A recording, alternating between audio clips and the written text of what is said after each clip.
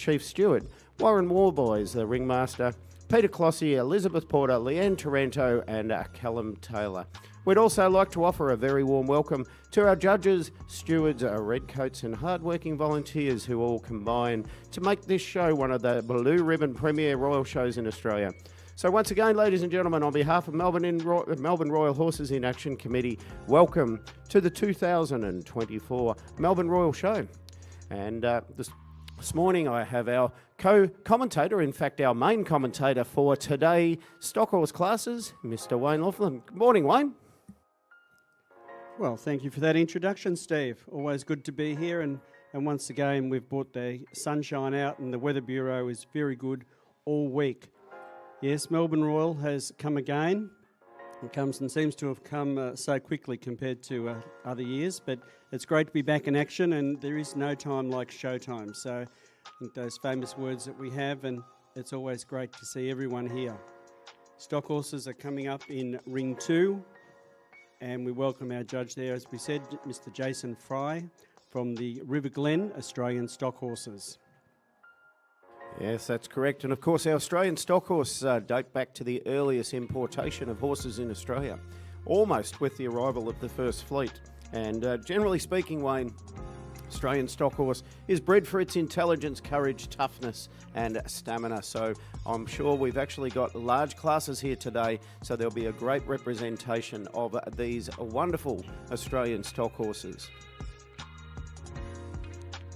Well, we will, Steve, and it was approximately 52 years ago when they created the actual stud book for the stock horses. Stock horses, of course, as you've said, have been around for a long time, and they were used in all cattle stations right across the country. The term whaler was used, which were a lot of stock horse bred horses that went to the war and unfortunately never came back. But the Stock Horse Society, it's been going now for quite a long time, and they've developed that society to recognise the breed, and that's the breed that also helped build the nation. We often refer to Clydesdales, the breed that built the country, but Australian stock horses have carried on, and they actually build the nation because they're so versatile and so useful, and they cover large, vast areas. That's correct. Did you know there's around 190,000 Australian stock horses which are registered or foals recorded with the Australian Stock Horse Society today?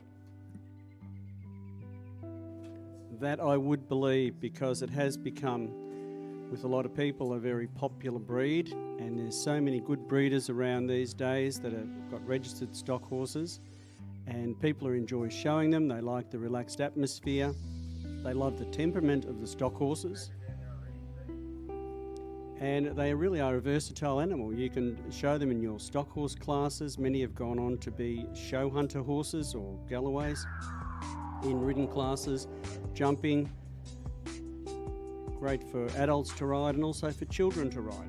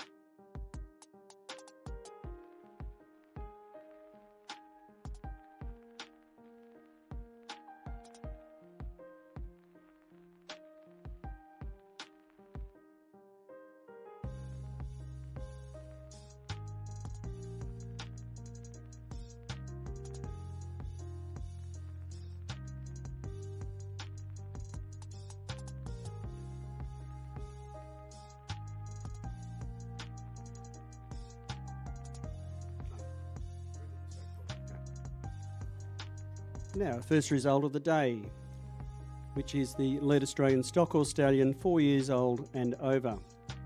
And our winner there goes to number 304, Chalet Blue Cascade, exhibited by Chantel Vella from Brookfield, New South Wales. Congratulations there to Chantel.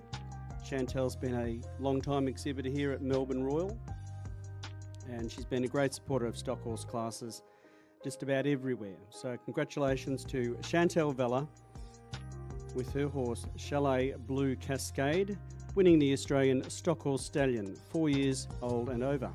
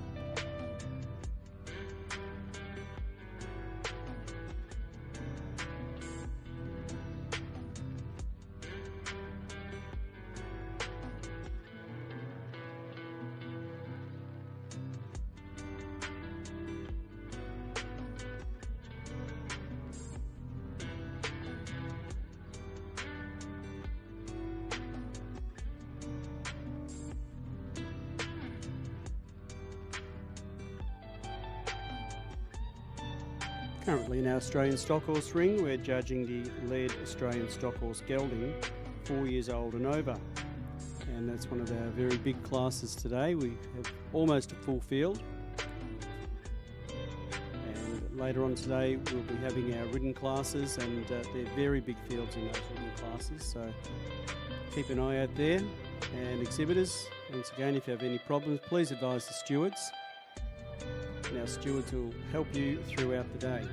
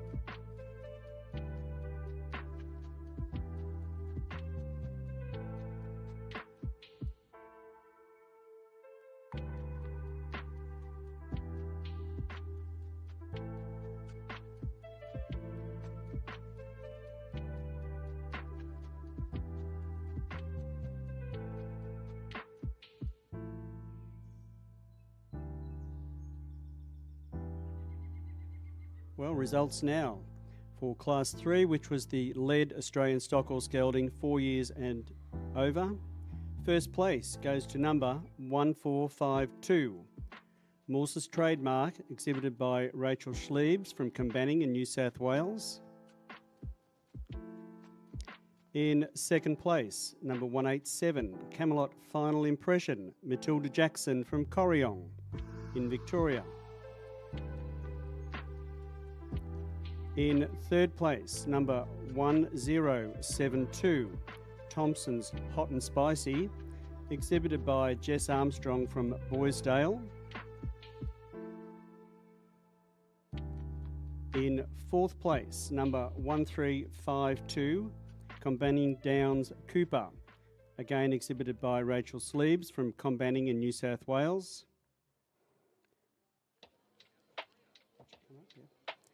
In fifth place, number 351, Adele Stud Major, exhibited by Michelle Wilton and Adele Stud from Fishers Hill in New South Wales. And in sixth place, number 1850, Asa Collusion, exhibited by Jane Allen from Caramut in Victoria. Congratulations to all those exhibitors. To Rachel Sleeves with Morse's Trademark, winning the lead Australian Stockhorse Gelding 4 years old and over.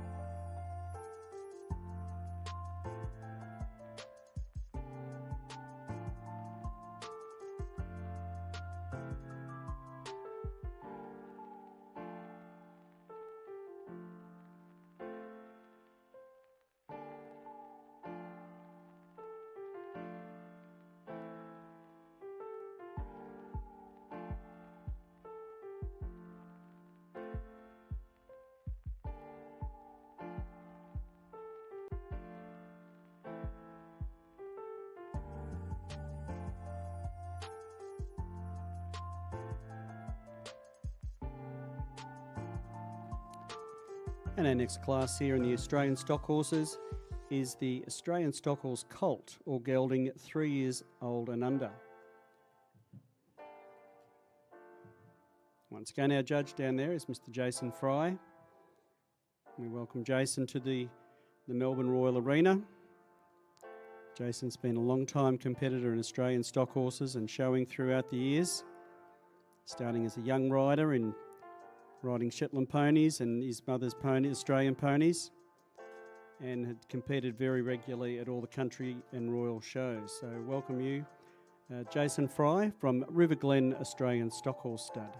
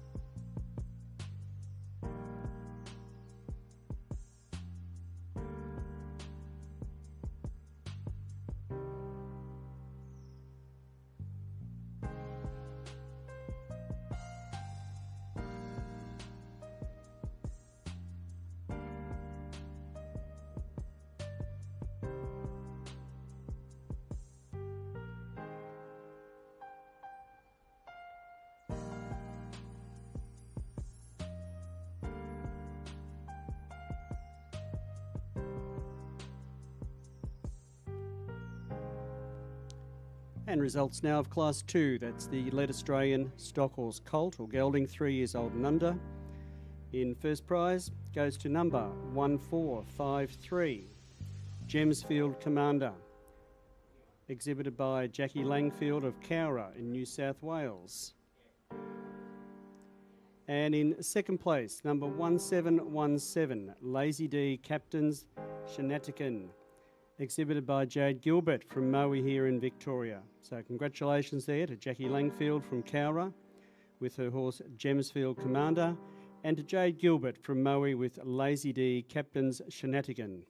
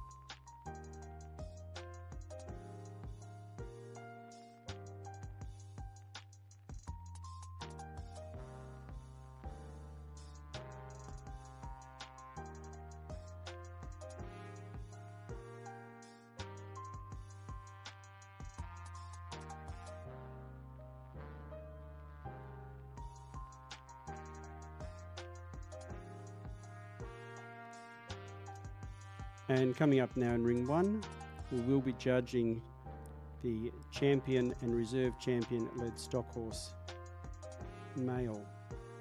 So our 3 winners will come together there, and our judge, Mr. Jason Fry, has to choose which one is his champion, and then who will be reserve. 3 very nice exhibits down there.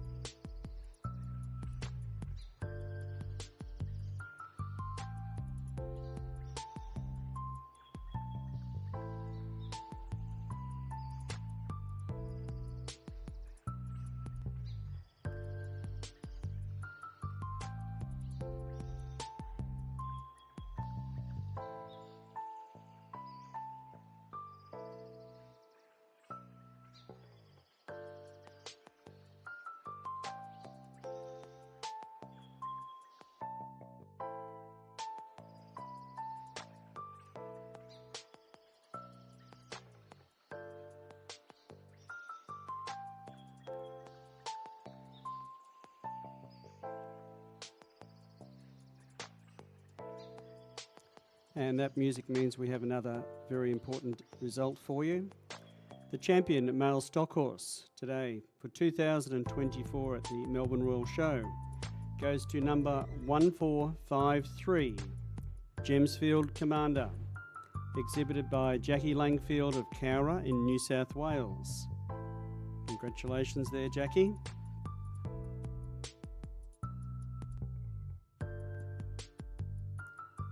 And our reserve champion goes to number 304, Chalet Blue Cascade, exhibited by Chantel Vella from Brookfield in New South Wales.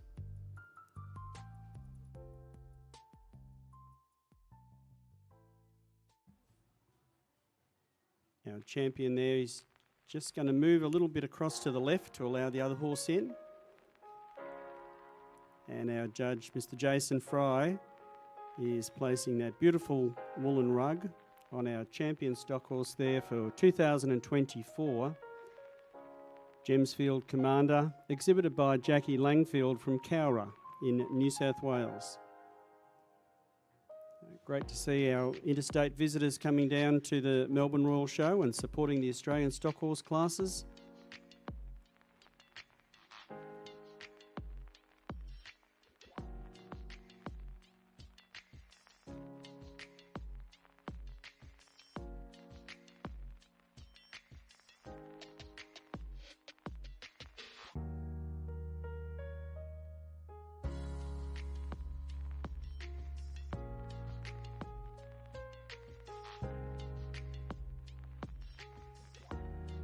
And that reserve champion sash for our reserve champion led male stock horse to Chantel Vella, who exhibited Chalet Blue Cascade. And it's always great to see Chantel back. She's always been a great exhibitor here at the Melbourne Royal Show for a number of years. And it's great to have you back, Chantel.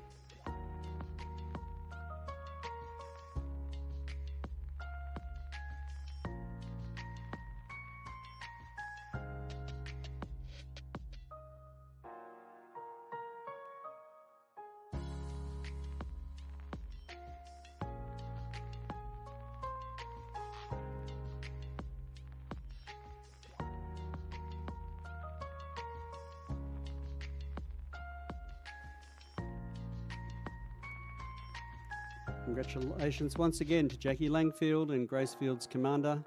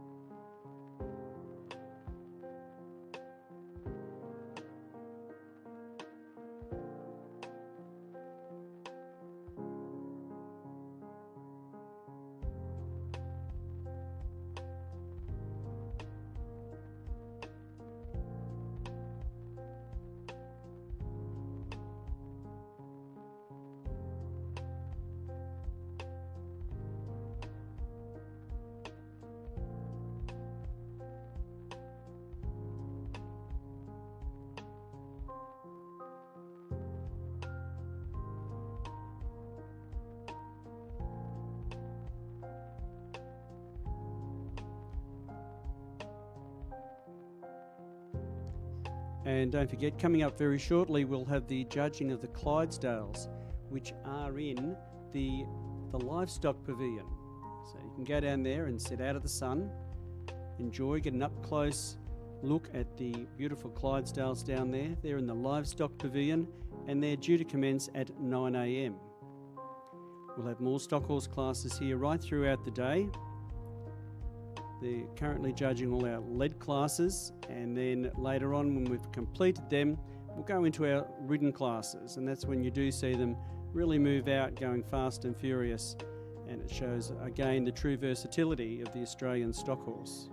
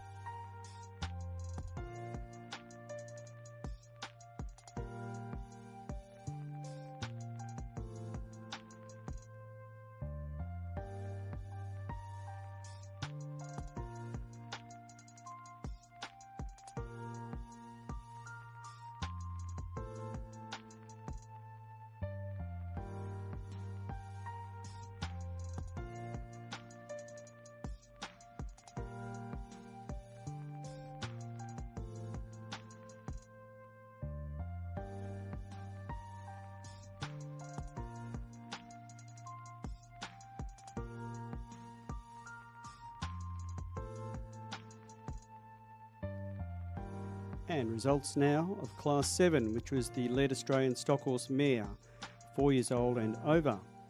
And first goes to number 907, Sheedy Jubilation, exhibited by GL Pritchard Nominees, Proprietary Limited of Castle Creek in Victoria.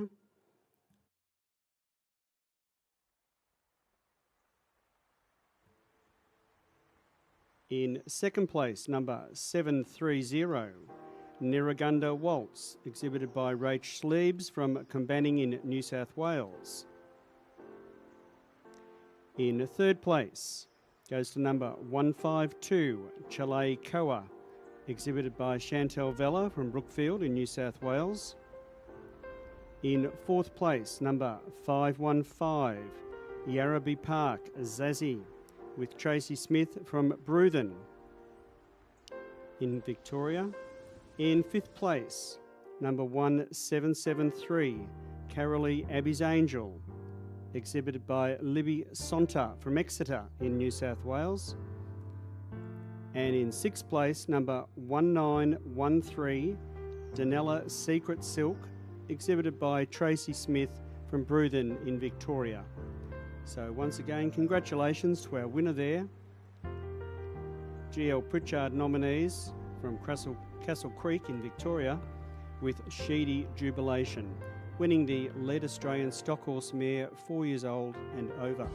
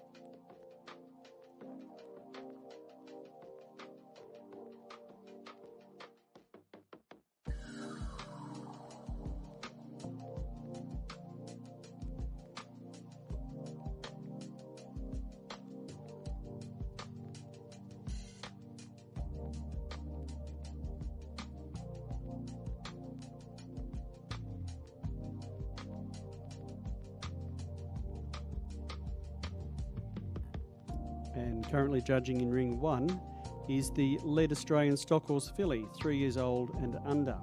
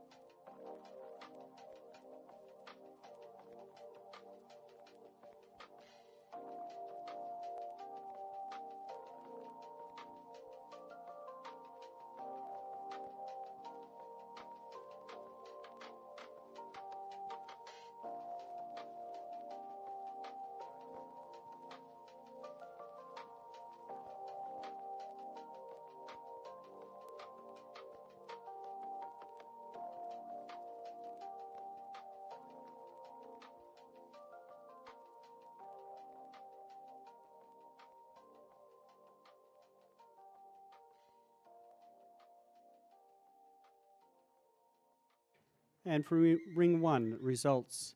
Class 6, the Lead Australian Stockhorse filly, 3 years old and under.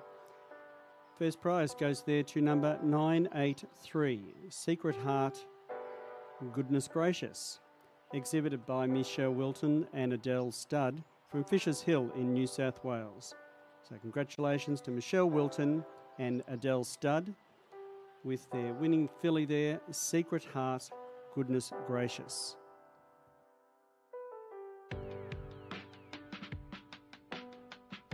And coming up very soon in Ring 1 in our stock horses, we will be judging the champion-led female stock horse.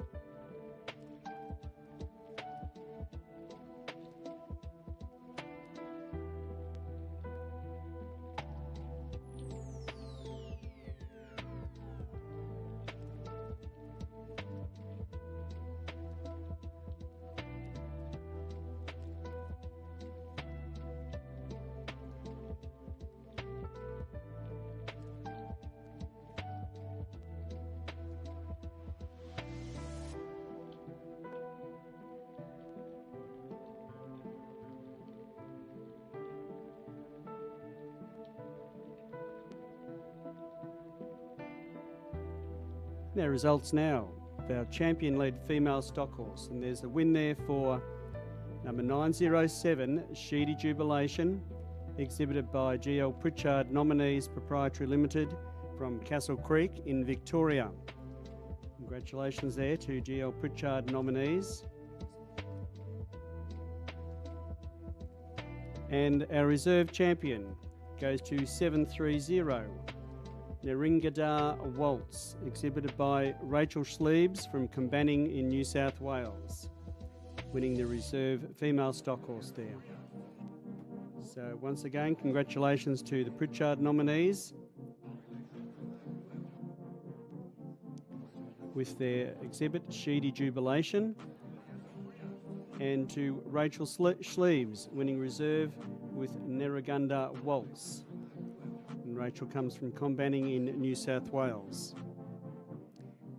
Our winner there receives the beautiful rug, which is supported by the Western Victoria branch of the Australian Stock Horse Society. And one of the branches are very good. They run a lot of events, competitions, training days, and the Western Victoria branch also run a lot of events over there. And we want to again thank you for your sponsorship and your support in our stock horse classes here at Melbourne Royal with the beautiful rug. And that's to the people that might be watching, the rug is the green outfit that's just gone on our champion there from our judge Jason Fry. So beautiful exhibits.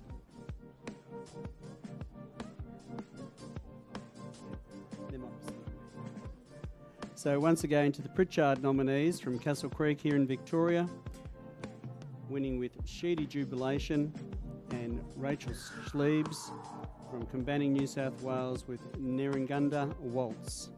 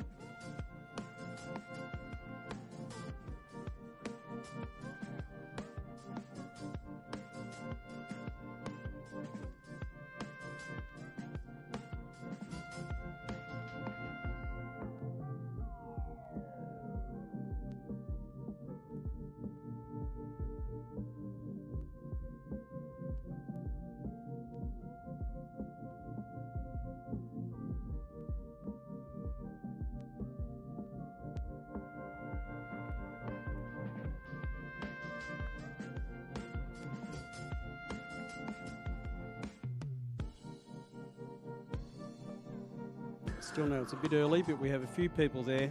What about a round of applause for our winners there, Pritchard's nomination, and to Combanning Stock Horses winning reserve.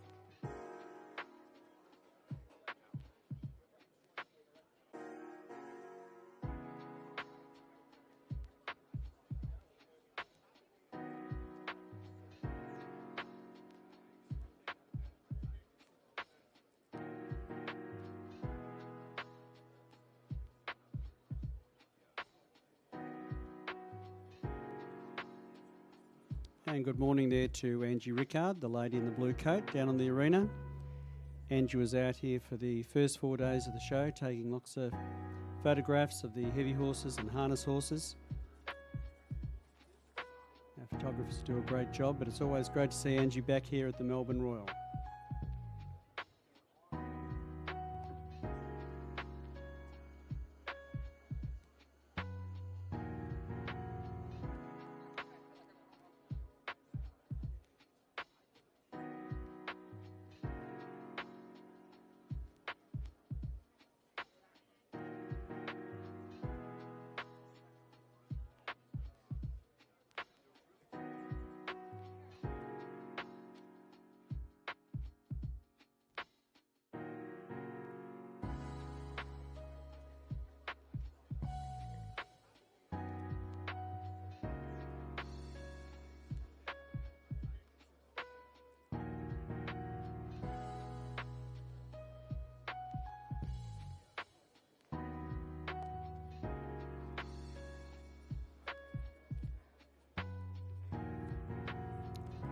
So back to ring one, coming up very shortly, we'll have the judging of our supreme led Australian stock horse.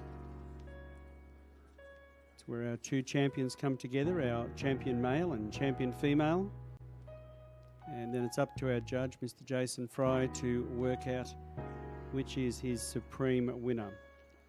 Never an easy task, they tell me, when judging, because there's always so many good horses that are there. So it's a tough job being a judge.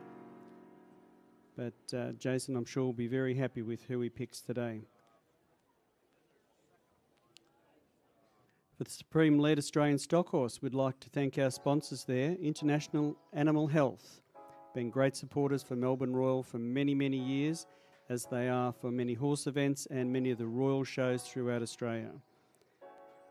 Suburban Lodge Show and Training Stables for their support, located here in Victoria, training stock horses and horses of all descriptions. That's Suburban Lodge Show and Training Stables. And our trophy rug, supported by Summerwood Australian Stock Horse Stud.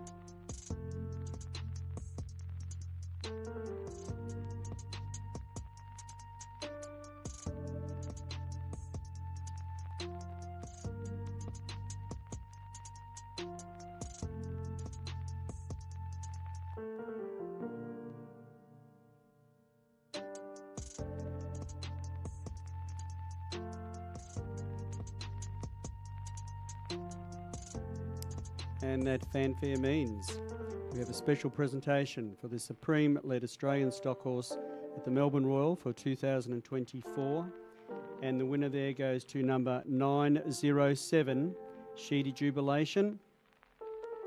She'll come up into our avenue of champions there. Exhibited by GL Pritchard Nominees, Proprietary Limited, from Castle Creek here in Victoria. Congratulations to the Pritchard nominees there, with Sheedy Jubilation winning our Supreme-led stock horse. And once again, thank you to our valuable sponsors. We love to see them coming back here to Melbourne Royal. International Animal Health, with a super prize there.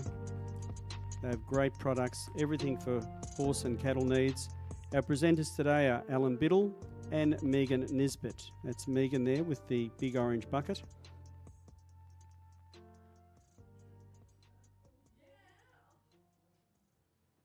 Also, the Garlands, supported by Suburban Lodge Show and Training Stables, located at Druin in Victoria. Great supporters of stock horse classes and all classes for shows throughout Victoria. And that's that beautiful garland going around the neck there. And our trophy rug, supported by Summerwood Australian Stock Horse Stud.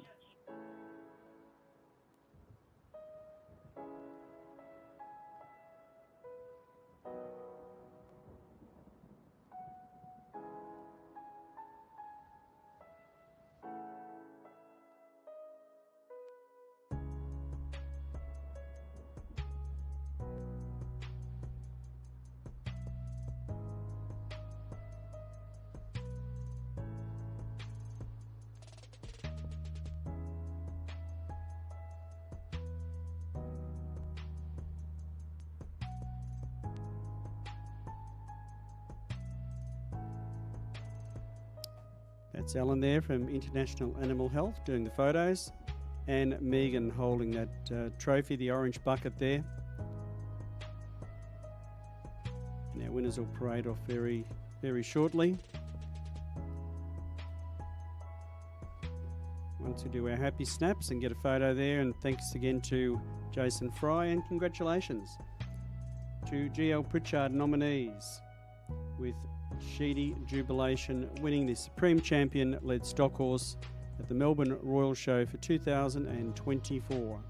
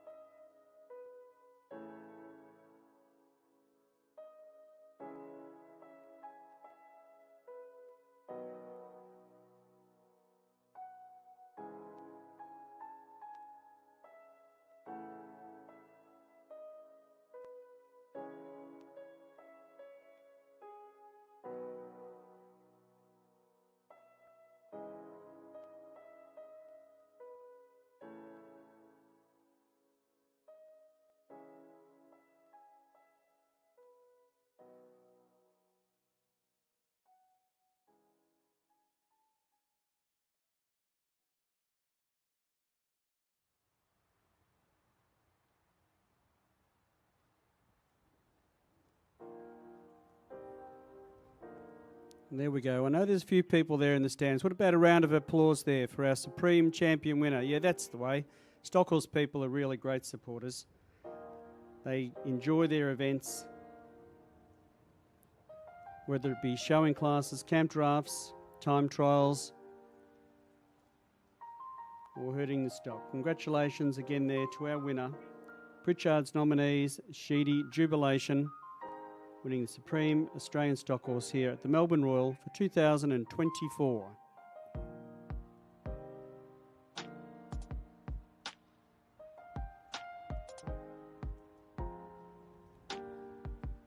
And just a reminder, Clydesdale classes have commenced down in the Livestock Pavilion.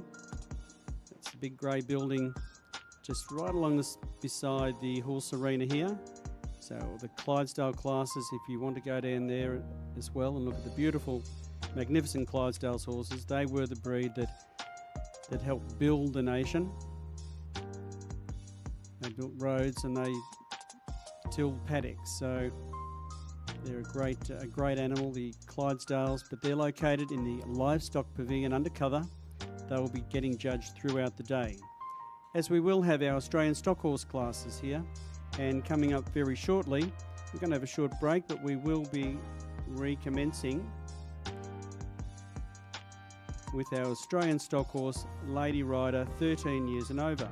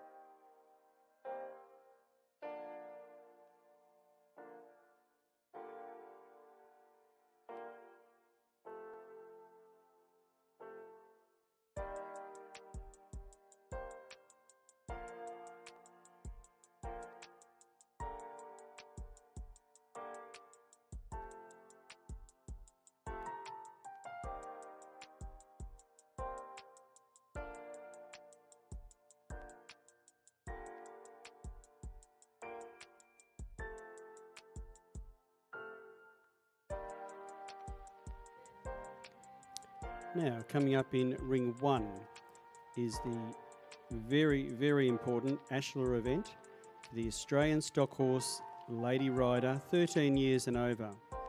And this is a very, very special event. It's one of the main events in the Stockhorse competitions for lady riders. We'll actually have 2 judges coming out onto the ring, and we will be joined by Mrs. Karen Fry. And yes, Karen and Jason are husband and wife, both very much into the stock horses. One judge will judge the horse and the manners and paces, and our other judge will judge riding ability, dress and equipment, and general presentation.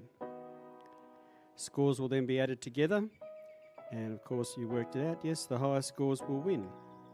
So the Ashler, as it's called in the stock horse world, is always one of the premier events at all the royal shows, from Sydney, Canberra, Brisbane and Adelaide, and many of the other branch shows or title shows that they have. Very important event, the Australian Stockhorse and Lady Rider, 13 years and over. That is the Ashler event.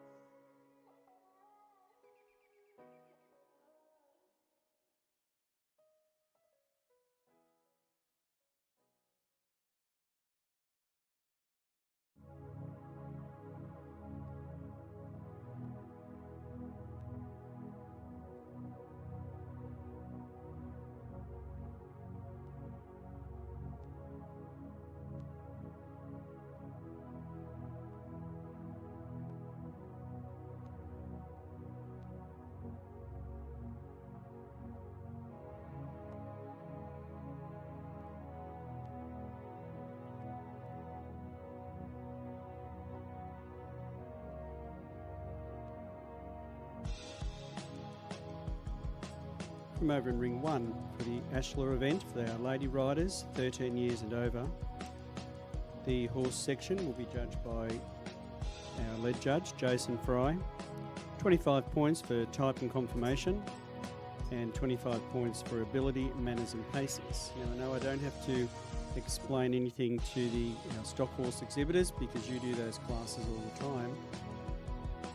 But for our visitors out here sitting in the stands, they might have been wondering what's going on. So our first judge, our main judge who did the leads, that's Mr. Jason Fry, he's putting the horse through their paces. So he's looking for the type of horse, good conformation, which is how that horse is put together well, 4 good legs on the ground, and how that horse moves. Manners and paces is pretty much expected. The horse must be well behaved, and Australian stock horses are well renowned for their brilliant manners, and of course their paces Must be nice and even across the ground. We're just watching one now going to the canter on the near rein or left rein. And what he's done is a flying change, now going on the right rein. So he's leading. If you look at there, his right leg extends that little bit further forward, showing a bit of length in there. Well, good morning once again, Wayne. Wonderful morning here down in our Horses in Action arena. And of course, it is the morning of day 5 of the 2024 Melbourne Royal Show. Now, Wayne, you used the term Ashler. What does that stand for? Well, Ashler is the initial, Steve, for the Australian Lady Riders, Australian Stockhorse Lady Riders Association. And they formed together quite a few years ago now and put together this special event. And we hear of the Gary Owen, or our turnouts in our show horses, which are coming up later on this week. But this is important for our Stockhorse Lady Riders, and rightly so, that everything out in the arena today, they're getting judged on. The horses, as we said, manners and paces. Also, it comes down to the riding ability of the rider and all the beautiful gear that they have on there. So points are allocated to each section, and the highest number of points becomes our winner and place getters. And as different from our other saddle classes that we'll see later in the show, we note that our Australian Stockhorse riders appear to wear a uniform, Wayne. Yeah, well, this is the uniform that they've developed over a period of time. It's got to be neat and well-fitting. They use the national colours of the Australian Stockhorse in their green jumpers and their saddle cloths. Could be cream or white riding breeches, or moleskins, as a lot of people know them as. And of course their riding boots. And a lot of the ladies will wear gloves, as you should in a turnout class. And of course these days we have our helmets on, which are important for safety wise. So with consultation with the Australian Stockhorse Lady Riders, they've developed this like a uniform, but it's good turnout gear, good quality gear, must be in good condition and look neat and fit neat as well. Now if we look at our red coats, Wayne, they're wearing what we know as long boots, which are, of course, a leather boot that comes right up to just below the knee. And most of our adult riders later in the week, our adult hack riders, will wear these long boots. But I note our Stockhorse riders down here are all wearing short boots. They do, and Stockhorse riders are renowned for wearing the short boots. Very rarely you'd see a stockman ride them in long boots, perhaps when they're out in the scrub, chasing on stations, chasing wild bulls or wild cattle, or in dense bush where they've got to get through the scrubs and they have to look after their legs. But no, the short boots are the fashion that we use. They're practical, they're comfortable, and all good quality shoes. And like anything, if you look after them, they last for a long time. And a particular note this year at Melbourne Royal Show, the Stockhorse numbers are very, very good. I was fortunate enough to be in Brisbane, and the Stockhorse numbers up there being exhibited were very, very good, and Adelaide as well. And now the tradition is continuing down here to Melbourne. So it's wonderful to see the Australian Stockhorse classes being so well presented by our exhibitors. Yeah, I think you're right there, Steve. I think we had a couple of years of COVID craziness and missed our shows, and they had a break and they've bred a few more horses. They've got their youngsters going now. But the Stockhorse exhibitors for a long time have been great supporters. They're a very, very friendly lot of exhibitors, and they'll support the classes if you put them on. So it's great to see them there. And I did hear Brisbane had, well, you'd expect Brisbane to have good numbers, being Stockhorse country up there. It's full of stock horses, and Adelaide is also very well renowned of having good stock horses competing over there. Some very good studs in South Australia, and combined with our Victorian exhibitors here, it's great to see all our exhibitors back here at Melbourne Royal.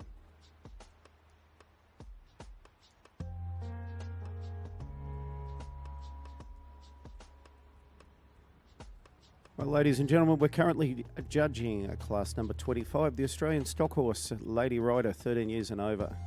So sit back and enjoy some wonderful showmanship on display down here in Ring 2 in our Horses in Action arena. Australian Stockhorse and Lady Rider, 13 years and over.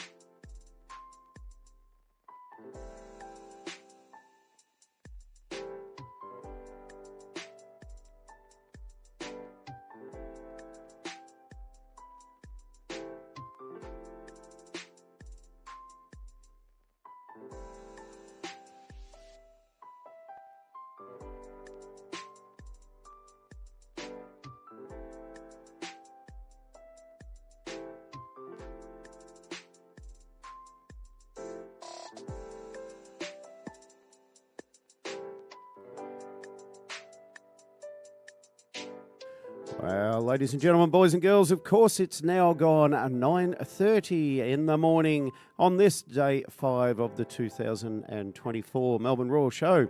And I'm joined with my co-announcer, Mr. Wayne Luffman. And Wayne, I understand this year we have 10 things to see, do and experience at this year's show. Oh, we sure do, Steve. We sure do. We've got our animal nursery, which is it's its 60th birthday this year for our animal nursery. Also up on the town square, we have the Sushi Hub, Super Dog Spectacular.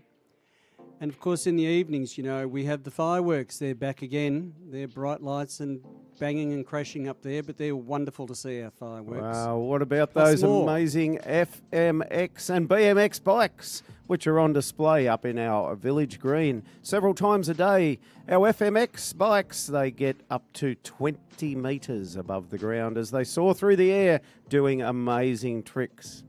Well, they scare me, Steve, because I'm past all that, but I could go for the kids' theatre. Kids' theatre is excellent. Plenty of things for the children to see while you're buying your show bags and also buying your food and drinks that are available on the ground. Or maybe the thrilling ride, Steve. Perhaps you and I could go and do one of the high-flying rides, The mate. Extreme XX. I'm not sure I'm that keen on that. But Wayne, are you aware the Animal Nursery has clicked off its 60th anniversary here in 2024. 60 years, ladies and gentlemen, of amazing animal. You can pat a chook, pluck a duck, and cuddle a beautiful little goat or lamb. You could maybe not pluck a duck, Steve, or a chicken or a cow, but but you can certainly pat a duck, and they might even show you doing washing ducks and handling furry little fluffy things up there with guinea pigs and all sorts of things, ponies and calves and certain sheep. But yeah, the Animal Nursery, it's one of those free entertainment that's here at the Melbourne Royal Show for you to take your children out, and even some of the older adults like to get up close and personal. Because often in the city, we don't have chooks and ducks and lambs and cows. So we have to go out countrywide to see all them. You generally aren't going to... You're probably not going to see that. That's correct. Anyway, ladies and gentlemen, don't forget the top 10 unmissable things to see and experience at the 2024 Melbourne Royal Show.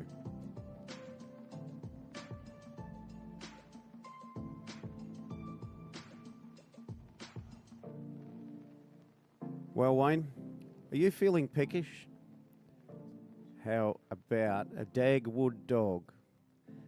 Oh, I can't wait for a Dagwood dog. I love them. Do you know, I've spent some time in Brisbane this year. I was told 160,000 Dagwood dogs would be consumed during the Royal Queensland Show. Yeah, it's one of those things you just have to have, don't you? Dagwood dogs, have it early in the day and it'll fill you up most times. There's lots of other food that is available around the ground. I love like those little profiteers, those little Dutch pancakes and different beautiful food that's available up in the exhibition building there. That's the big tent. And there's all sorts of exotic food from Indian, there's Chinese, there's the favourite toasties, cheese toasties are available. Greek is up there and some beautiful ice creams as well. And donuts, I've heard from one of my experts here. Donuts are available, and of course coffee and tea is available everywhere. Yes, that's right. And of course, ladies and gentlemen, don't forget when the sun sets on day 5, then we have our Show After Dark program. And Wayne, we've got fireworks back this year. Oh yes, what would Melbourne Show be without its fireworks? And people just love the fireworks when they're up, and we see greens and blues heading all over the place. And the amazing laser show. I love laser shows. Thank you. Now, I think they're great to have. What about the chicken run? We haven't got pluck a duck. We've got a chicken run. We've got the chicken run. Get ready for a whole lot of fun with the all-new and action-packed chicken run making its debut this year at the Melbourne Royal Show's main arena. This is a hilarious event, must not be missed, where chickens chase foxes. Well, that makes it a good change, doesn't it? Because those little foxes, they're pretty cheeky devils. So if we've got a chicken getting the upper hand, or upper wing, as you might say, that'll be great to see. Looking forward to that, Steve.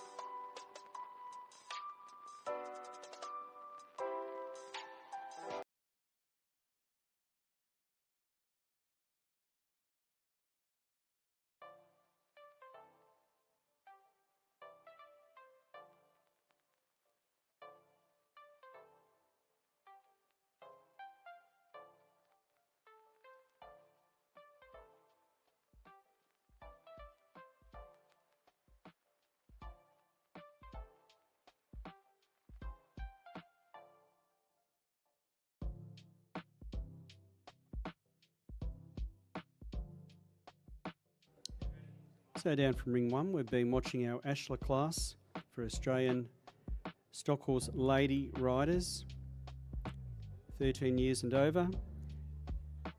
Jason Fry was the judge of type and conformation, manners and paces, and of course many of us will remember Jason as a little young rider there who used to ride many ponies for different people, but mainly for his parents.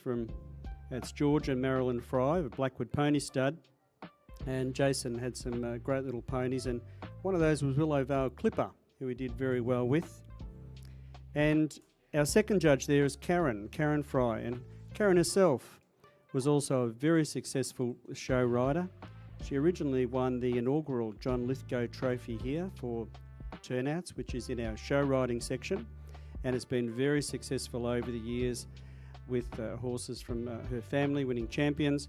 And they've both moved into the stock horse world a number of years ago, and again have been very successful with their River Glen Australian stock horses, travelling right up through to Tamworth and being very successful up there and throughout the major shows in Victoria. So great to have Jason and Karen Fry here as our judges at the Melbourne Royal for 2024.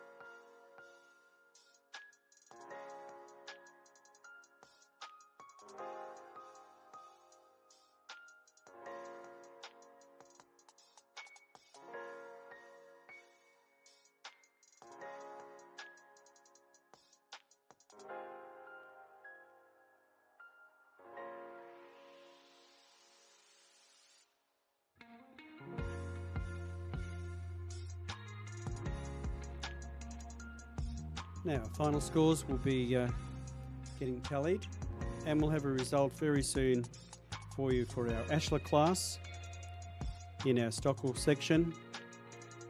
And as I said before, always a very tight class, such a high quality class of riders and horses and gear. So often there's only just a point between a lot of them, and if there is a quality in points, then there's a count back.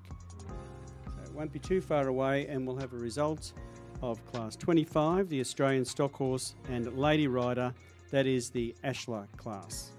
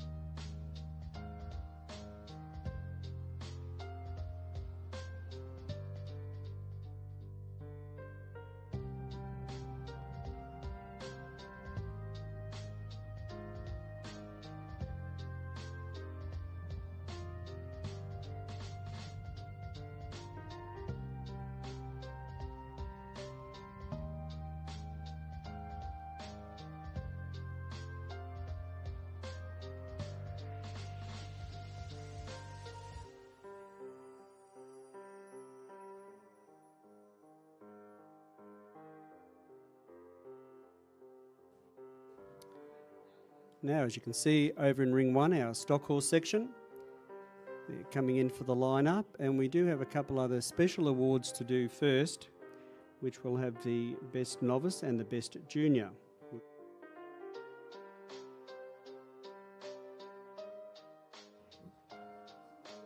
And we present those, and then we'll go into presentations for the Ashler Award for our Australian Stockhorse Lady Riders.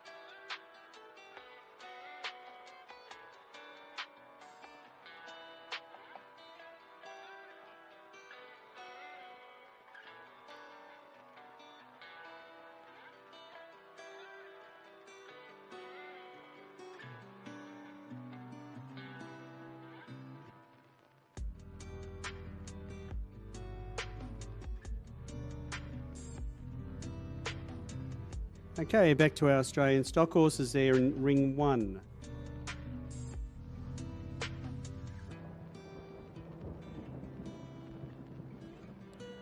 Why did I have that? First we have a special award. It's the Novice, Special Best Novice in this section. And the winner there goes to 269, Tracy Smith, riding Danella Dark Magician, and ridden by Tracy Smith. These are special awards within the Australian Stockhorse Ladies section, and that's great to see. So congratulations there to Tracy.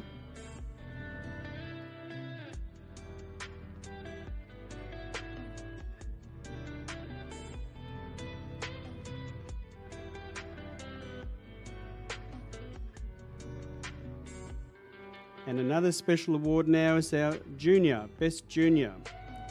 Goes to 1452, Lucy Goodyear, riding Morse's Trademark, exhibited by Rachel Schliebs. So congratulations there to Lucy, winning our Best Junior.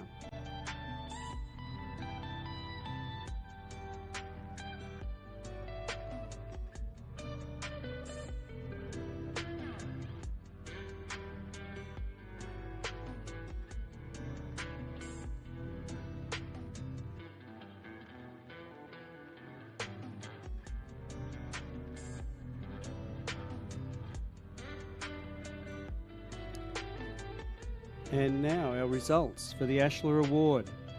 We're going to start with 6th placing. In sixth place goes to number 1226, Amlu Capri, ridden by Mia Wilton.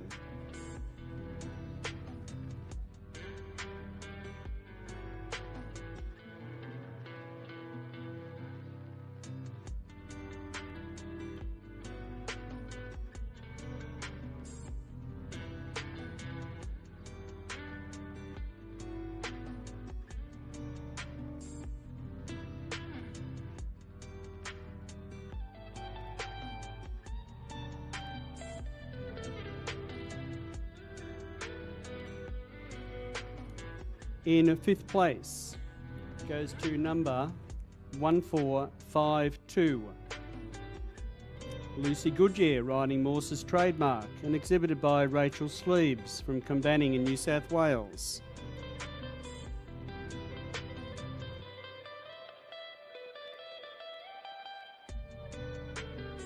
In fourth place goes to number 730, Naringadar Waltz, this time ridden by Rachel Sleeves and exhibited by Rachel from Combanning in New South Wales. In third place, number 1850, Alistar Collusion, owned and exhibited by Jane Allen from Karamat in Victoria.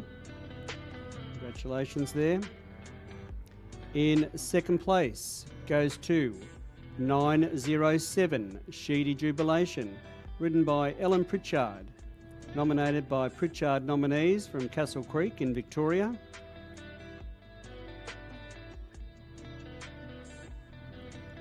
And our winner goes to number 264, Adele Centerfold, ridden by Michelle Wilton, exhibited by Michelle Wilton and Adele Stud from Fisher's Hill in New South Wales. Congratulations there, winning the Ashler there, Adele. Sorry. Adele Stud, Michelle Wilton riding Adele Centerfold.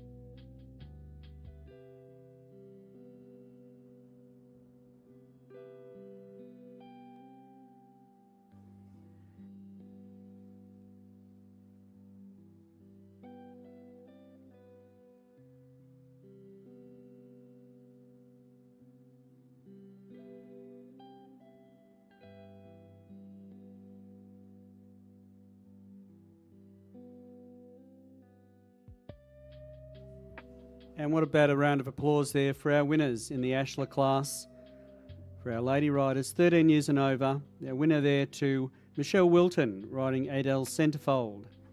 Second to Ellen Pritchard, riding Sheedy Jubilation. Third to Jane Allen, riding Alistar Collusion. Fourth, Rachel Sleeves, riding Naringadar Waltz. Fifth to Lucy Goodyear, riding Morse's Trademark. And sixth to Mia Wilton, riding Amlu Capri. Well done, and what a great event that was.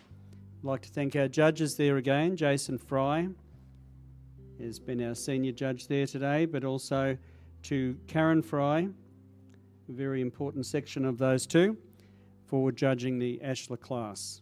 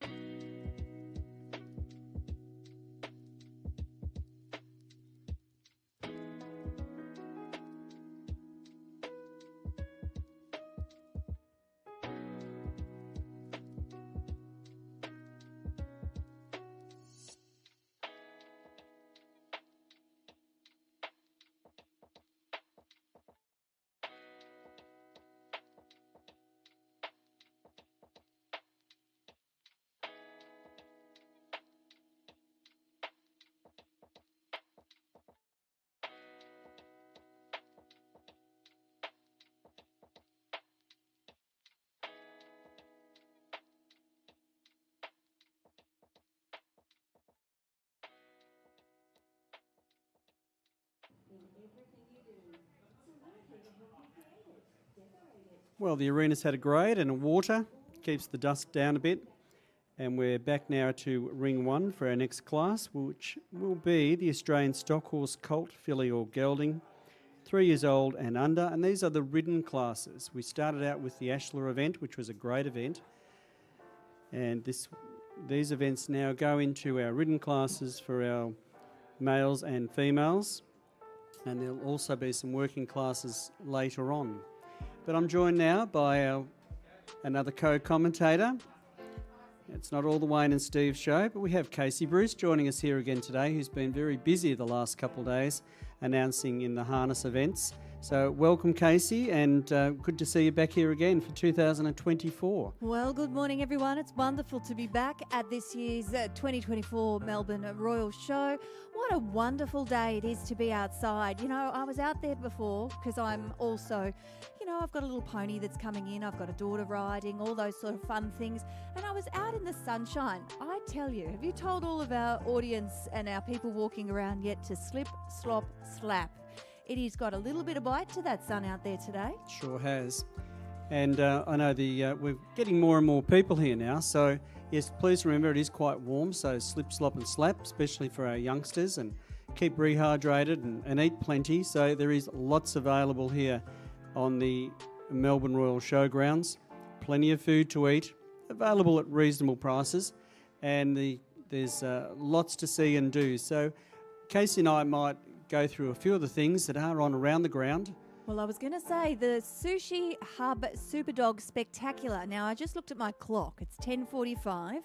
You've got about 15 minutes to get yourselves up to the town square. This is a must-see attraction, and it is an all-new, high-flying, high-octane Superdog Spectacular show. And as I said, that's presented by Sushi Hub, which features a combination of extreme dog sports and wildly entertaining athleticism. So if you've got some dogs at home and you want to see your dog's work of a different kind, why don't you make your way up to the town square, because in 15 minutes' time our dogs are going to get underway up in our Sushi Hub.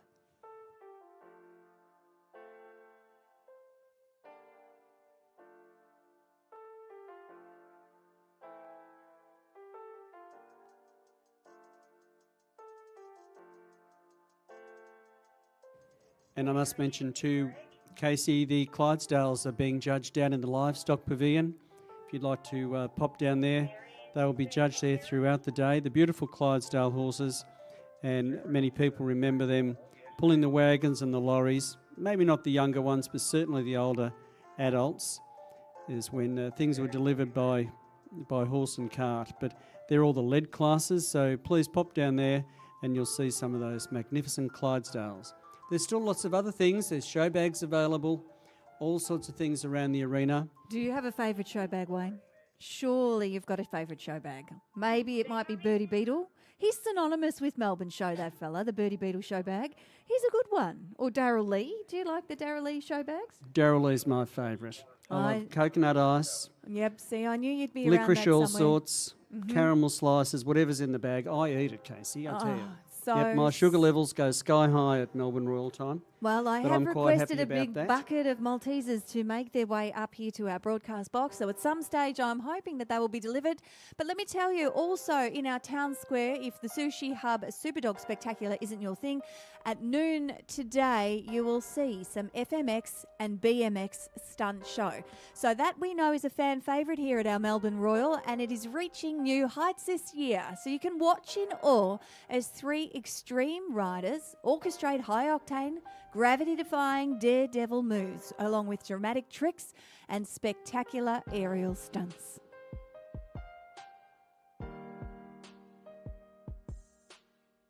Oh, they're amazing, those high flyers. But I just have an announcement here for the owner of a car, 1VM10K. It's a grey car. It's parked down on the horse exercise arena near the horse ambulance. We'd need you to shift it, please. If you could move your car out of there. Not sure quite who you are. That's a grey car, registration 1VM10K. Would you like to move it, please? It's possibly someone in the horse area, or maybe someone who's just sitting around here.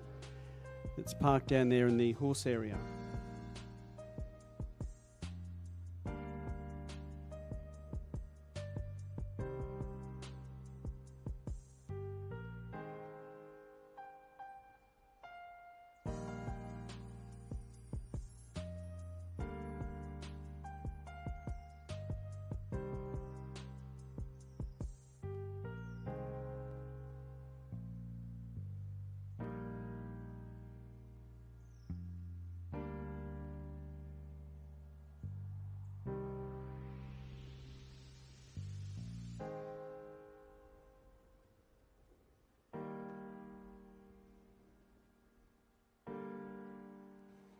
And Casey, there really is here something for everyone of all ages, whether you be older or younger. There's always something here that's free. Actually free when you go out. Once you're in the gate, you can buy your food and buy your show bags, but there's many things that are free. And the animal nursery is up there. If there's older people who love to, pat a chook or a lamb, young children, we've got our working Clydesdales up there, just close by from Sandy Creek Clydesdales. They're great to talk to people. There's the dog pavilion where you can go up there and see all the different variety of breeds of dogs. And I'll be getting a daily list of the breeds that are judging, and we can keep you informed there. So lots of things happening all around the Melbourne Royal Showgrounds.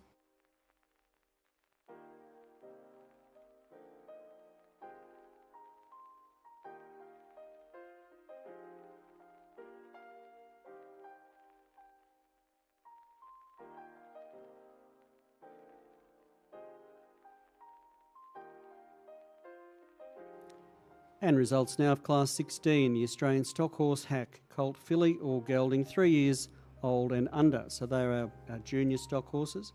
And a win there goes to number 1717, Lazy D Captain's Shenanigan, exhibited by Jade Gilbert of Maui in Victoria.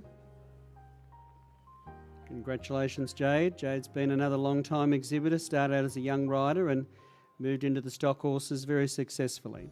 And in second place goes to 983, Secret Heart, Goodness Gracious, exhibited by Michelle Wilton and Adele Studd of Fisher's Hill in New South Wales.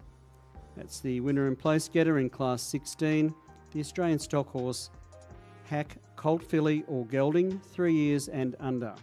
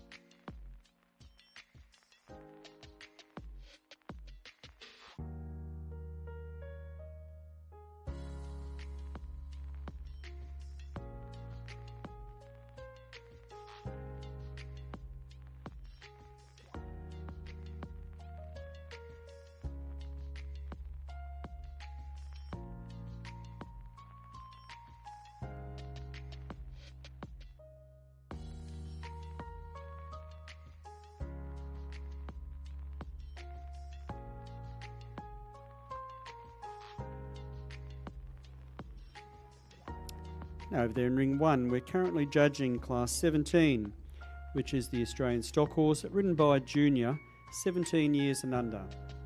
And just watching some of those stock horses canter around on such a nice rein and well balanced with our junior riders, it's so great to see. Shows you the versatility of our Australian stock horses.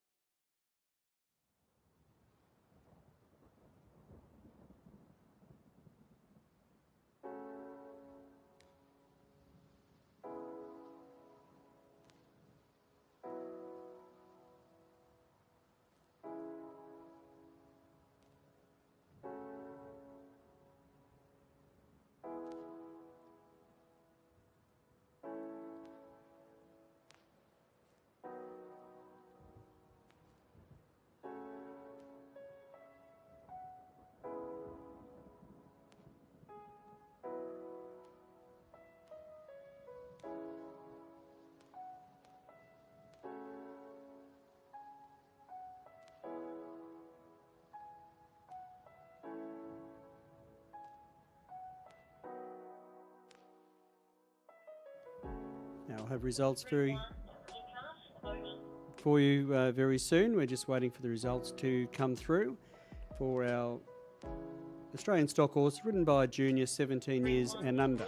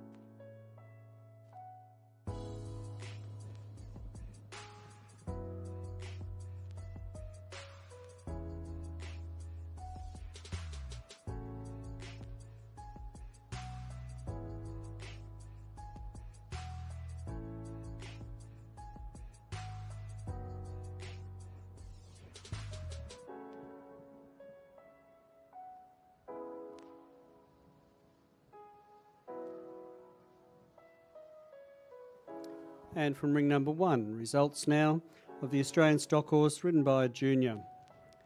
And in first place, congratulations there to number 187, Camelot, Final Impression, owned and ridden by Matilda Jackson from Corryong. In second place goes to number 1886, Camelot Stingray, ridden by Ryan Sharman and exhibited by Matilda Jackson from Corryong. In third place, number 1226, Amlu Capri, ridden by Mia Wilton and exhibited by Michelle Wilton and Adele Studd from Fishers Hill, New South Wales. In fourth place goes to number 1452, Morse's Trademark, ridden by Lucy Goodyear, exhibited by Rach Schliebs from Combanning in New South Wales. In fifth, number 1352, Combanning Downs Cooper, ridden by Mim Day for Rachel Schliebs from Combanning. Equals sixth goes to number 730, Naringadar Waltz, ridden by George Day and nominated by Rachel Schliebs from Combanning. And in the other equal sixth place goes to number 277, Braveview Coolabah, owned and ridden by Grace Davidson from Lindenau South here in Victoria. So a great win there for our young riders, for our stock horse ridden by a junior rider, 17 years and under, to Ryan Sharman riding Matilda Jackson's Camelot Stingray.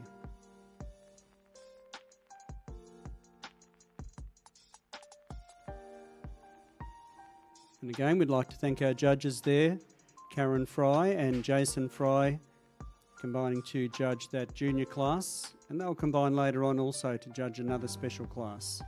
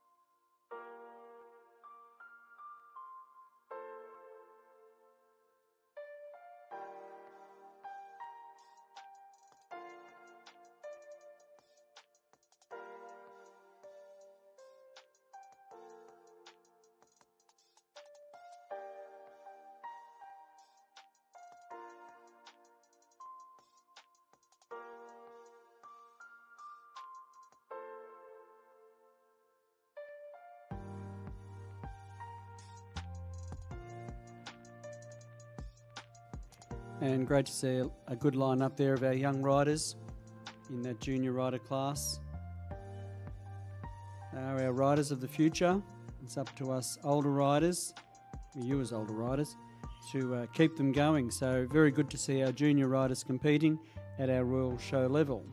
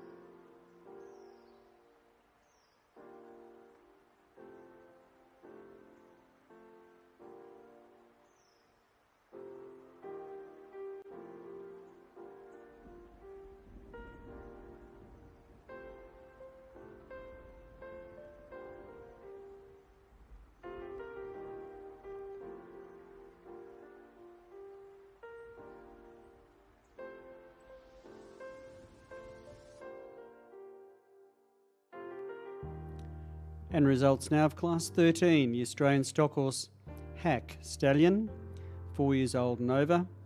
And first prize goes there to number 304, Chalet Blue Cascade, exhibited by Chantel Vella from Brookfield in New South Wales. So great effort for Chantel. She's always been a great supporter here at Melbourne Royal, bringing her beautiful horses down from New South Wales to compete. Congratulations to her, winning the ridden Stallion.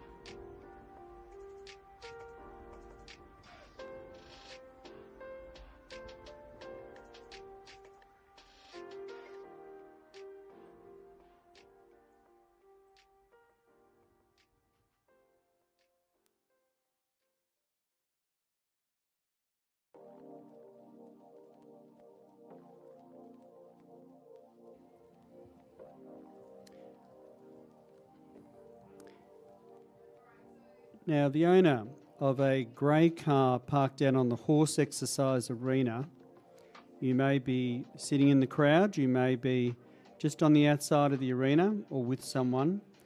Could we get you to move that car, please?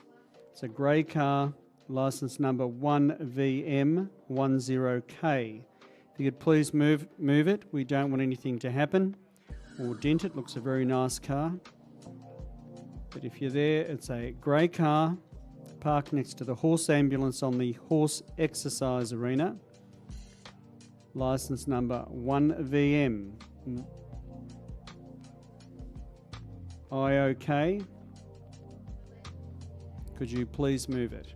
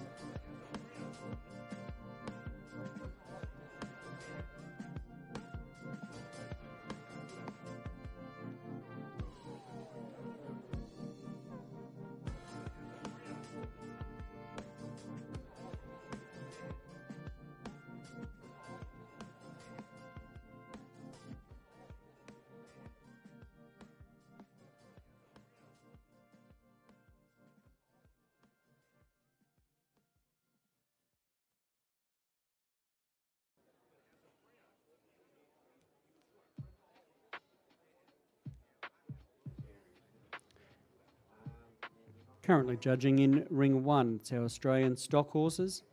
Is Class 14, the Australian stock horse hack, gelding 4 years old and over 15 hands, which is the height. The hands is the height of the exhibit.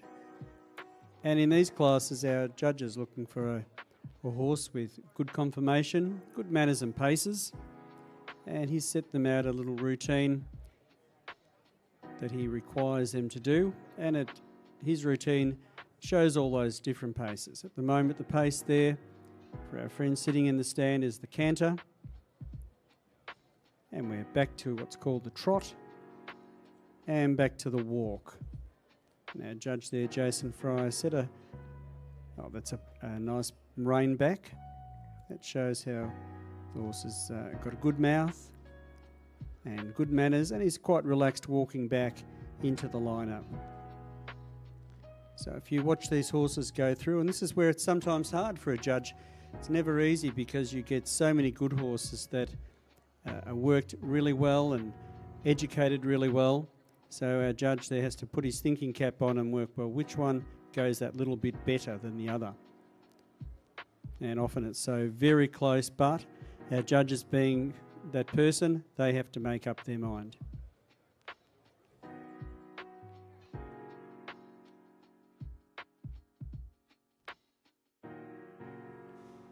So far he's asked for a trot, and that goes on the right rein, and he's trotted across the arena, doing a change of rein. Now he goes around to the left rein, and this is all the trot where the legs are moving nice and evenly, covering the ground, comfortable for the rider to trot along, whether they'd be going through from one farm to another or through the paddock.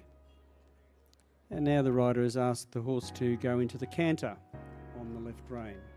And this too is another comfortable gait. Of course, the stock horses are renowned for being a very comfortable horse to ride. Now she's going across for a change of rein, and she's come back on the right leg.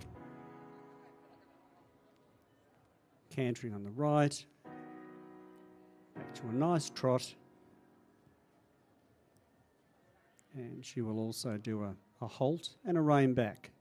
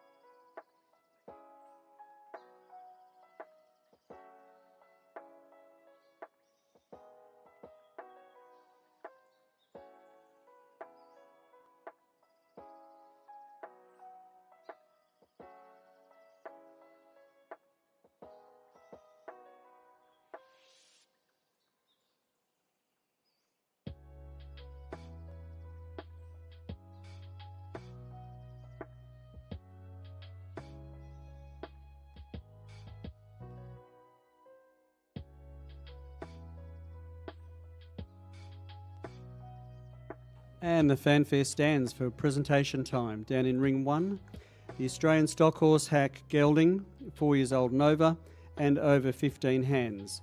And results there now. In first place go to number 1452, Morse's Trademark, exhibited by Rachel Schliebs from Combanning in New South Wales.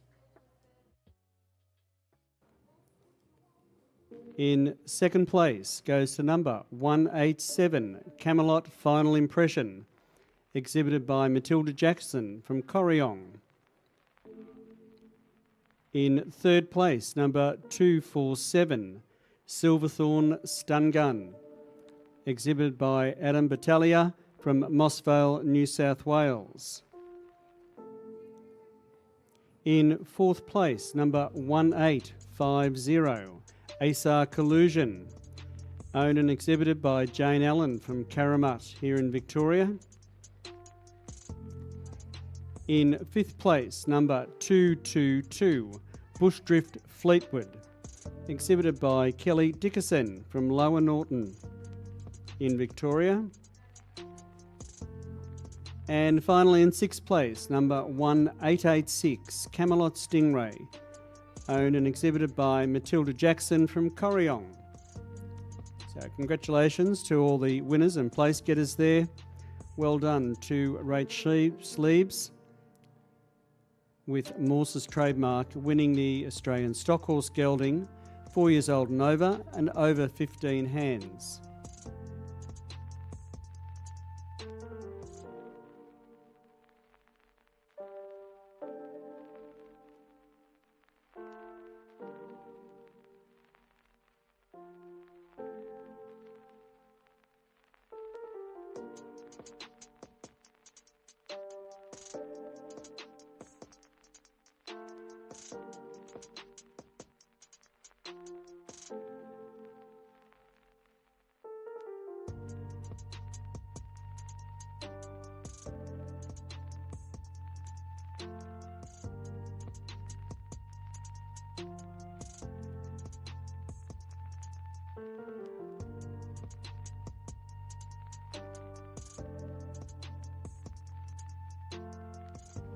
Now, I know there's a few people sitting out there in the stands. What about a round of applause there for our place getters as they go out?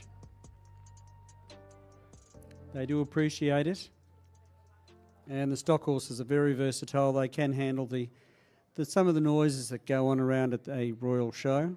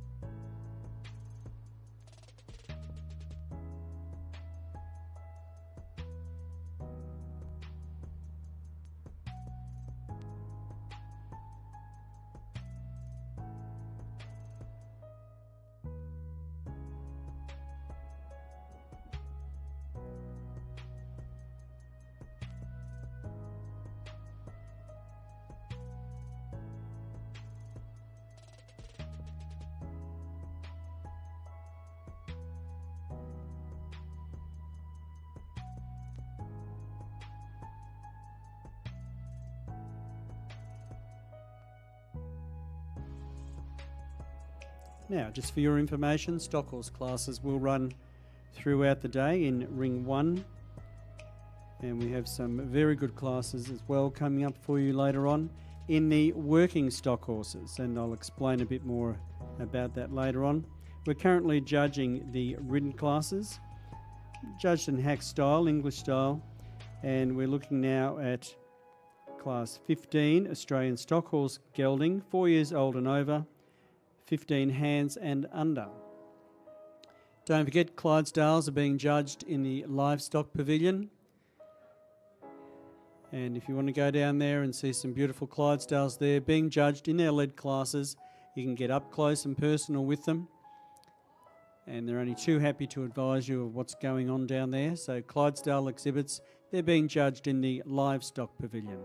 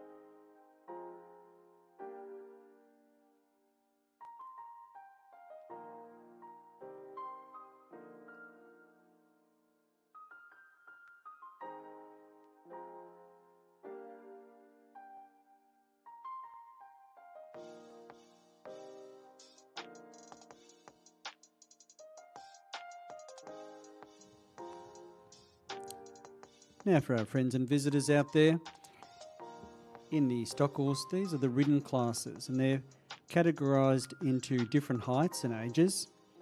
We have our males and our females, and they all have different classes. So our judge there is working through the different sections, and then later on each winner will come up against each other again for the judging of the championship. So this is the smaller gelding class, the under 15 hands.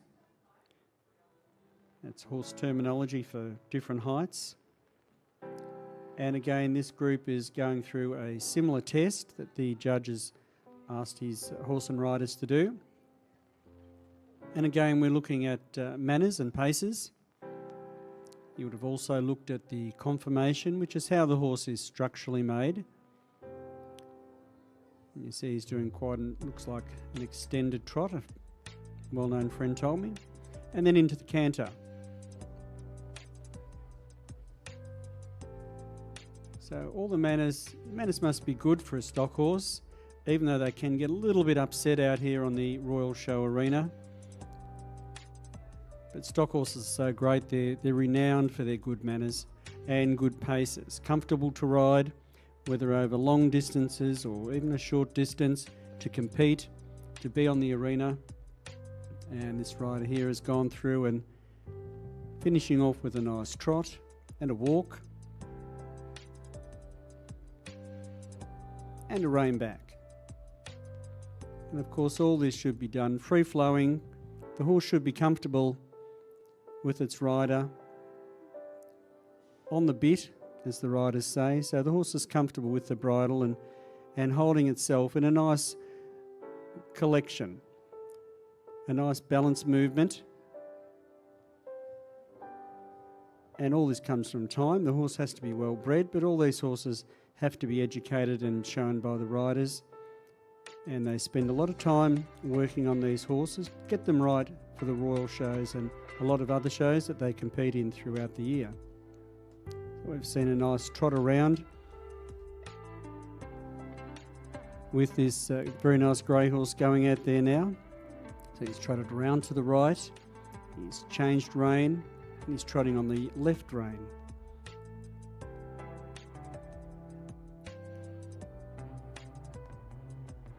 Now he's asking for a bit more lengthen at the trot.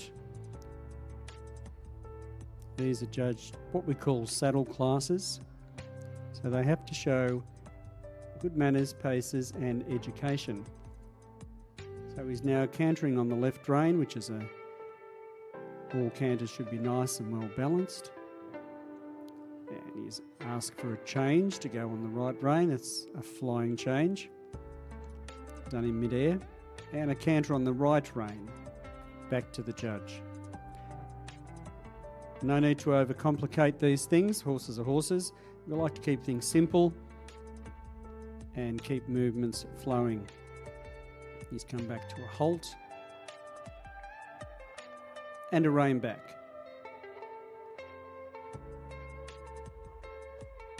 And often, our armchair experts, they might pick the winner. You might want to pick the winner to see how it compares to the final presentation. Never an easy job, but that's why the Royal Shows and all shows choose judges who are very well qualified in their skills, and we rely on them for their opinion on the day. And it's great to see, and it's also great to see our judge out there, Jason Fry, from the Bunyip area. We should have a result very soon.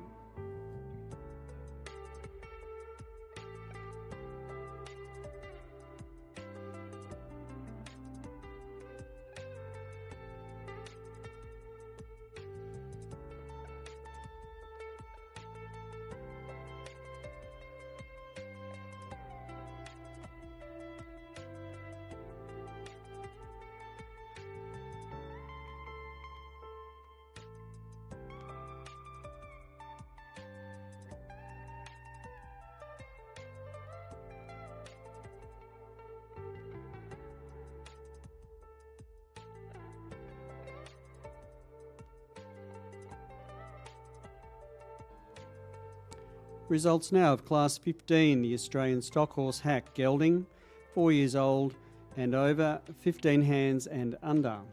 And the result there goes to, first is number 1352, Cambanning Downs Cooper, exhibited by Rachel Schliebs from Cambanning in New South Wales. In second place, 351, Adele Stud Major, exhibited by Michelle Wilton and Adele Stud from Fisher's Hill in New South Wales. In third place, number 277, Braveview Coolabah, exhibited by Claire Davidson from Lindenau South. In fourth place, 1161, Oakton Lodge Sudden Attraction, exhibited by Michelle Wilton and Adele Stud from Fisher's Hill. And in fifth place goes to 1072, Thompson's Hot and Spicy, exhibited by Jess Armstrong from Boysdale here in Victoria. So once again to Rachel Schliebs, congratulations there, winning the small gelding class, Class 15, with Cambanning Downs Cooper.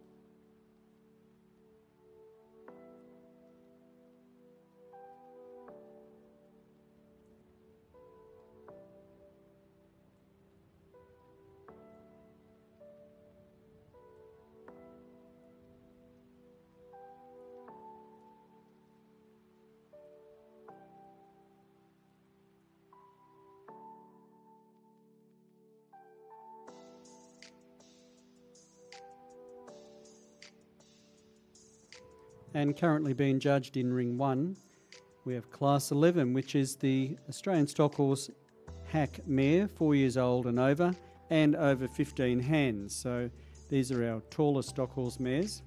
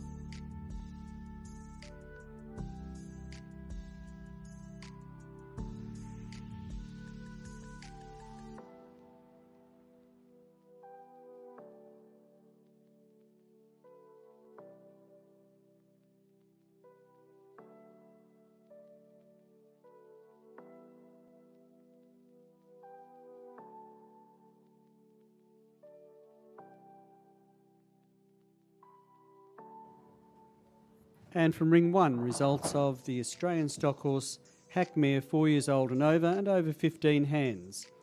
And in first place goes to number 152, Chale Koa, exhibited by Chantel Vella from Brookfield in New South Wales.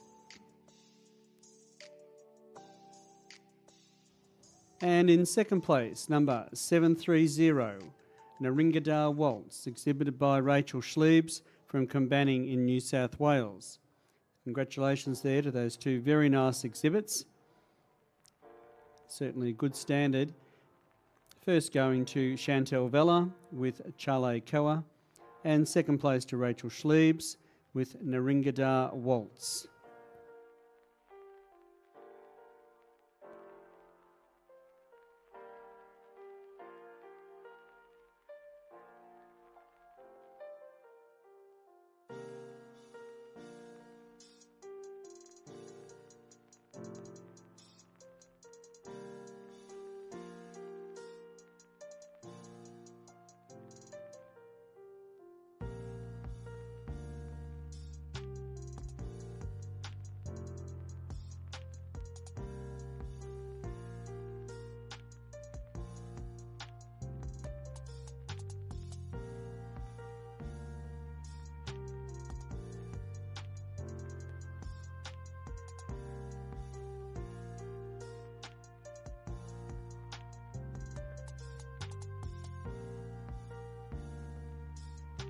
And again, congratulations there to Chantel Vella, winning the large mare class over 15 hands, and to Rachel Schliebs, although I don't think that's Rachel on that second horse. Is that Darcy?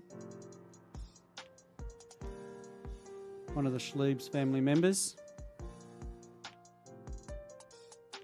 And our next class in Ring 1 is the Australian Stockhorse Hack Mare, 4 years old and over, 15 hands and under.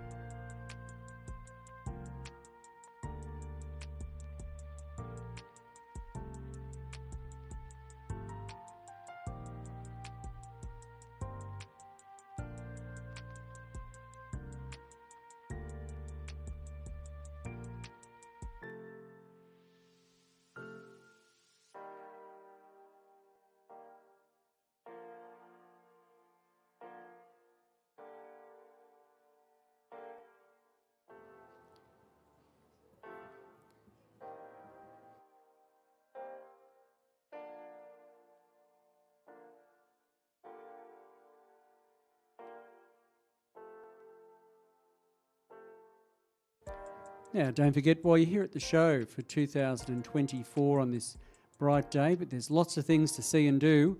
Up in the Makers Pavilion, we have art, craft and cookery. All those events have been judged.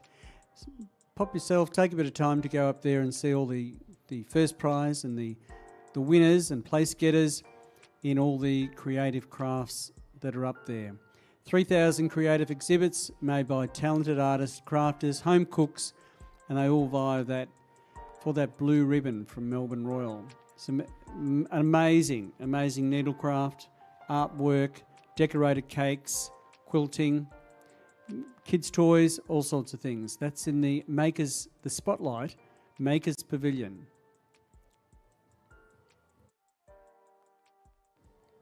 Also the dog precinct, which is not too far from the Spotlight Makers Pavilion. You can pop over there and see the amazing dogs that are on show there. Right throughout the show, it's one of the biggest dog shows in Australia, if not the biggest. And there's all different varieties of poodles, hounds, all different types that you'd love to see. Game dogs. And while you're up there, there's another area there called the Clydesdales and Blacksmithing. They're for Sandy Creek Clydesdales. They're only too happy to talk to you about the beautiful breed of Clydesdales and demonstrate how they might shoe the horse, or they're cutting chaff. They're working a plough at the moment. So that's up in the Sandy Creek Clydesdales and Blacksmithing, just up near the dog precinct.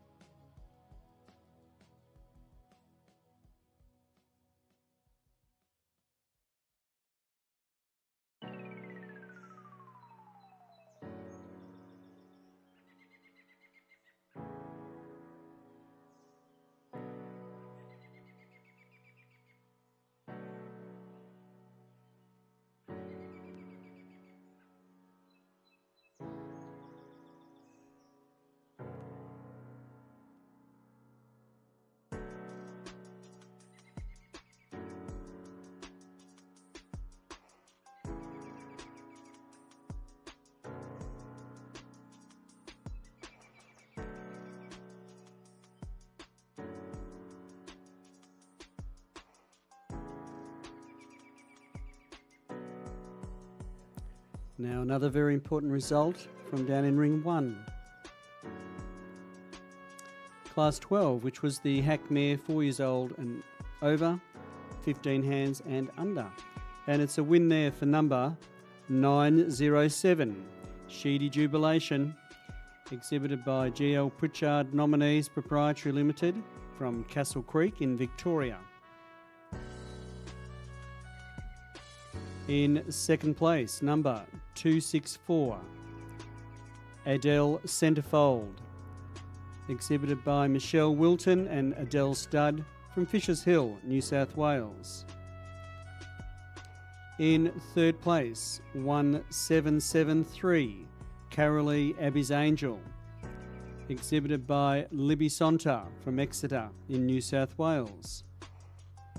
In fourth place, number 1913, Danella Secret Silk, exhibited by Tracy Smith of Bruthen here in Victoria. And in fifth place, number 515, Yarrabee Park Zazzy, also exhibited by Tracy Smith from Bruthen. So congratulations there to the winner of the Stockhorse hack mare 4 years old and over, 15 hands and under, to Pritchard's nomination there from Castle Creek in Victoria, Sheedy Jubilation.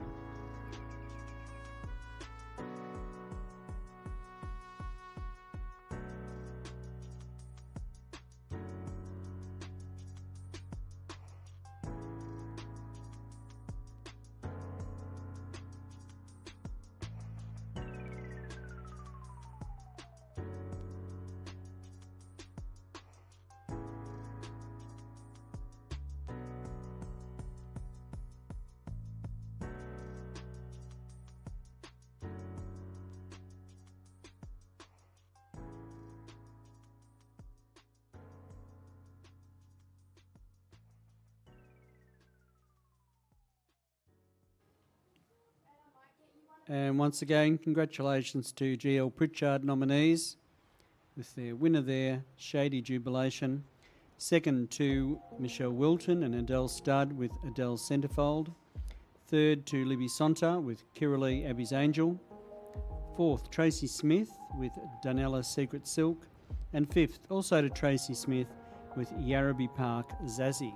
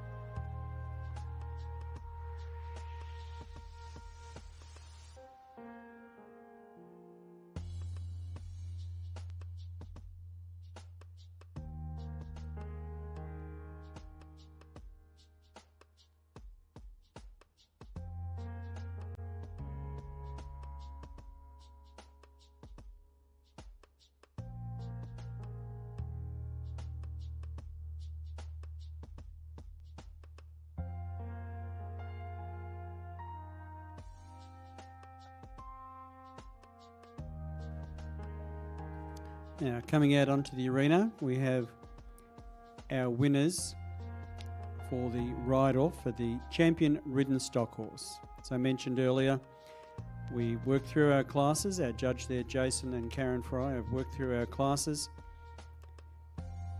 Now the winners all come back together and they will do a ride-off for the champion ridden. Now there seems to be quite a few out there, and you're wondering, well, the horse that ran second to them in their class is eligible to come in and challenge for the reserve, and sometimes the judge may feel that the horse that was second to his winner and champion may actually be that bit better than some of his other first place getters, and that's been known to happen, but that'll be up to our judge, Mr. Fry. So that's if you're wondering why there were so many there. We have them on standby just to keep things moving along. So all our winners will be given a workout, and then it's up to our judge to work out who's going to be his champion for 2024.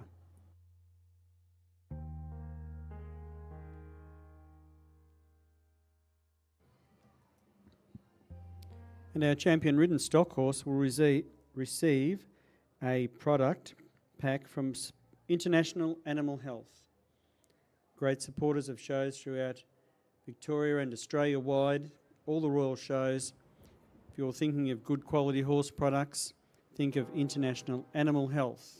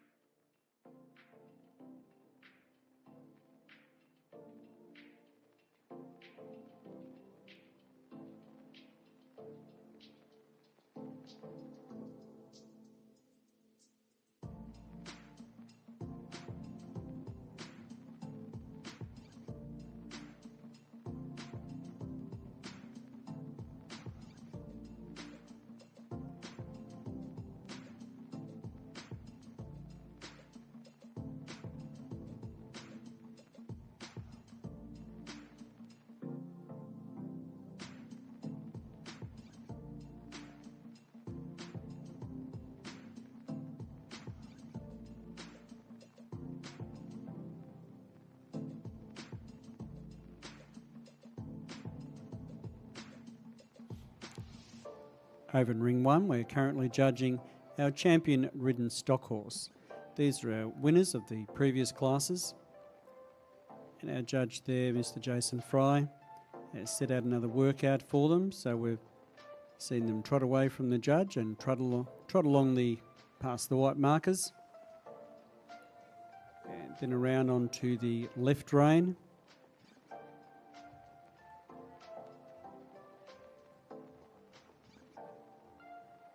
And a nice trot across the arena, and then onto the canter on the right rein.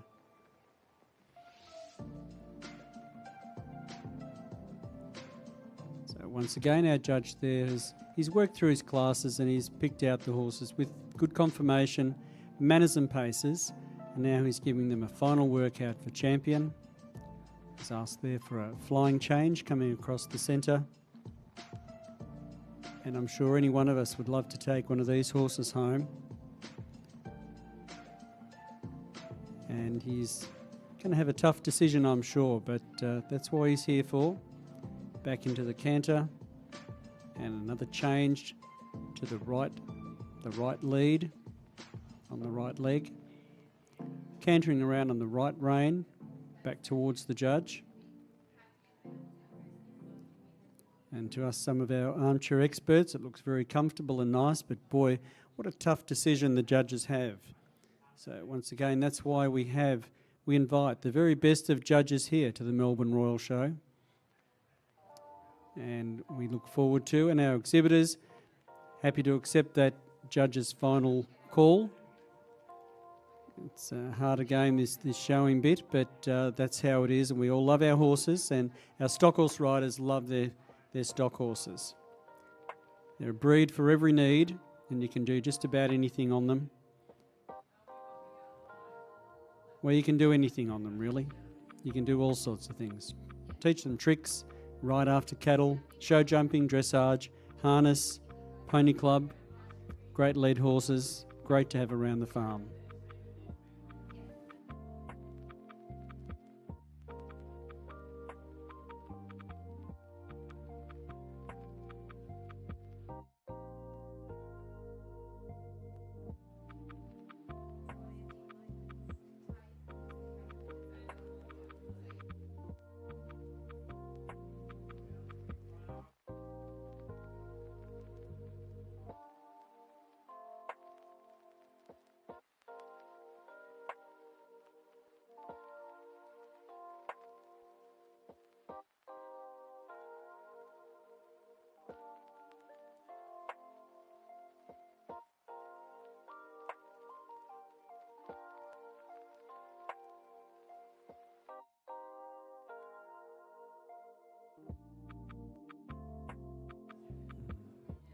So came around the corner there very nicely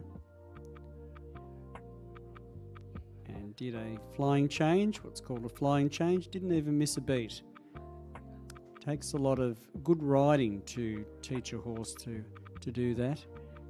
But because these horses are so well balanced and collected, a good rider will get them changing their leads with a bit of work so that you don't always see anything going wrong. It's just a change goes from the left to the right leg. Nice and smooth. And of course that's what we're looking for in our stock horses. They should be nice to ride, comfortable to ride. Sometimes you have to be in the saddle all day, so horses have to be comfortable to ride to make it a lot better for you, the rider.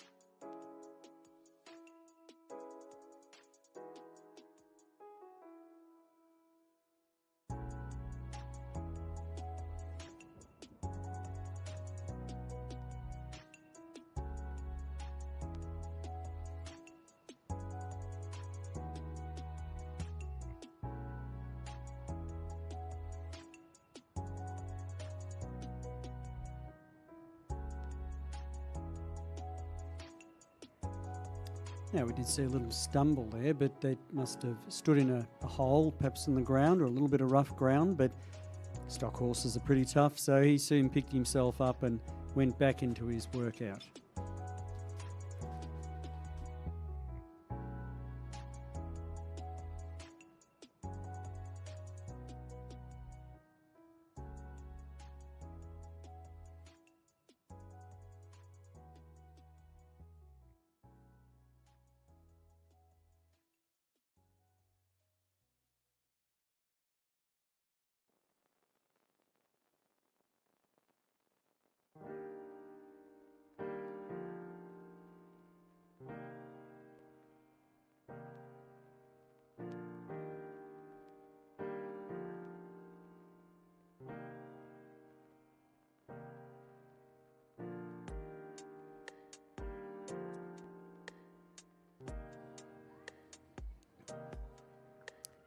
Now, to our friends in the stand, you can see that's a lovely canter going along there. Just looks like sitting in a lovely big rocking chair, doesn't it? Sitting back there, giving a nice comfortable ride to the rider and what looked to be a very nice workout. So, not an easy decision for our judge, Mr. Jason Fry, down there in ring 1. But he'll pick his champion, and he's had a ride-off for reserve. Now he has to decide who will get reserve. So we wait until the results come through. Once again, I'd like to thank International Animal Health for their sponsorship throughout the show, but also for this event. And also I'd like to thank the West Gippsland branch of the Australian Stockhorse Society. It's great support. The Stockhorse Societies are all very, very generous. They support royal shows, branch shows and many agricultural shows throughout Victoria and of course Australia-wide. So once again, thank you to International Animal Health Products for your sponsorship in this champion ridden stock horse class.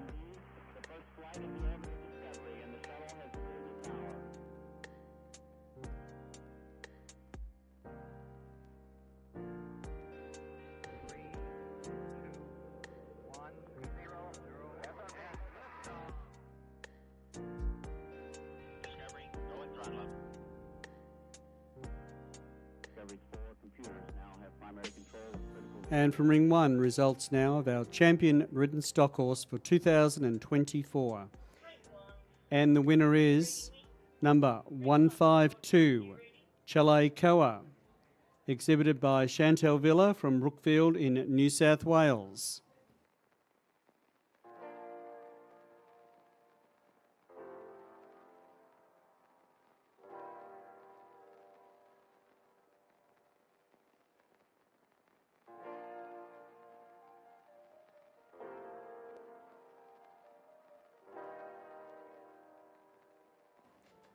And our reserve champion goes to number 1452, Morse's Trademark, exhibited by Rachel Sleebs from Combanning. Just tell her yes. From Combanning in New South Wales.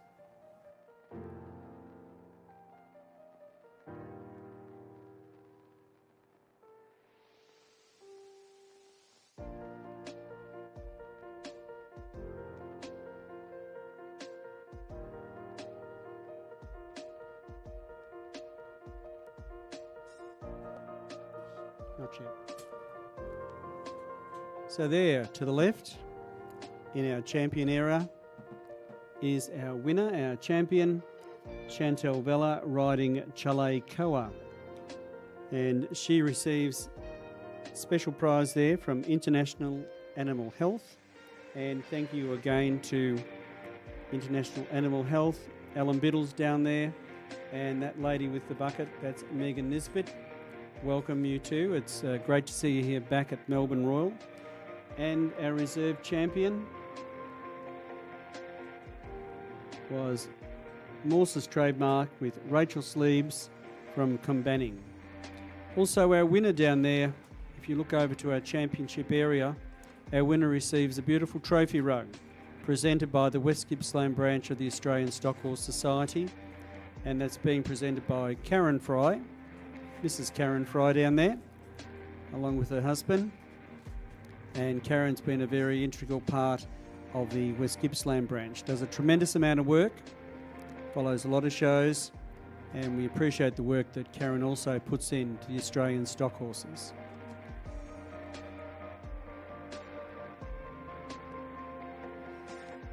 So once again, congratulations, our winner there, our champion ridden stock horse, Chantel Vella, riding Chalet Koa. And our reserve champion going to Morse's Trademark, owned by Rachel Schliebs from Combanning in New South Wales.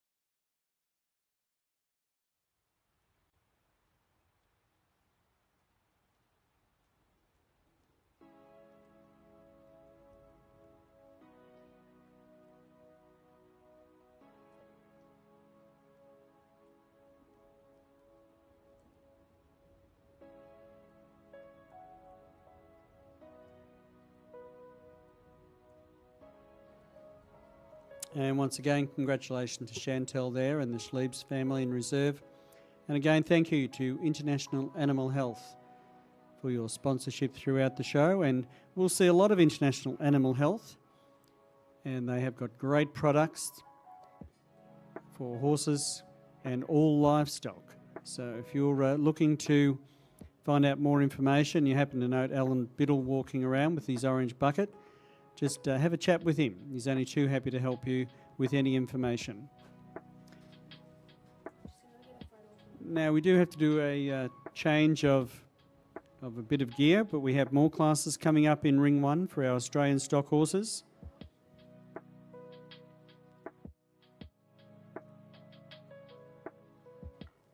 We will be moving on to our working classes. Now, these will be slightly different, so I won't give too much away just at the moment. They will be working patterns, reining. You'll see some fast work, some spins and slides. That's our Australian working stock horse classes coming up very shortly.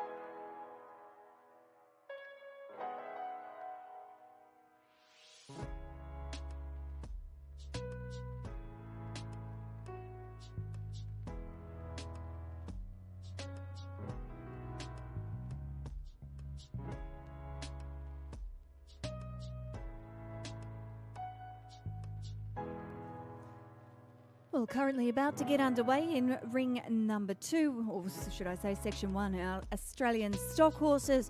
We're about to get working with our Australian working stock horse, Stallion or Gelding. It's class number 22. So for those of you that are watching this particular class and you're wondering what is going on out here, well, let me tell you what our judge is looking for in a sense. This class is to be judged on type, including conformation and soundness, performance, particularly the tractability of the stock horse, and of course general appearance. So that is what our judge's judging guidelines are, and of course we await with bated breath to see whom our judge will select as our winner out here for class number 22. So again, we have a stipulation that our riders are to be 13 years and over, and that our horses are to be in snaffle bits for this class.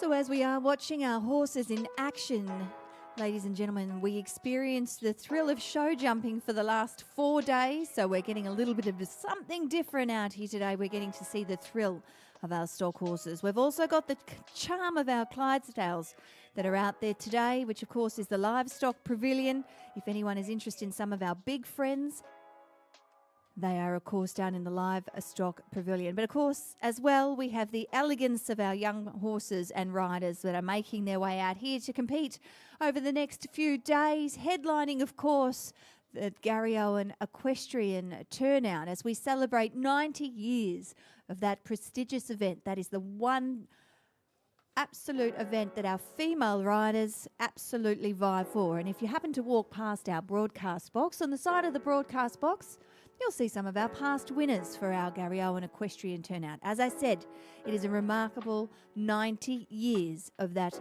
prestigious event this year. So as mentioned, you're currently watching our Australian working stock horse, Stallion or Gelding.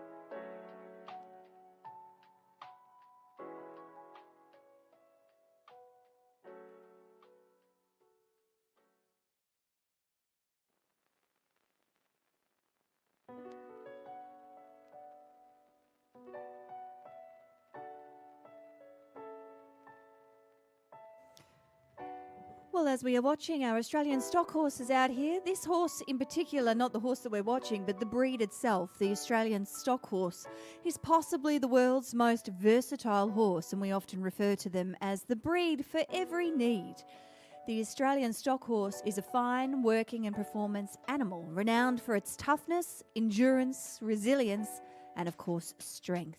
They have cat-like speed and agility, giving a horse a cosmopolitan blend of attributes which have produced the world's best at work and at play. And of course, some of those highlighting out here in our arena in front of our judge, just how versatile our Australian stock horse can be.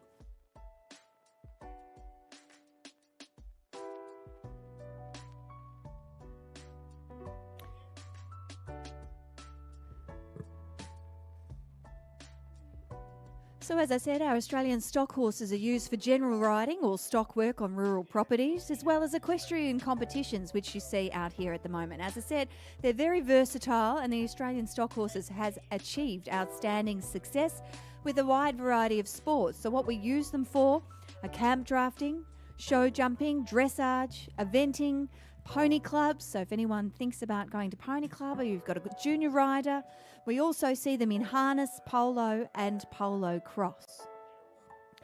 So as I said, they're pretty smart and intelligent. As you can see, they're pretty good at being unflappable as well, as we watch this particular rider crack its whip down the side of this magnificent horse, or breed as we call it, the Australian stock horse. So as mentioned, they have courage, toughness and stamina.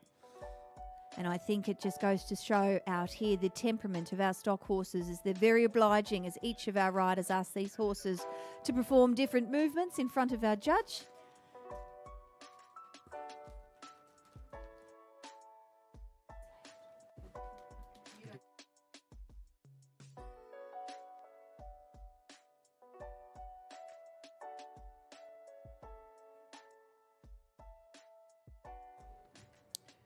And Casey, this what I was talking about a little bit before too. This class is totally different from our previous ridden class. Our previous ridden class was probably more a little bit more English style, or our showing classes that we see. And now the horses are being actually put through their paces again, and you can see him now. This grey horse is just starting to wind up a little bit more and stretch out across the ground. Come back to a very sliding stop and a turn back. And he's done another one. Now this is depicting of what might be involved either in a camp draft competition or out working stock in the paddocks or on the long track. So he's got a rein back, again showing the responsiveness of the horse, the education. And then our rider's just going to show that being a good stock horse, he can crack the whip, because you might have seen the man from Snowy River. He used his whip to crack to turn the wild bush horses, and he didn't worry about that at all. So it's not a whip cracking competition, but it does show that the horse is versatile and sensible to have a whip used over him. So they're just cracking the whip. They don't hit the horse, they crack it, but it is a bit of an art to learn how to crack a whip, and if you don't do it properly, you're likely to perhaps take an ear off or wrap it around your neck. So we'll watch our next horse work. They'll start off with slow work, then they'll do some fast work with some changes. His slides and a roll back and turn. And once again, they're all very good, so our judge has a tough competition ahead of him.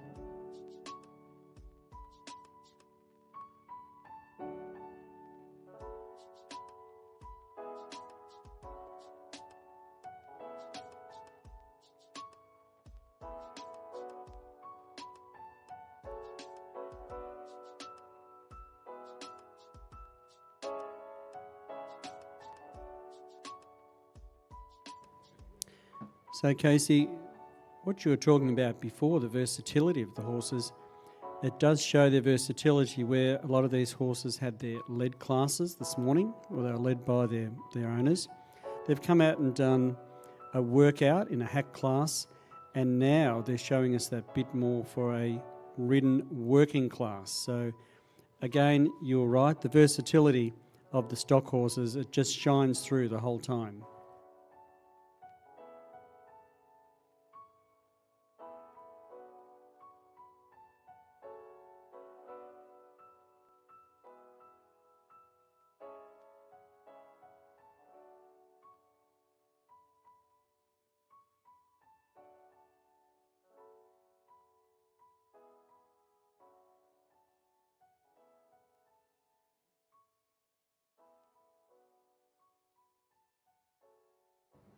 So our friend sitting out there, you can see he's wound up and he's had a good stretch across the grass, come to a sliding stop and turn. So you can imagine that he might be blocking a bullock or some cows out in the open paddock, or perhaps in the camp draft arena.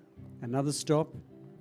They don't have to overdo it. The judge just wants to see a nice controlled workout and see that the horse can do the movements required for a working class. There he comes back to a lovely walk. And our rider's got their whip out and just showing a nice crack of the whip. And sometimes I believe when you're droving cattle or you're shifting cattle, you do need to crack that whip, just the noise to get the beast to respond to you and to move away or keep moving along the side of the fence or the roadside. And these horses were bred for that task. And it shows you the versatility of the Australian stock horse.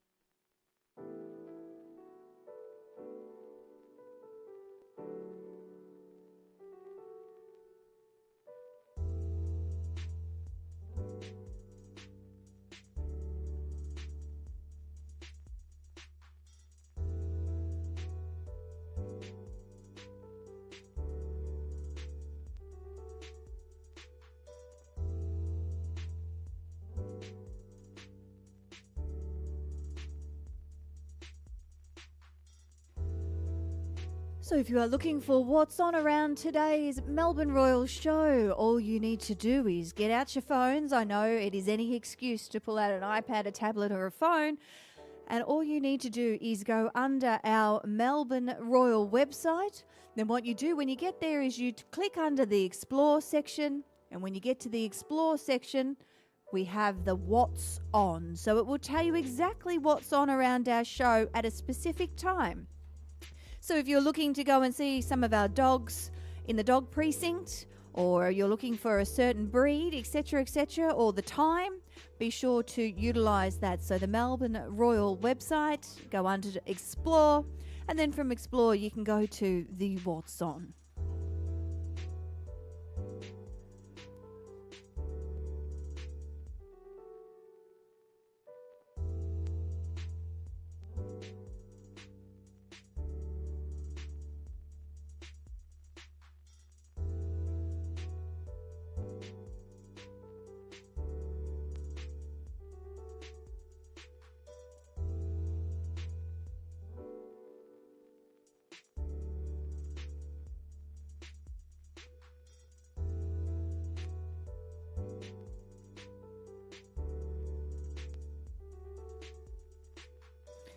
So as I mentioned, if you're looking for what's on around the show at the moment, I know it's on currently at the moment, but I can tell you that this is on pretty much every hour.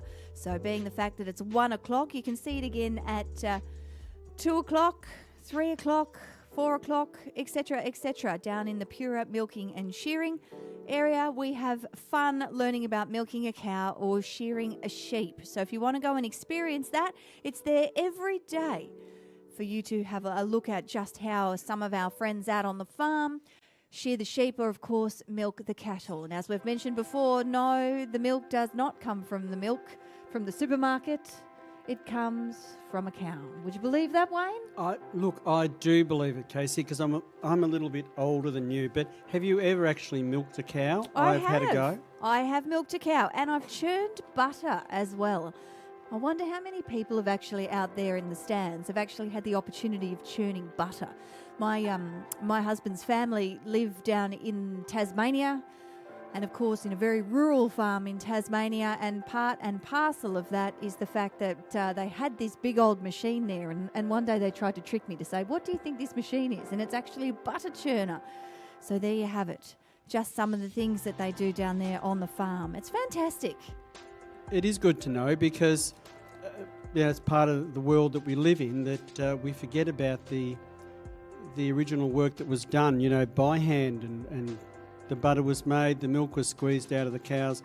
Now everything's gone so mechanical because the animals, they do have to be looked after. But it's an experience for anyone who could go down and show your family where the actual milk does come from. They might not like it, but that's where it starts. And it's not actually, it's where it finishes in the carton or the bottle. Well, something a little bit different that I saw when I was on my way out of the show yesterday. I actually went down to where the Clydesdales and the blacksmithing section is. And they were doing a demonstration down there on the lawn with our blacksmith. And he was getting the shoe and putting it into the hot fire. Then he was starting to shape the shoe. He had a big Clydesdale there, so I'm assuming, I obviously left, but I'm assuming that particular Clydesdale was shod. And again, that's something that our friends out here don't often get to see, the fact that our horses are shod. Sometimes we hot shoe our horses, sometimes we just get the blacksmith to trim the feet. But most of the horses that you'll see out here in front of you on our Horses in Action arena will actually be shod.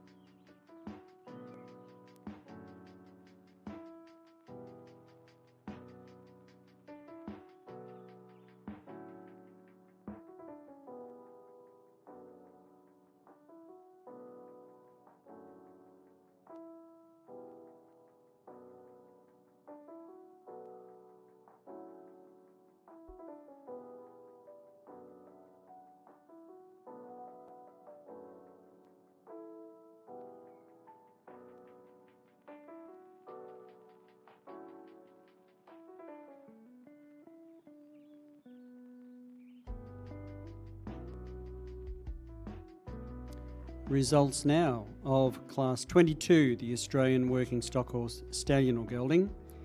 In first place, and it's a win for number 480, Ashler.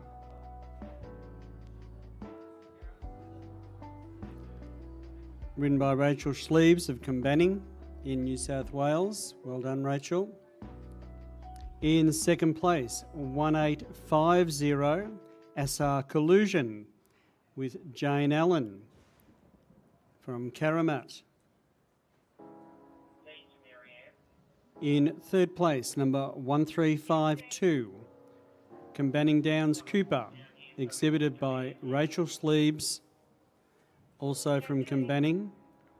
In fourth place, number 351, Adele Stud Major, exhibited by Michelle Wilton and Adele Stud from Fishers Hill, New South Wales. In fifth place, 1161, Oakton Lodge Sudden Attraction, exhibited again by Michelle Wilton and Adele Stud from Fishers Hill. And in sixth place, number 222, Bushdrift Fleetwood, exhibited by Kelly Dickerson from Lower Norton in Victoria. So Rachel Sleeves having a very good show. It's great to see her back in Victoria. So winner there of the Working Stallion or Gelding, Ashler. Second place to Jane Allen, another great supporter of stock horses through Australia. Jane's done many important roles in the Australian Stock Horse Society with her Alistar Collusion. In third place again was Rachel Sleeves with Combanning Downs Cooper. Fourth place, Adele Stud and Michelle Wilton with Adele Stud Major. Fifth was Oakton Lodge Sudden Impact with Michelle Wilton and Adele Stud again. And sixth place, Bushdrift Fleetwood with Kelly Dickerson.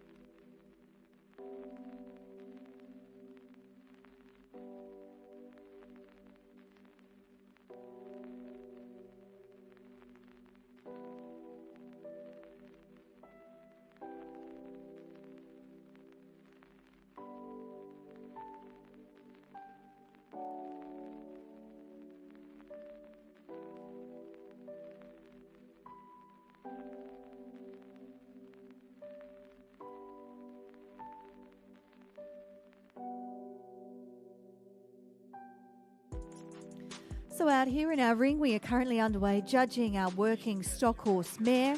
This is class number 23. So this class is exactly the same as the last class that we saw. This time it's just for our girls, so to speak, our female horses.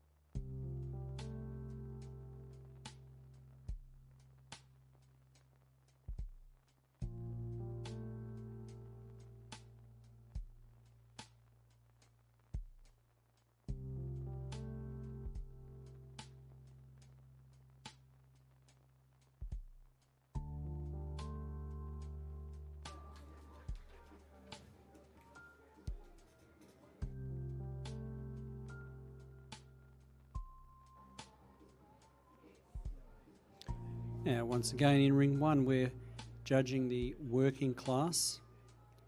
These are for horses suitable for working, to show their versatility as a working horse, whether it be on the station or on the property, in a camp draft or a competition. We've had our hack classes this morning, and this is the time when you see the horses certainly move along and go a lot faster. You can see him, our competitor out there at the moment in this mare class, stretching the horse out. She's about to come to a halt and a spin around. That's something she'd be doing out in the paddocks to block a cow or a beast, or in a camp draft yard, and around she goes again. See how that horse gets right down on his hindquarters. Really nice stop there from our humble opinion. And he's showing a rein back. Looking nice and calm. And our rider will then show the versatility when she does a bit of whip cracking. Just a few cracks. Shows he's nice and quiet and he can accept the whip. And back into the lineup. So we'll watch the next one work out. We're working our way through this mare class. This is the mare. We did have the males. And we have a junior class coming up. And then our three winners will combine again, and we'll judge the champion working horse.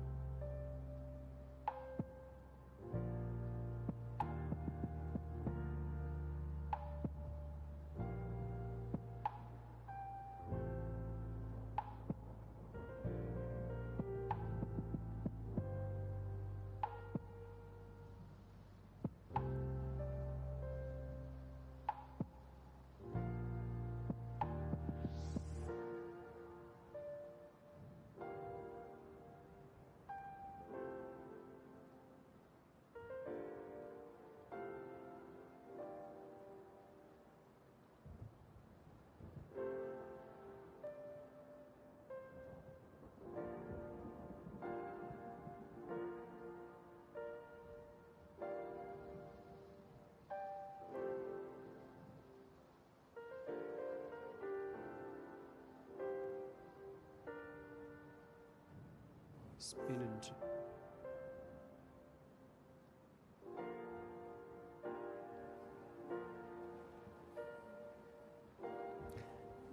and from us armchair experts, it certainly looked like a very good sliding stop and turning there. Horse getting his hindquarters right in underneath him, keeping up the balance, and then back to a loose rein walk. A few cracks of the whip, and it doesn't seem to worry him at all, does it? So while you're sitting there in the crowd, you might like to try and pick your winner and see if you can come up close to what our judge, Mr. Jason Fry, might choose in his final lineup. Never easy. Again, that's why we have our expert judges here at Melbourne Royal Show to adjudicate over all these classes.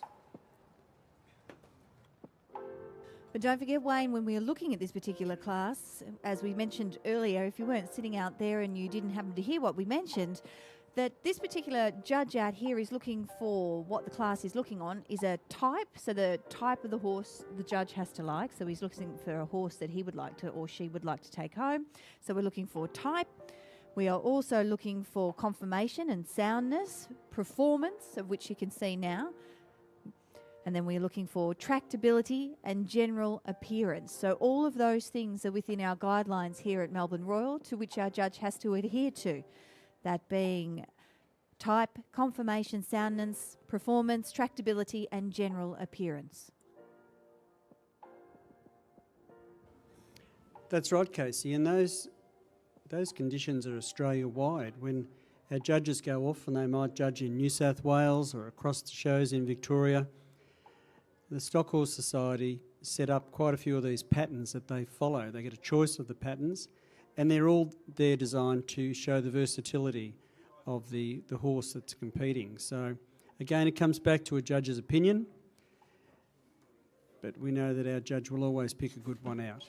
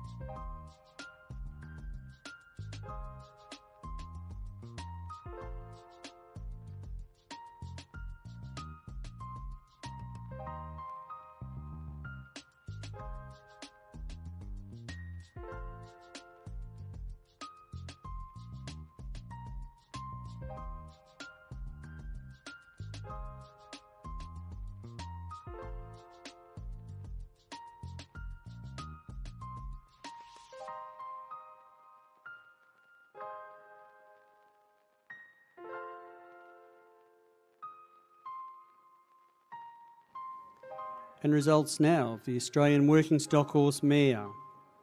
Congratulations. Goes to number 730, Naringadar Waltz, exhibited by Rachel Sleeves of Cambanning.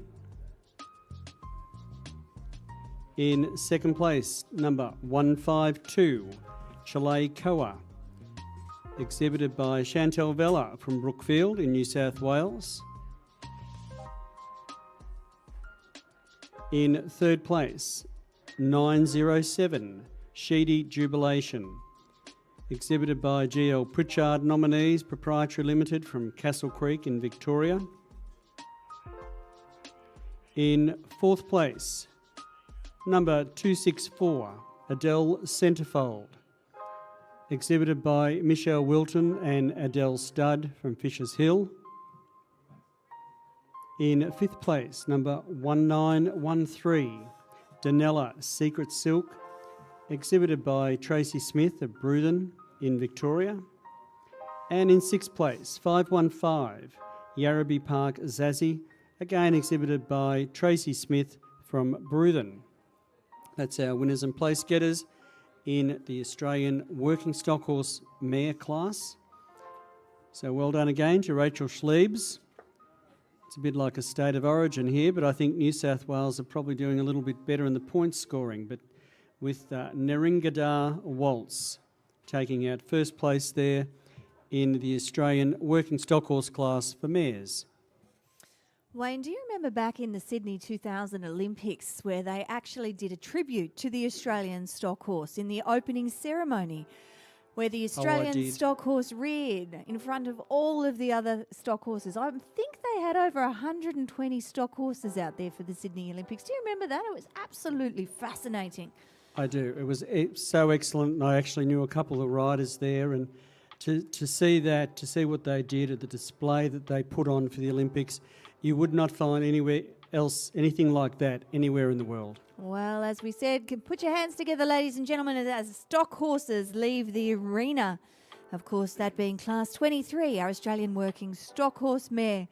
Well done to our winner and place getters as they make their way past our broadcast box.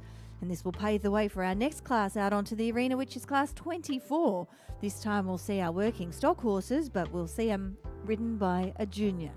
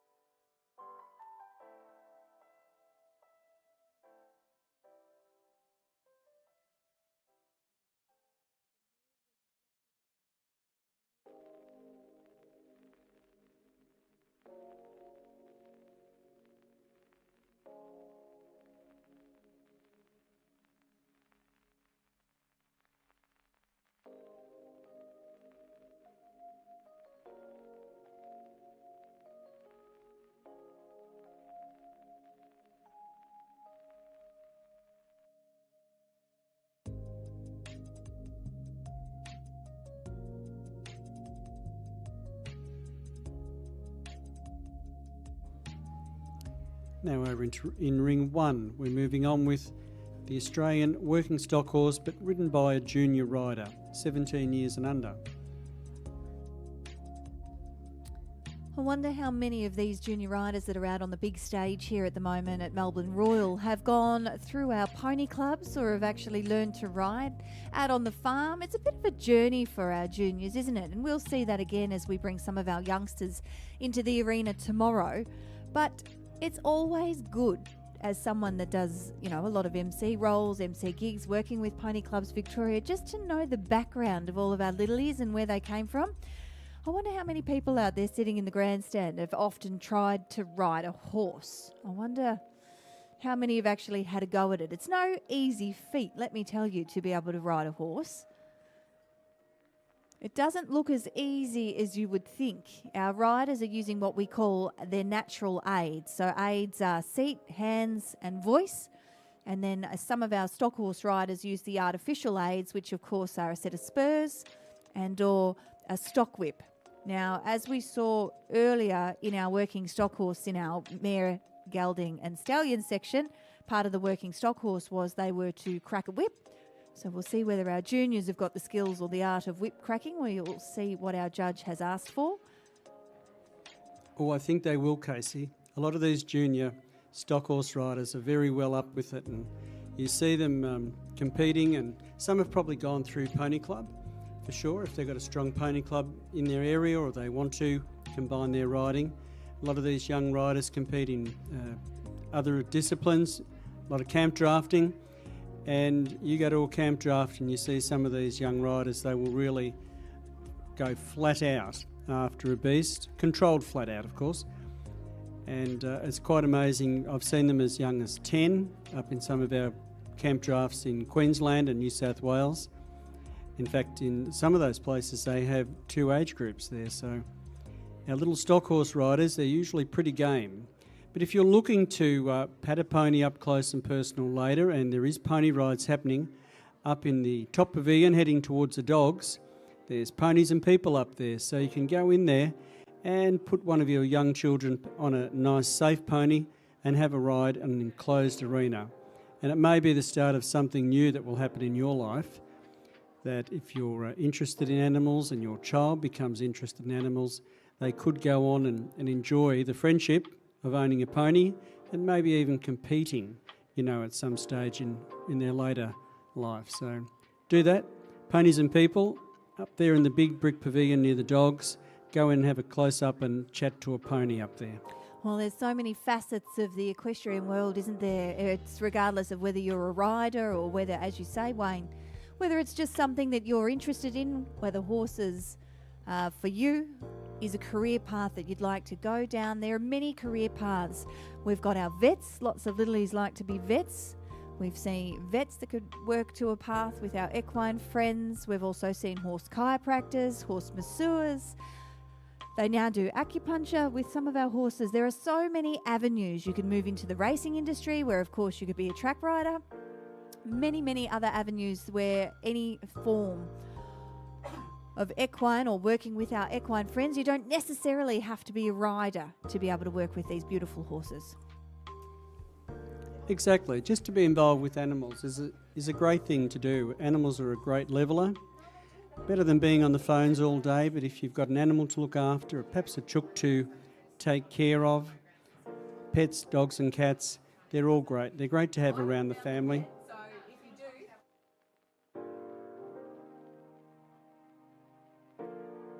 And I was going to mention too to Casey is a jockey. Well, I'm pretty sure she still is a jockey. She's ridden all over Australia.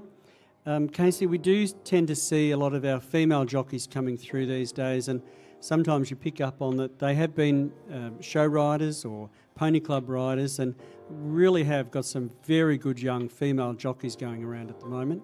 Well, it's not so much that way, and it's we all got to start somewhere, and this is the thing about me. I grew up in Tullamarine, not too far from the Melbourne Showgrounds, and Mum and Dad moved out to Woodend.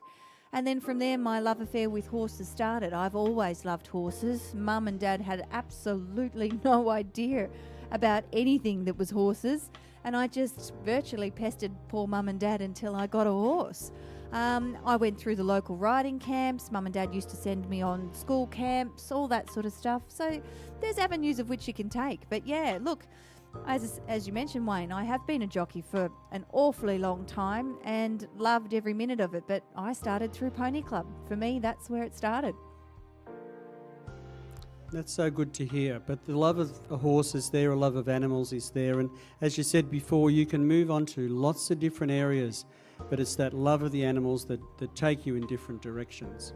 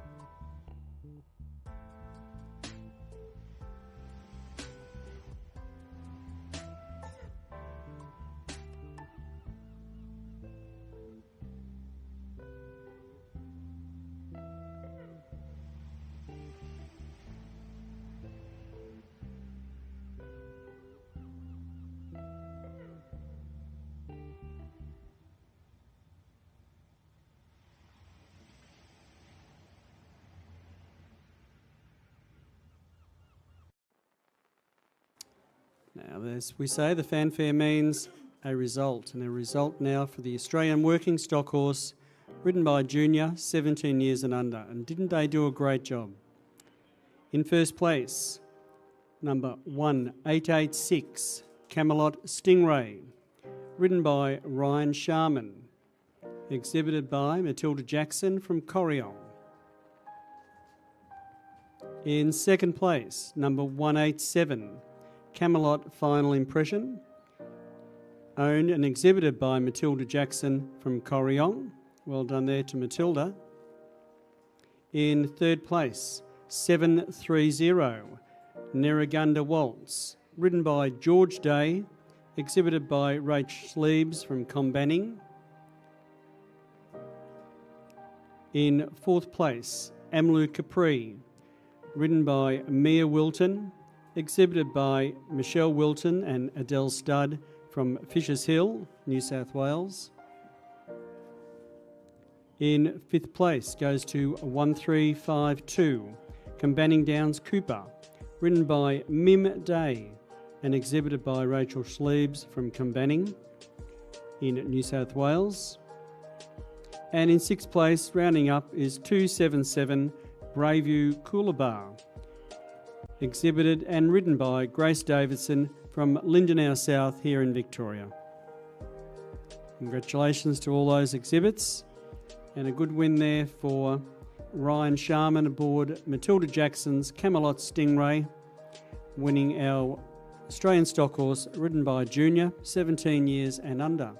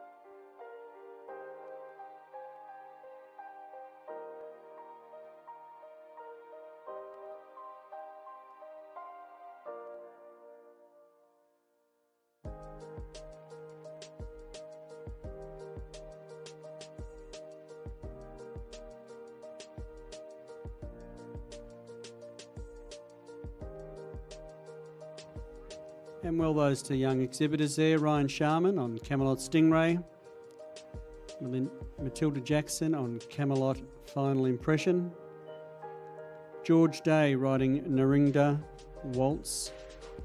Fourth place went to Mia Wilton on Amlu Capri. Fifth to Mim Day on Combanning Downs Cooper. And sixth to Grace Davidson riding Braveview Coolabah.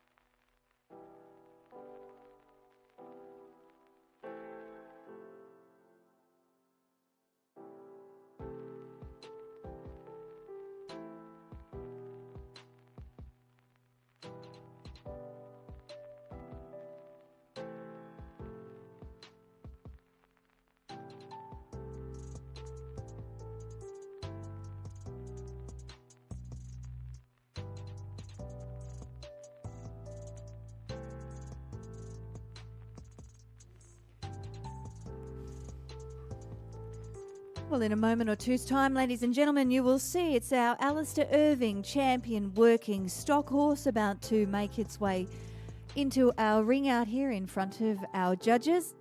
And of course, this is a wonderful event.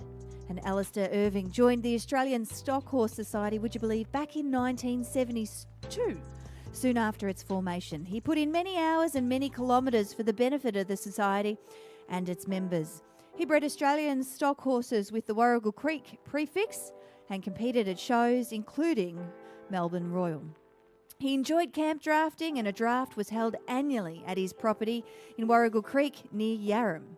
He was a classifier for the Australian Stockhorse Society and also gave his time to judge. Such was the esteem in which Alistar Irving held, he was obviously awarded the posthumous life membership of the Australian Stockhorse Society.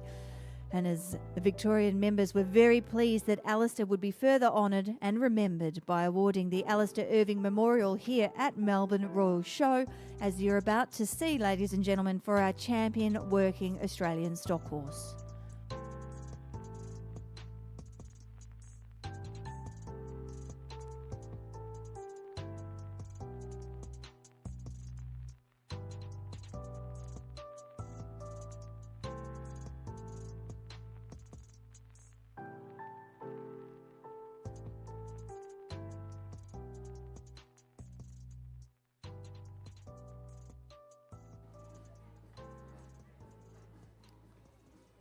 Well, for everyone out there in the stands, this is our championship class, as Casey just went through, in recognition of Alistar Irving, who unfortunately was taken from us far too early at a young age, but he did love his working classes. So I reckon he'd be looking down and pretty happy to see the way these horses have been going throughout the day. Good length of stride and good turns.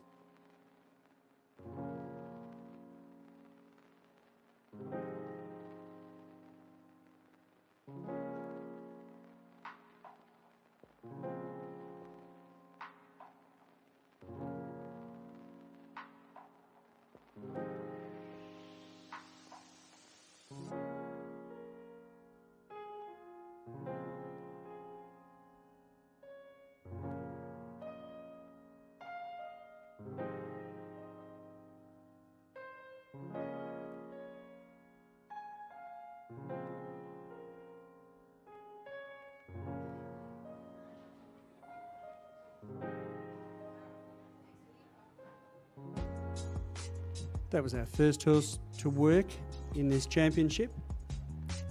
And a young horse with a young rider, Darcy Schliebs. We've been watching Darcy ride for quite a number of years here at Melbourne Show, and he competes also at all the other big stock horse shows throughout New South Wales and Victoria.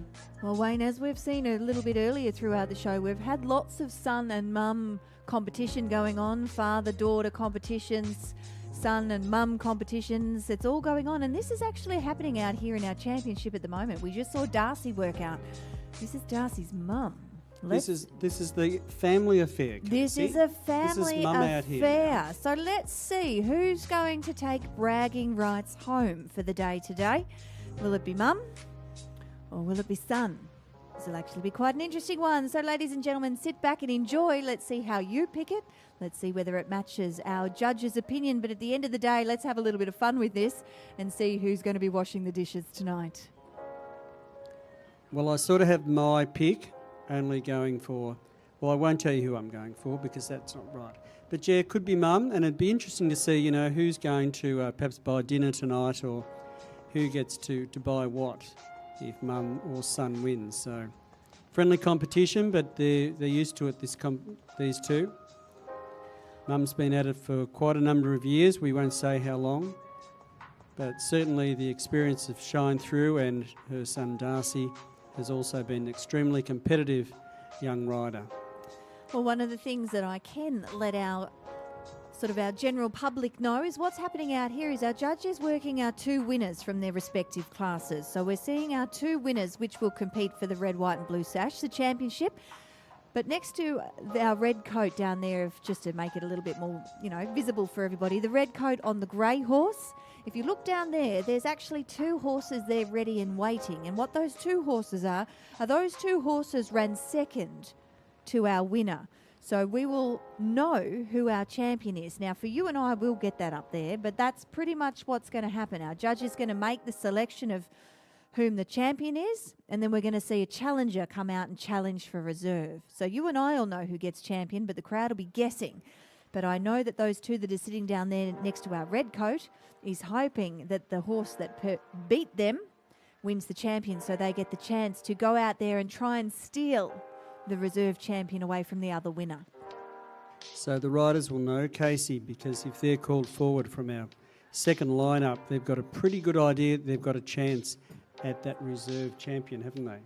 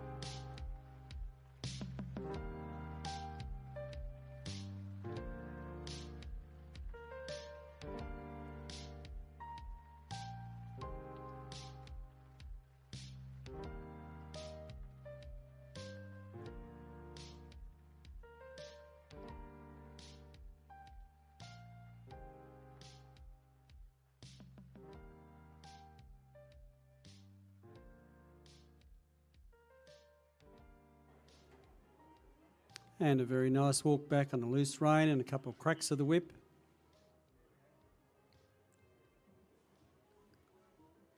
The stock horses have all been so consistent today, so it has made a very tough job for our judge there, Jason Fry. So it's going to be a very interesting time to see who is our winner, our champion and our runner-up.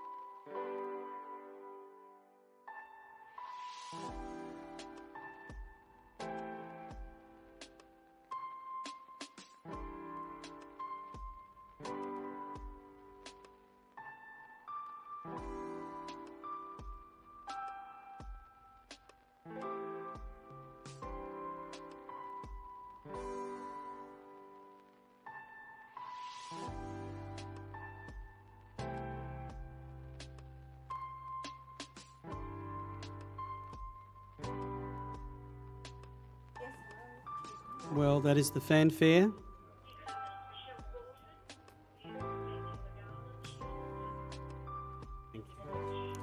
The winner of the Alistar Irving Champion Working Stock Horse goes to number 730, Neringbar Waltz, ridden and exhibited by Rachel Schliebs from Combanning in New South Wales. The winner there of the Alistar Irving Trophy. Sash going on by a judge. And down there on the arena is another fellow competitor too, Michelle Gorton, who is sponsoring this class as well with the beautiful array, that garland of flowers there. And once again, thank you to Michelle. Michelle has Oakton Lodge Performance Horses located at Lang Lang, and she competes regularly all over the countryside. So we thank her for the garland. It's supported by Oakton Lodge. The trophy rug will be supported by the Victorian State Management Council of the Australian Stockhorse Society.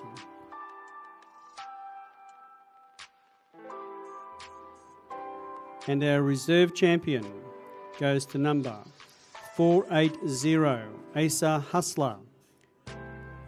Exhibited again by the Schliebs family, this time ridden by Darcy.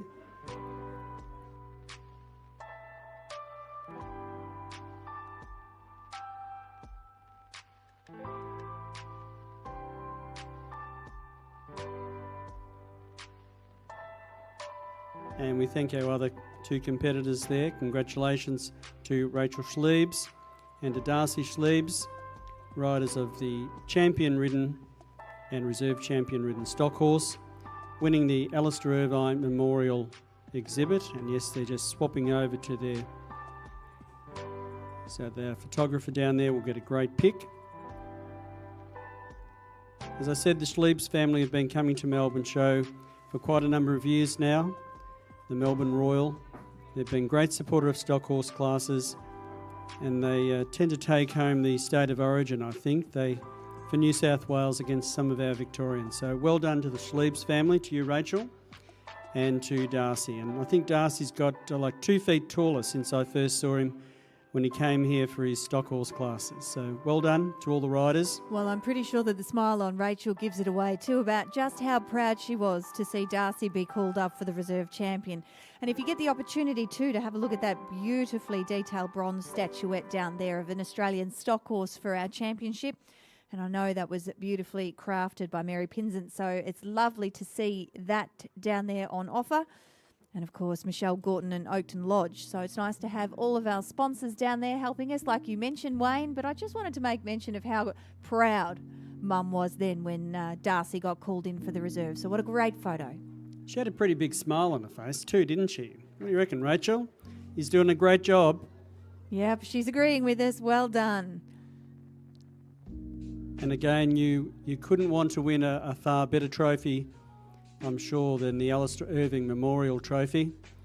A man who did so much for the Australian Stock Horse Society from Victoria, nationwide, and was generally one of the nicest people you'd like to meet. Well, I'm still thinking that Mum's so proud she's buying dinner anyway, Wayne, and it wouldn't have mattered even if Darcy had won. I think she would have bought Darcy, dinner too. give him a kiss. Give Mum a kiss on the cheek. There's one there for we our have it. photographer, Yep. and I think Mother Lisa and Gordon son. is very good at capturing those moments. So let me tell you, that will be a very good photo. Well done, Lisa. She's got it, she says. Well done to the team.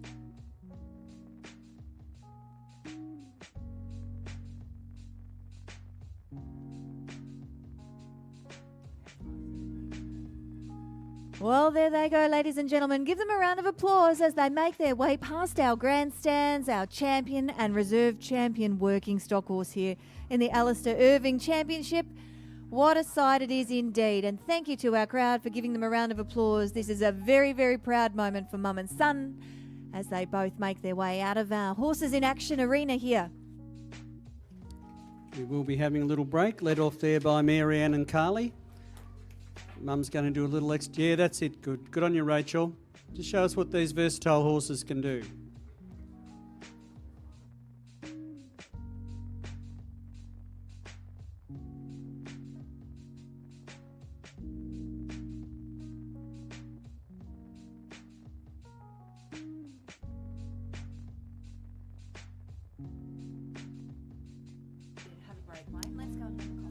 Well done, Rachel and the Schliebs family. Now we're going to have a break in proceedings because we have to set up in the arena another 2 classes that involves some more action going and some obstacle courses. So perhaps if you want to go away and find a Well, I was something going to to eat say, and just drink. because it's eat we and could drink do, time for Casey. us, but at the Yes. end of the day, why don't you go and have some farm experiences and make your way up to our animal nursery that is celebrating 60 years this year. So the beloved show attraction, as you know, and I know, Wayne, is set to be more exciting than ever this year. The animal nursery features a must-see immerse farm experience, offering you a unique glimpse of life into the Australian farm. So if you want to make yourself known up there, you can also pat a fluffy duck, cuddle an adorable baby, or just go around and feed some of these nice little animals. Baby animals up in the animal nursery, that's what it's all about. I remember doing that with my little girl only 7 years ago as she was chasing some poor lamb around the animal nursery. I don't think I'll be welcome back. Anyway, if you'd like to do that, mums and dads, make your way up to our celebrating 60 years of our animal nursery. Casey, I still do it now. I go and look at all the fluffy ducks and the rabbits and animals. So lots of things to see and do here today at Melbourne Royal Show for 2024.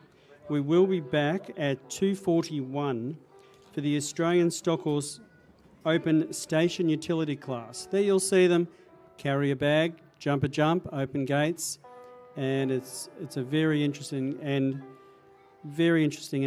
and smart type of class. You need to watch it to enjoy it, and we'll explain it with you and go through it with you. So back at 2:41, but please go and enjoy all the atmosphere of the show. There's no show like the Royal Show, and Melbourne Royal offers all of that and much more for everyone.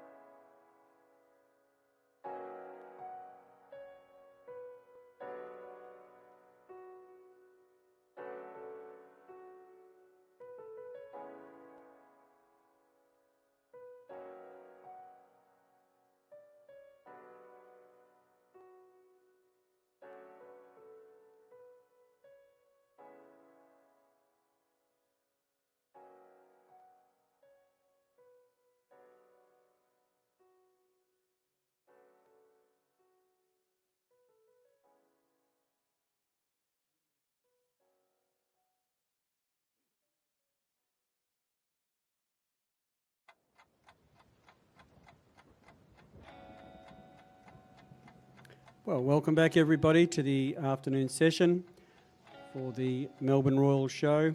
Stockhorse class is happening over there in Ring 1. And our next event is the utility horse. We've had our lead horses, we've had our hack classes, we've had our working classes. Now, this one's a little bit more, it's got a bit more variety and a little bit more interesting sections about it.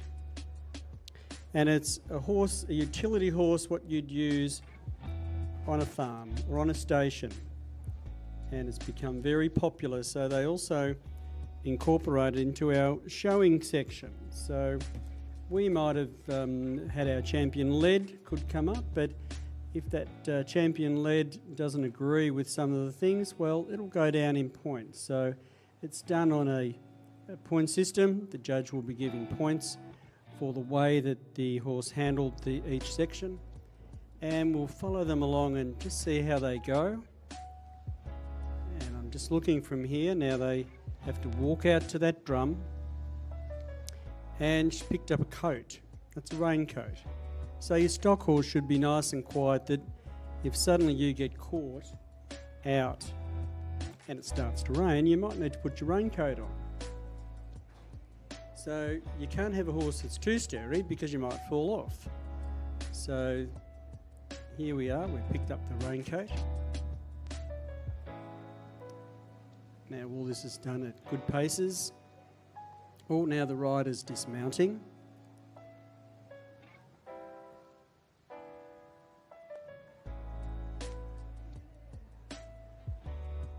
And she's going to lead the horse over. Again, we're showing that the horse can lead, it's still sensible.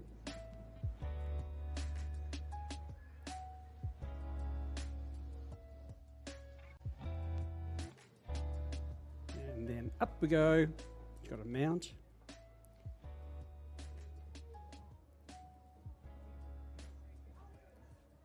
Foot's got to go in the stirrup and mount into the saddle. You can see so far this horse has been very quiet and relaxed. Now she's coming up to one of the interesting pieces of this event. It's opening the gate.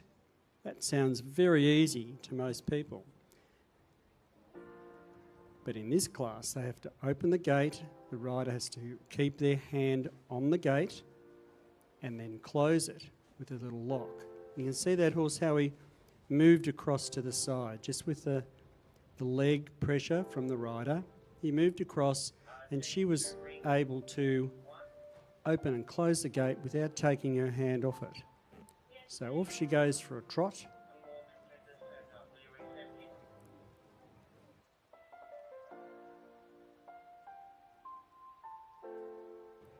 So off she goes for a trot, trotting along. Should have a nice even trot. You want to get to A to B without wearing your horse out, so it's no point going full gallop. But a horse can trot quite a few Ks. And now she's going for an easy canter on the left rein. And all the time our judges are watching this class.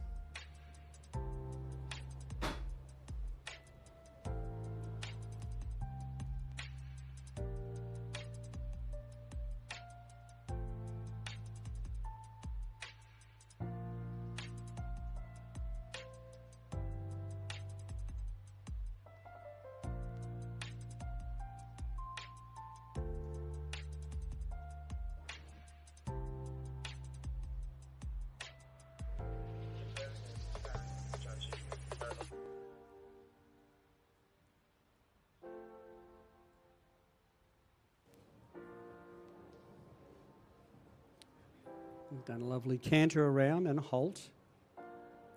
Now it looks like our rider's going to use the whip, showing that he's not whip shy, because stockmen, men and women, use their whips. Creates a noise when they're out droving cattle or moving cattle. They don't whip the animals with it, but they use the whip to make the cattle a bit alert, maybe to just push them back if they happen to be straying too far away, and to move them on at a reasonable sort of pace. So the horse has to be shown that it's not whip shy. And they can sort of put up with virtually anything they like. The versatility of the Australian stock horse, they're known for their versatility and quietness, but this is often the event that will test them, especially when they've got to pick up that coat.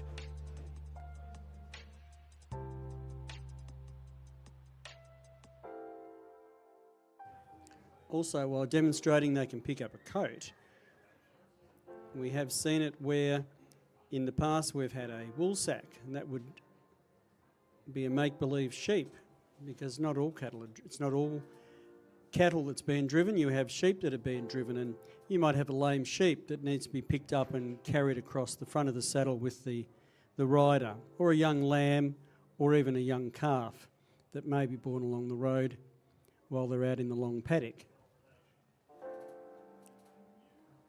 So we have quite a few entrants. Have a watch and see how they go, and we'll just see if we can pick the winners out of this. But each one is judged individually. It's given points for each section. Then the points are collated and the winner is decided from the highest points. So we'll just go through this gate again. You can see the rider with their right hand down on the gate, and he moves across, and that horse is listening to the rider. The hands and seat of rider are very important. And he plops the gate down, I think. And off he goes again. Well done to that exhibitor.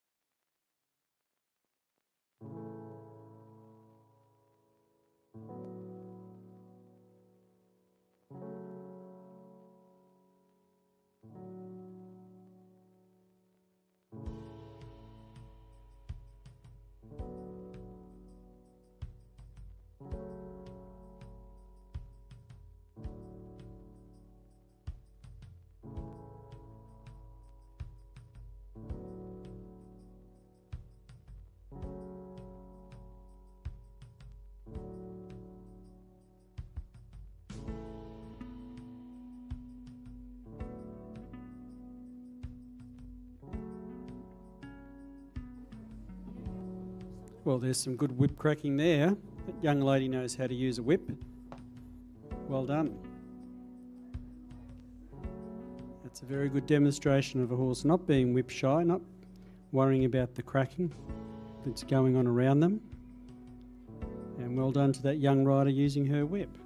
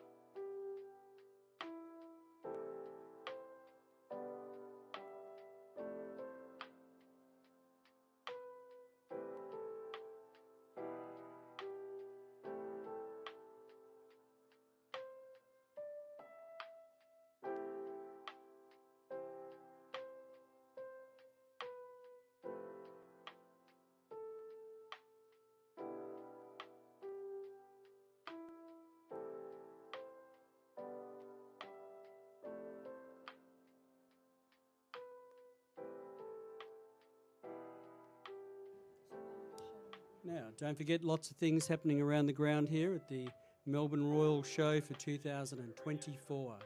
If you're into motorbikes, BMX Stunt Show is up on Times Square. Our next session will be at 6 p.m. That's our evening. And from the evening, from 6 p.m, we'll run into the nighttime entertainment down here in the main arena. We'll have singers. We have the famous Chicken Run. That'll all precede Melbourne Royal Show's famous fireworks. So there's lots of things still to see and do. We still have more horse classes. We've got a very exciting time trial coming up very soon, which is an event in the stock horses run on time. So the fastest time with the least amount of penalties can be the winner. But there's still lots of things to see and do here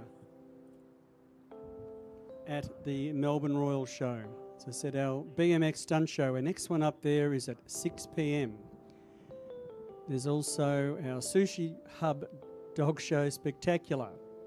Now their times are also on at 4 p.m. and 5:30 up at the Sushi Hub.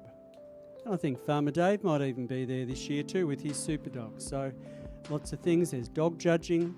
There's Go and Pat a Pony up in our large, up near the dog judging. There's a pavilion there with Pat a Pony, pat some sheep, all sorts of things that you might like to look at, as well as the arts and crafts.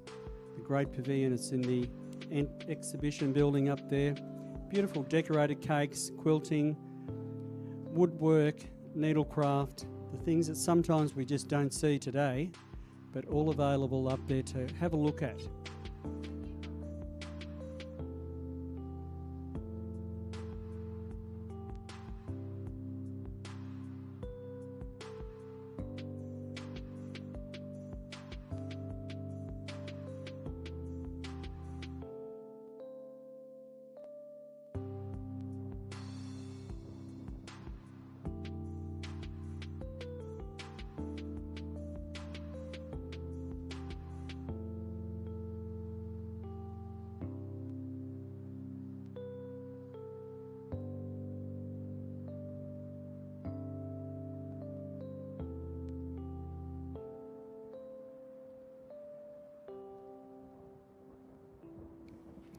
Now I know it is a little bit earlier, but we were talking about our evening entertainment. From 7:45 you need to come down and grab your seats, because at 8 o'clock we have what is the Chicken Run. And that's chicken versus fox, and done on a very different scale to what you might think out in the paddock. We also have country music singers coming down on the arena for your entertainment. And at 8:30 is our laser light show and the fireworks. So as I said, there's lots of things here at the Melbourne Royal Show to see and do. Our evening entertainment starts at 7:45, so make sure you come down and grab your seats and enjoy our evening entertainment. It's a beautiful evening. It's going to be a great night with lots of fun.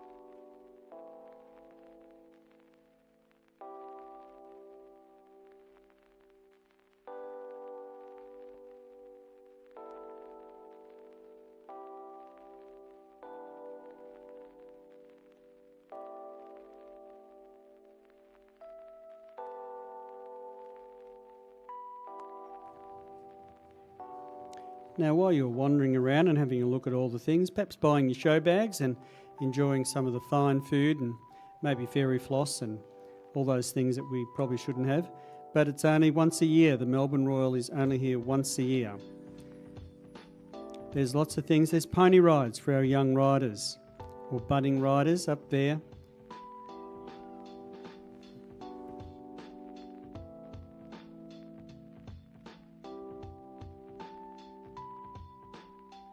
Now there is pony rides up in the Learn to Play Ponies and Farm Play Pavilion. Also up there's digging the veggie patch, where you can go and have a go at getting your hands dirty and growing some vegetables. Orchard fruit picking. Learn how they pick fruit from the orchard. They don't all come in the supermarket. They've got to come from the orchard to the supermarket. Colour a feather. Egg gathering. Well, that's something we don't always do, although poultry is quite popular these days. The world's cutest sheep are up there in our pet and play pavilion, and just beside that is also the Clydesdales and blacksmithing demonstrations. Pura milk and shearing over at the Pura Pavilion. They will show you how to milk a cow. And if you've never had to milk a cow, go over there and try it. You'll love it. So lots of things in between buying your show bags, buying your food, all your free entertainment here at the Melbourne Royal for 2024.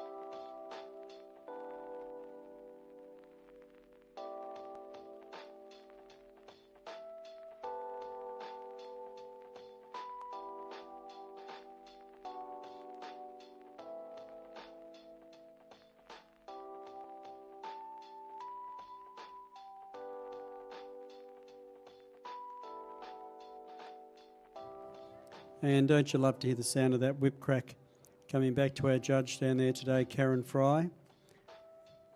It's good to have Karen out here. Karen's been a long time successful exhibitor in all facets of equestrian sports, starting out as a young rider in pony turnouts, ponies and galloways. And then she discovered stock horses quite a few years back now, and has been very successful with her family, with her husband Jason and her young daughter Cassie, all very successful in the stock horse world, travelling from Victoria to far north New South Wales to Tamworth, to one of the top competitions in Australia, and doing very well up there, winning many major prizes. So great to have Karen Fry here today, and she will be adjudicating and scoring these horses in this utility class. As I said, as much as I love to hear the whip cracking, it's not a whip cracking competition, but they often score very well. So our next horse out has picked up the coat, which demonstrates that it's capable of carrying something sometimes a little bit rattly, a bit scratchy. And now our rider's showing how she can lead her horse. I think she's going to use the mounting block. By the look of it, she's got pretty close there. He's a fairly tall horse, so sometimes it's good to have that mounting block. That could be a lump of wood or a log. Often the riders, they don't sit on the horses all day. They might sit on them quite a long time, but they may have to get off and perhaps move a calf or a sheep, perhaps repair a fence if they need to. Now she's coming up to the gate.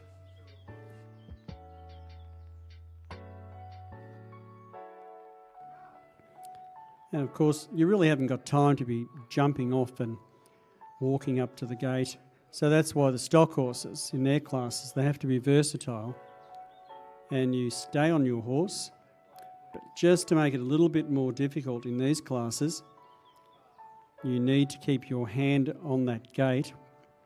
You open it, you flick the lever up, keep your hand on, walk through. Your horse has to show that he could side pass, move across to the side, and you keep your hand on and you close the gate. So then we go into our horse work. It's a nice long loping trot there.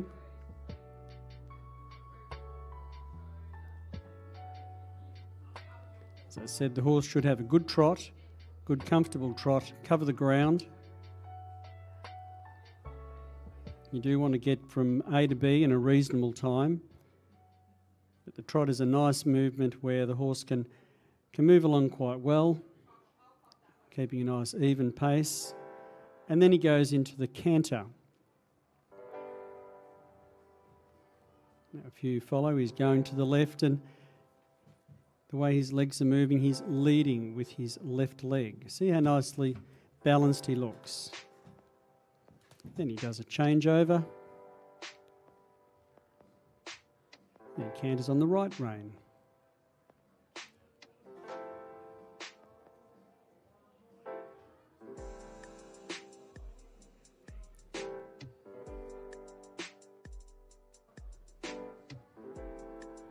It's a nice halt. He's standing still. You might have to do that when you're out working the cattle. Stand quiet, let them move through the gateway, and a rein back. And then a few cracks of the whip. And push up cows, push up sheep. That'll get them going.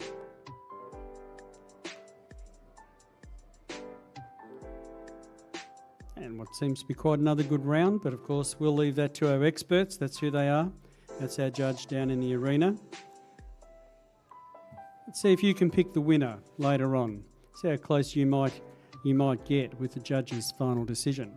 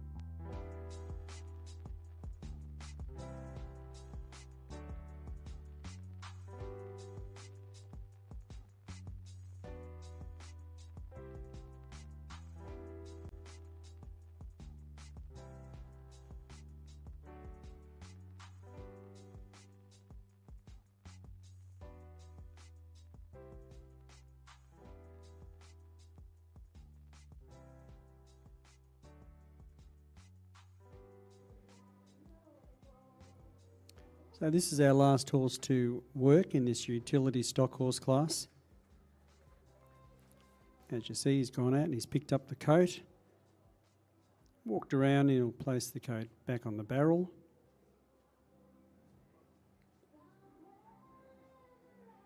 Once he's completed, our judge will compile their points and we'll have a result for you. So, as I said to you sitting there, you try and pick which one you may feel is the winner, and we'll see how we compare to the judge.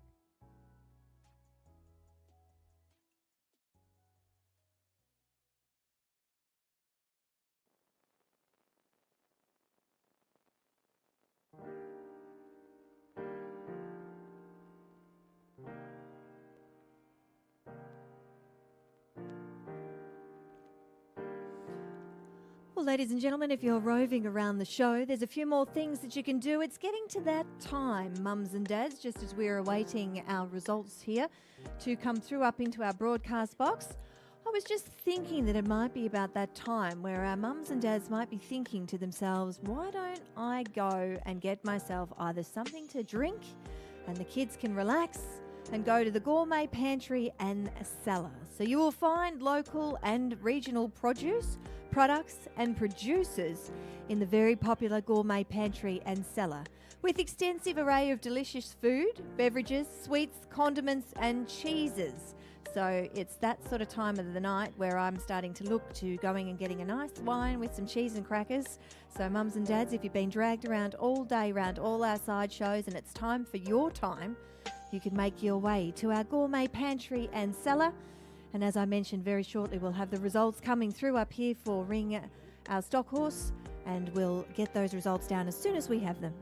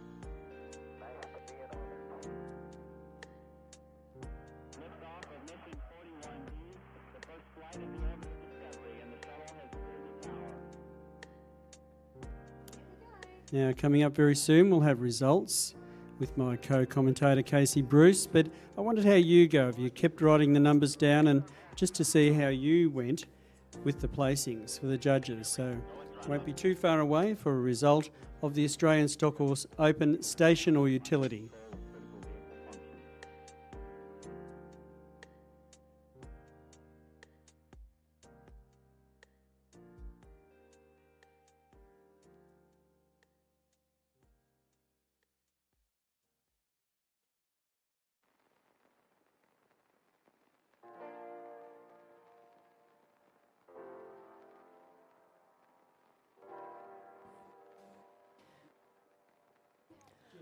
Well, ladies and gentlemen, we now have the results for Class 21. It's our Australian Stock Horse Open Station Utility Horse. Our win goes the way of Bush Drift Fleetwood, exhibit number 222 for Kelly Dickerson from Lower Norton in Victoria. Our second place goes to 1850. It's Alistar Collusion and Jane Allen. Third goes the way of Thompson's Hot and Spicy, nominated by Jess Armstrong, number 1072. Our fourth ribbon to 1352, it's Combanning Downs Cooper for Rachel Schliebs from Combanning in New South Wales. Our fifth ribbon goes the way to 730, it's Neriwonga Waltz. Oh, should I try that again? Neragunda Waltz, sorry Rachel. Of course, taking out fifth place, and our sixth and final ribbon goes to 152. It's Chalet Koa, nominated by Chantal Vella from Brookfield in New South Wales. So again, that's our results and placings down there from ring number 2, our Australian Stock Horse Open Station or Utility Horse. And as you can see, the honours going the way of Bush Drift Fleetwood and Kelly Dickerson taking home the win.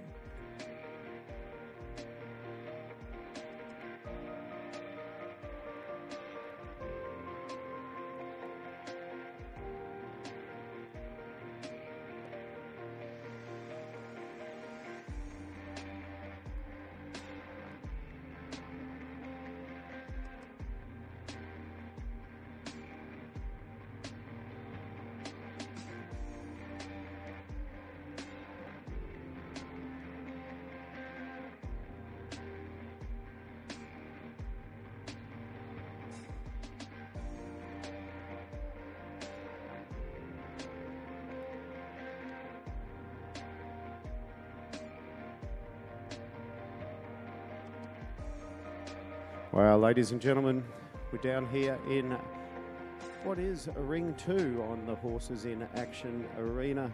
And Casey and Wayne, we've got a very important role that's occurring, and it's called our classification. Now, these guys down here are what we're known as fox hunters. So fox hunting in Victoria still occurs, and it's a wonderful tradition. And in order for the judge to determine what classes her horses will be in, we have 3 classifications, which is occurring now. The judge will cast her eye across our horses, our field, if you were, and determine whether we have a lightweight, a medium weight, or a heavyweight horse, which will then go on to be judged over the next hour or so.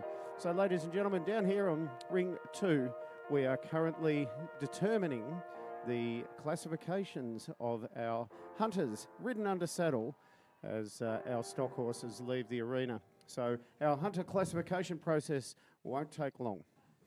So bearing in mind, when we're looking at our hunter classification, our judge will be looking for the bone of the horse to make sure it's thick and substance. As Steve had mentioned, you've got your light, your medium and your heavy hunters.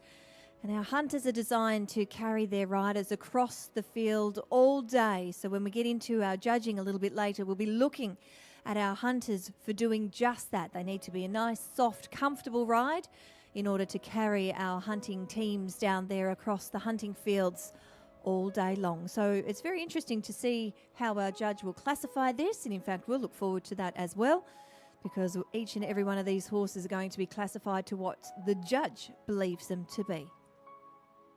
Yeah, well, case of course these horses, when we go out for a day's hunting, they need to be fit enough to be able to gallop across the country for 4 hours or so, and to jump. And of course, where they're jumping hunt panels. And the hunt panels are just a timber panel which is in our normal fence line. And we go out, we cast across, and we have a wonderful day of excitement out in our hunt field. So out here today, we've got a large selection of various horses. There'll be crossbred horses, which are often Clydesdale cross. There'll be thoroughbred horses. There's quite a few thoroughbred horses, and indeed quite a few purpose-bred warm blood type horses. And our judge has got the task, as I said before, of putting these horses into their categories. So we have our lightweight, medium weight and heavyweight. And some of our heavyweight horses are very large. There's quite a few. I was walking out alongside some of these guys a moment ago, well over 17 hands. So it's an interesting thing to watch here this afternoon. And then, of course, these horses will be asked to perform what's sort of like a dressage test or a workout. And that's not what they're familiar with. Their go is to gallop and jump across the field. So it'll be interesting to see how the afternoon progresses in our hunting classes here this afternoon.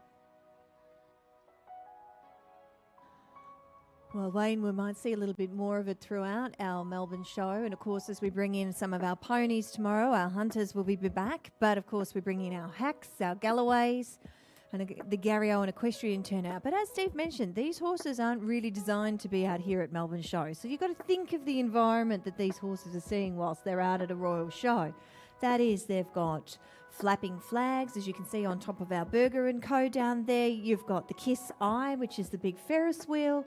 You've got the crowd, you've got the noise, you've got kids running around, show bags flapping, toys. Yes, the Smith's bag, I saw all that. sorts of things. And a diamond deal too. Yeah, you can get a diamond deal. Are they real diamonds in there? Maybe not.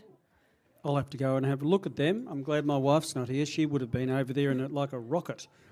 Not But, so much diamonds, yeah. No, not the diamonds of the other kind, unfortunately. But still a good show bag, let me tell you.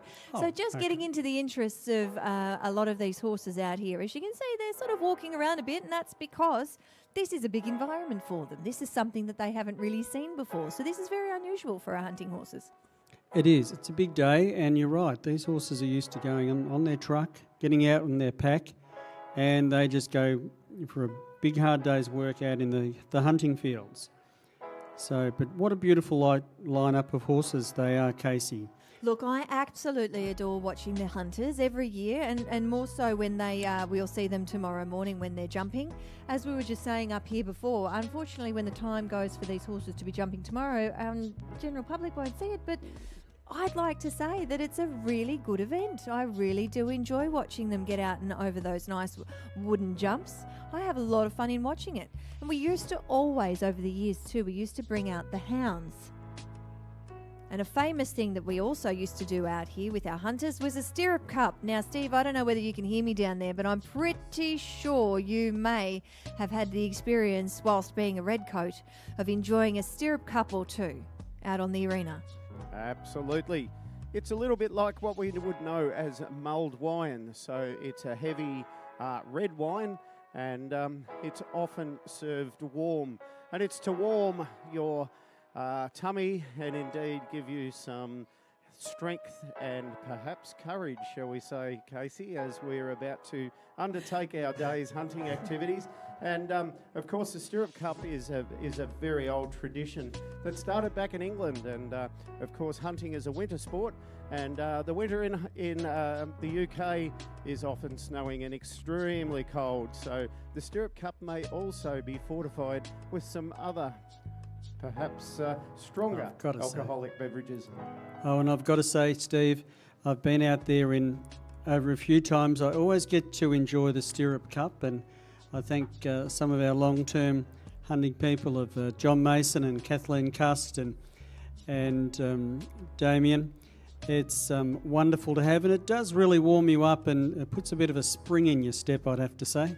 Well, I think it's more about the courage there, Wayne. A couple of those guys and you could jump the World Cup. But no, it certainly helps, and it's a wonderful tradition, and a tradition that many people certainly in our modern society don't realise still occur. So it's a wonderful thing, and there are several clubs around Victoria.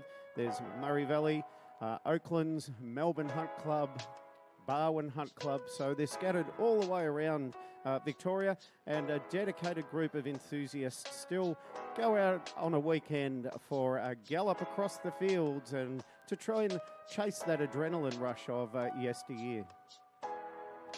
And I think you're right, Steve, because this Royal Show, Melbourne Royal Show, is actually the only Royal Show that I know of in Australia that actually does have traditional hunting type events, and some do have Section 4s.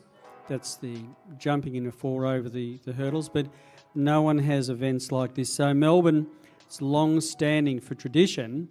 They've been totally supportive to maintain those traditions, to be entertainment for people to understand and to keep them going. So full credit to Melbourne Royal for keeping these traditions on their program. Absolutely. I understand Adelaide had hunting events up until recently, but Melbourne is the only royal show in Australia that still has hunting. And these guys are what we call qualified hunters. That means that they must have hunted at least 4 times during the season. And the hunting season here in Victoria runs from the first weekend in May till the first weekend in September. And most of our hunts will what we call meet twice a week. There's one on a Saturday and generally one on a Wednesday or one of the weekdays. And it gives our members lots of opportunities to go out and have a bit of a gallop across the paddocks and fields and follow the hounds. And of course, it's all about the reenactment process these days. And so the hounds cast out, and our field, our huntsmen and our masters, etc. And of course, the person in charge of the hunt is known as the master. And each of the field members, as you start the hunt each day, will greet the master as such. So it'll be good morning, master. And when you leave the field halfway through the day, if you need to go early, you actually say good night to the master. Well, I know one thing. You can't go ahead of the master if you happen to be on an unruly horse and you gallop up beside him. You're told, "Get back, young fellow," in certain terms, or young lady. You don't overtake the masters, or I believe, is it the whipper-ins? They have them? Just when you thought you had your protocols, it's actually the field master. So just when you thought you had your head around the rules and the nuances of hunting, I was fortunate enough to spend many, many seasons, plus more than 20 seasons, hunting with the Oaklands Hunt Club. And each hunt they award or they select a person who would become the field master. And the field master is one that will keep the field back and away from the hounds as they're casting out and searching for scent, etc. So, and the whipper-ins are there to assist the huntsman who's in charge of the hounds. I thought the first stage they were there to keep the riders in order, but being a couple unruly little pony club riders that some of us were, but we learnt the rules, or some of the rules, fairly quickly, so it's good to be clarified on that sort of thing. So I always thank Mr. Greaves, who was in part of the Melbourne Hunt Club, and he had a very nice manner in saying, "Get back to the back of the crowd, boy." Absolutely. And of course, Wayne, it's important to note that today's modern society, we do what we call reenactments. So animal welfare is paramount in everything we do, and the dedicated group of enthusiasts who still are involved in it's called fox hunting, and those ladies and gentlemen in the audience there may recall or have seen the old English tradition of tally-ho and after the fox and after the hounds. Well, that's exactly what we're talking about here. These guys will do that twice a week during the winter months. Do you know, I actually had the opportunity one year to potentially go on a hunt out at Oaklands, and I never got the chance to do it because at the time I was race riding. But this particular horse that was the horse that I was asked to go hunting on, his name was Quiller's Quest. And Quiller's Quest won the Grand Annual Steeple down at Warrnambool, and he was a wonderful old hunter. And I know that Jim Lockheed and the team used to send him out through the hunts, and because I used to ride him on the flat, I was invited to do a hunt one day, but unfortunately I just never had the opportunity. So it's one part of the equestrian world that I've never managed to have any fun with, and that is going out on a hunt. But look, it does seem like a lot of fun galloping through the fields and over those jumps. Terrifying, but good. It's a wonderful thing, and it's remiss of us somewhat to not introduce our judge this afternoon. And of course, our judge is Miss Cameron Kennedy. And Catherine Cameron Kennedy is a long-term master of the Oaklands Hounds and the master of the Oaklands Hunt. And her father, Eric Rundle, was a master of the hunt before them. Her husband was also a master, and indeed her son. So we have hunting a royalty out here this afternoon, about to undertake the judging of our hunters on the flat. And of course, the Cameron Kennedy family is synopsis with the Oaklands Hunt Club, being involved for many years. And it's delightful to see Catherine Cameron Kennedy back here at the Hello Turf of the Melbourne Royal Show, having ridden here for many years herself. And tomorrow we'll see our riders actually over panels, and I'm sure Catherine will also be judging those particular classes. And it'd be a great opportunity at some stage for me to go and have a little interview with Catherine. I'm trying to catch her eye here, and bear with me and I'll see if we can get a quick word.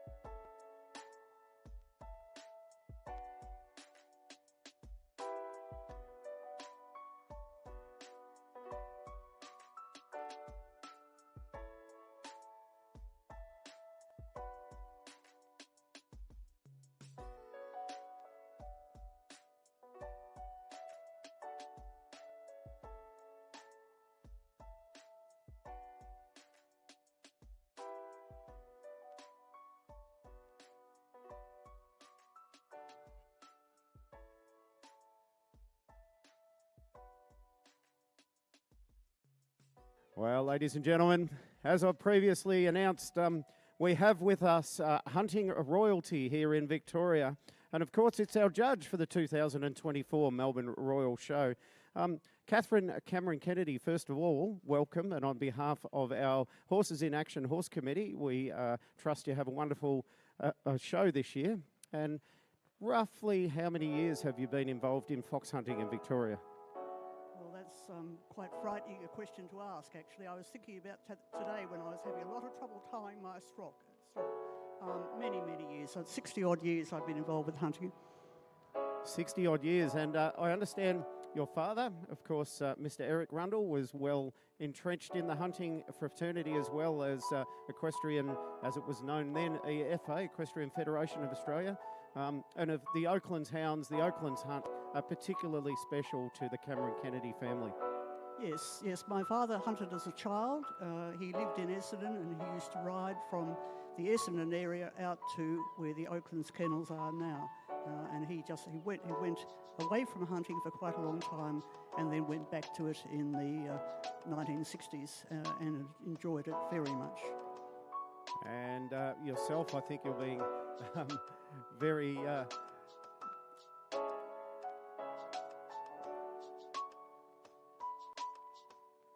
Your husband was also the huntsman, the master at the Oaklands Hunt?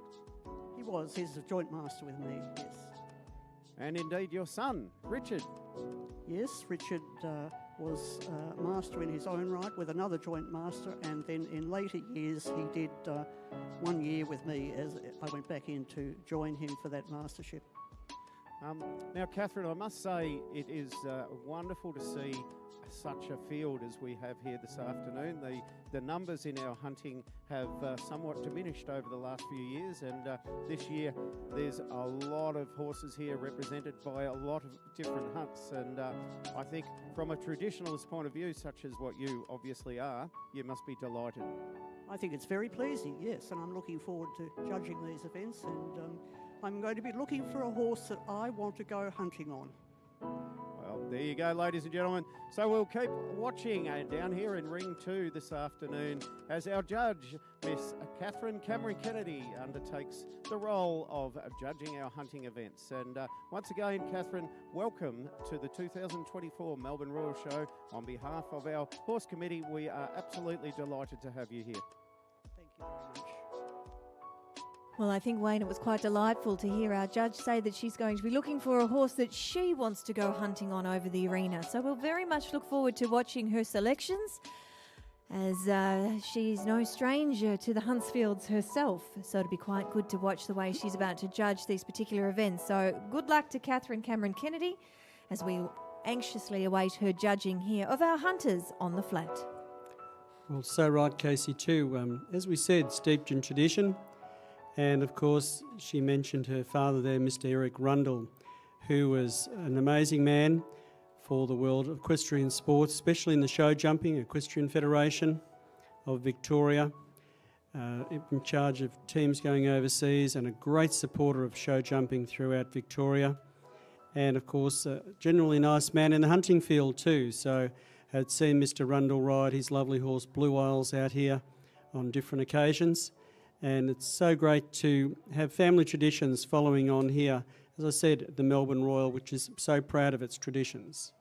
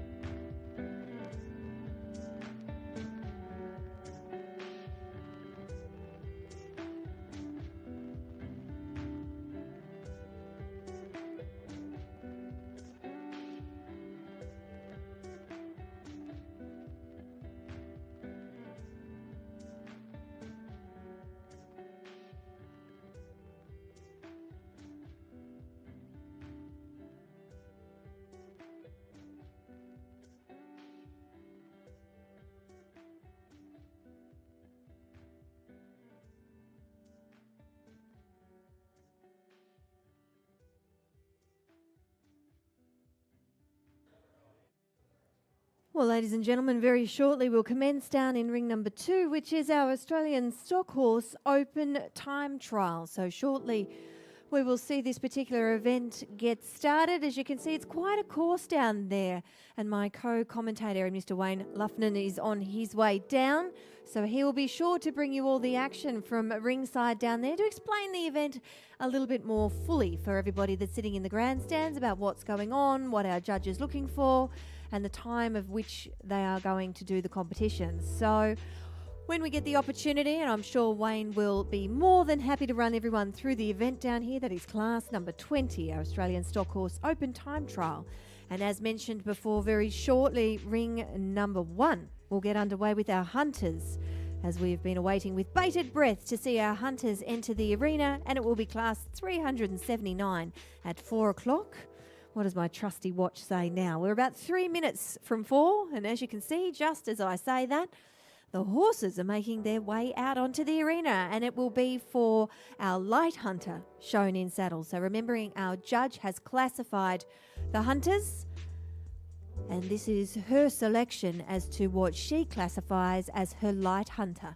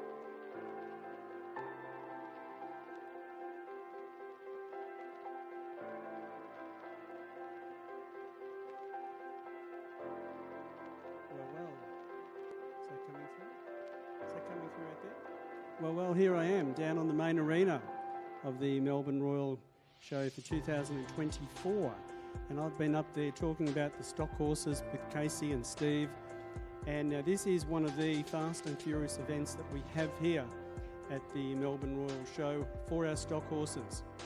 We've had our jumping events the last couple of days where they jump clear rounds and they go as fast as they can against the clock.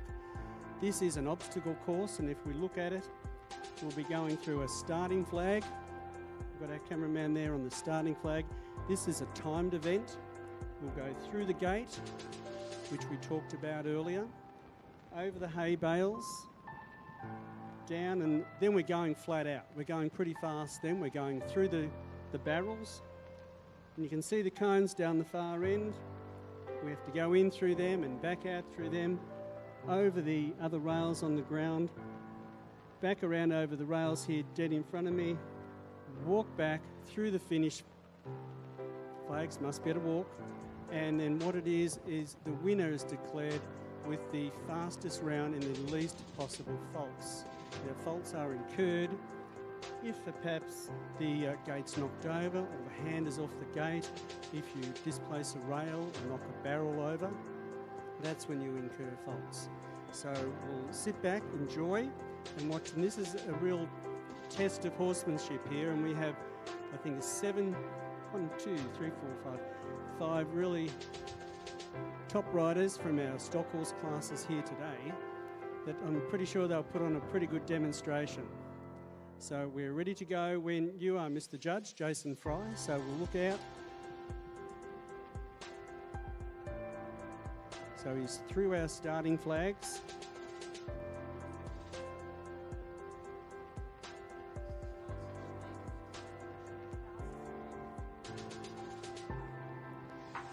And this has been one of our early competitors in Darcy Schliebs. So he's walked through and Darcy will go. We know Darcy, he's a good mover. He's through the gate. He's around over the hay bales, around through the barrels. He does like a figure of 8 there. He'll come up, does a quick spin to the left and round to the right. There's a rail on the ground there. Over that little jump, spins around. You can imagine this horse chasing a cow in a cam draft. Oh, a bit unfortunate there. He's knocked the rail. Now he's got to come back and he has to walk through the gate or trot. Trot, Judge. Well done, Darcy. What a round. He's been our little New South Wales competitor here all day. As I said, they go fast and furious.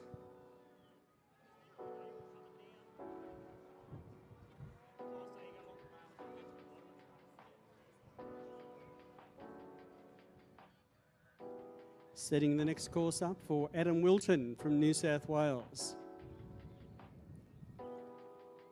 He's on a really lovely little dark brown stock horse mare. It goes quick walk, and stock horses are renowned for a nice walk, a nice quick walk.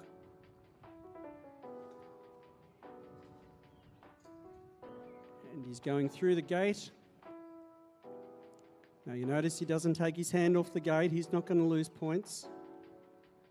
It's just taking a little bit more time to get through there. So as I said, it's a timed event. And here he goes. Come on, cheer him on. See what he can do. He's around on the left rein, over the bales. Spins around, heads down towards the drums now. Watch this horse to see how he turns through the drums.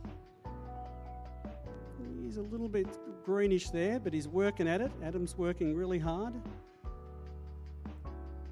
Comes down through the little channel there, down to a quick left-hand turn, then a right-hand turn, and then left over the poles on the ground.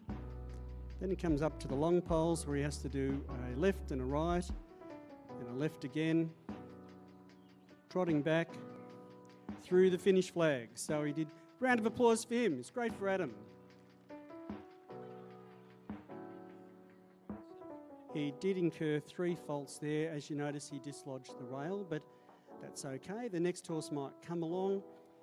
They might knock them all over, but they might go clear.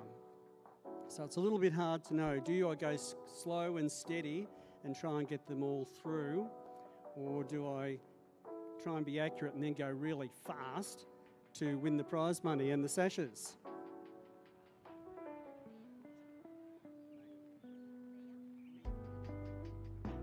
Well, this is the daughter of Adam. This is Mia Wilton from New South Wales, one of our young riders, Mia. And as we've said through the day, our young riders are right up there with the adults.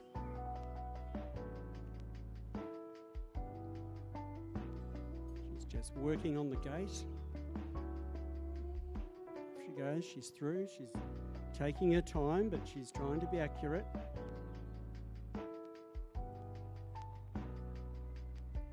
See how she's reining that horse back, and he's just coming back. Look at the way beautifully he stands there.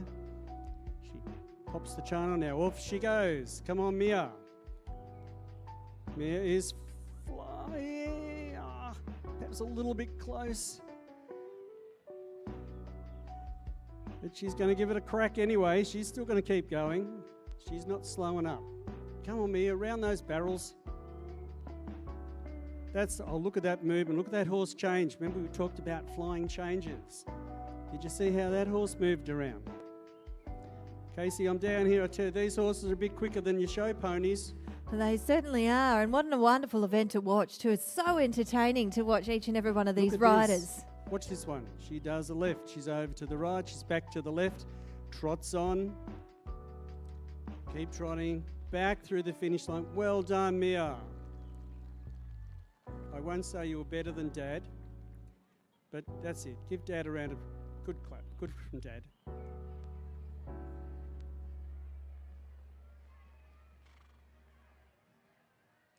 Our next competitor is Jess Armstrong from up Traralgon Way.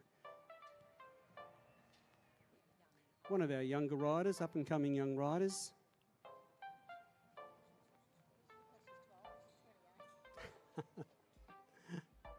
She gave me a wry smile there. Perhaps she isn't quite one of our young riders, but she's certainly been a consistent rider throughout today.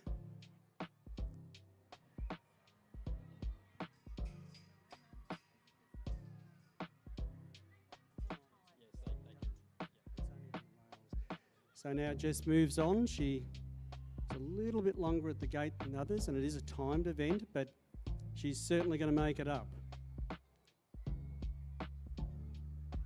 Not all of our stock horses have show jumping practice, but here we go. Round through the barrels. Look at that nice turn. Round to the right, then around to the left. Over to the keyhole, which she has to go down one side, turn and back up the other. There she goes. Come on, Jess, you can do it. Over the little jump on the left rein and then back again. Now watch her go to the left, quick spin over to the right, back over to the left, trot back through the finish gates, and she's clear. Yep, all clear, no penalties, so she will have a time score.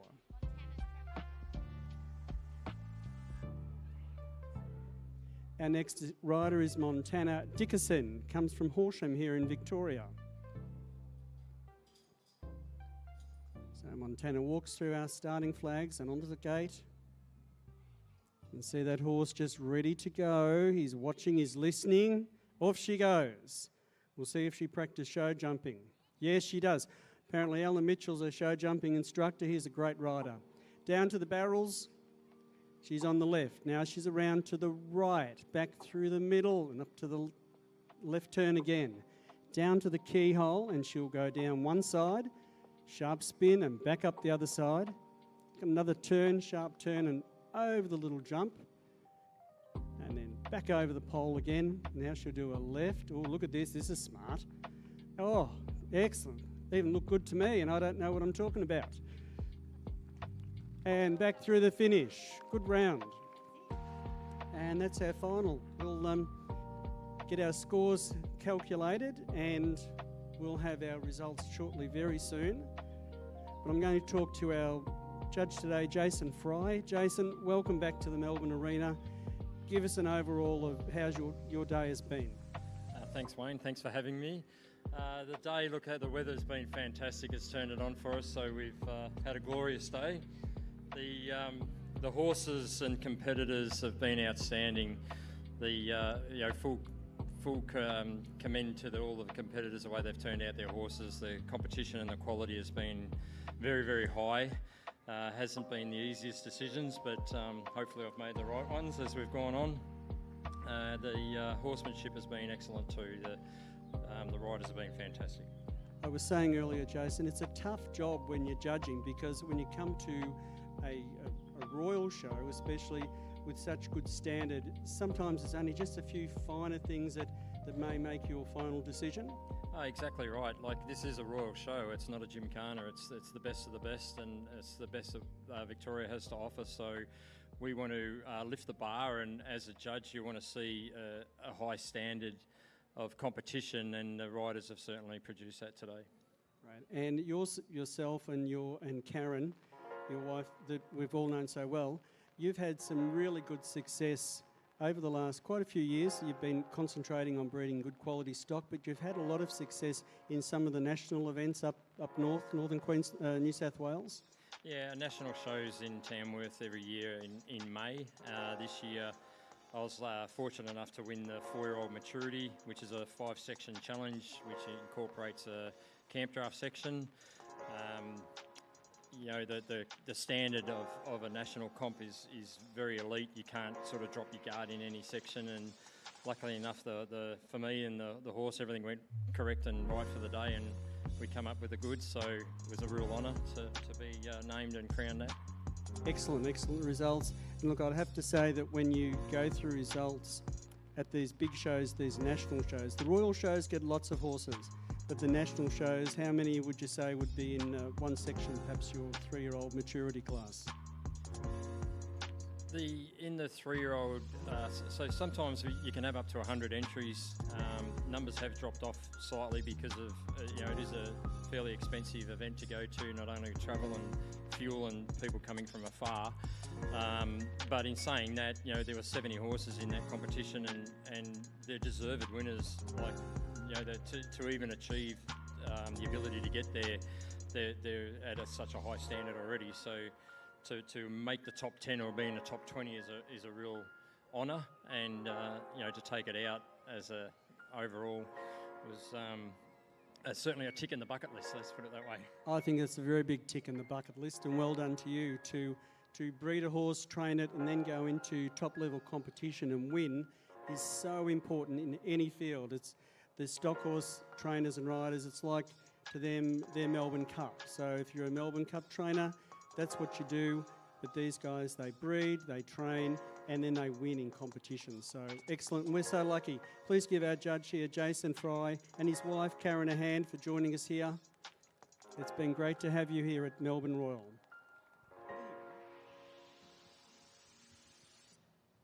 And I think we've got some results up there coming down, Casey.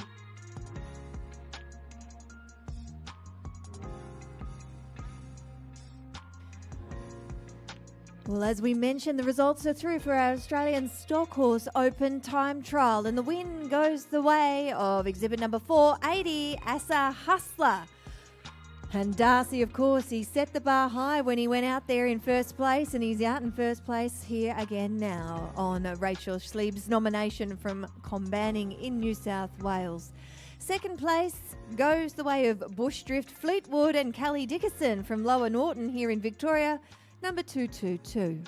Our third ribbon goes to Adele Stud Major, number 351 for Michelle Wilton and Adele Stud in Fishers Hill, New South Wales. That brings me to our fourth ribbon, to Thompson's Hot and Spicy is the horse, and Jess Armstrong, number 1072.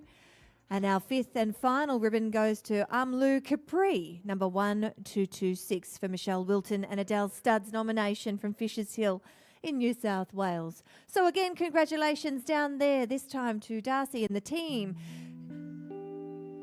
As, of course, Alistar Ashler really set the bar high in that time trial. As we did see, they collected a little bit of a rail there just as they were doing their trot through, but by golly, didn't he leave no stone unturned from a time trials perspective. He owned the ring from the second he walked in. So congratulations to them, taking out class number 20, our Australian Stockhorse Open Time Trial.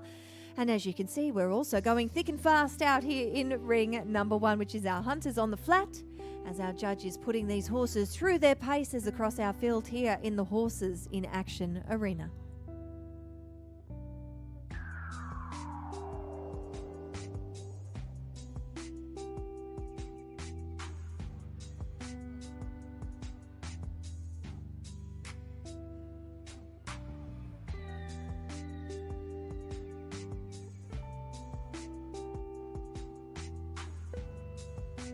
So as they turn, what about a round of applause now for our winners?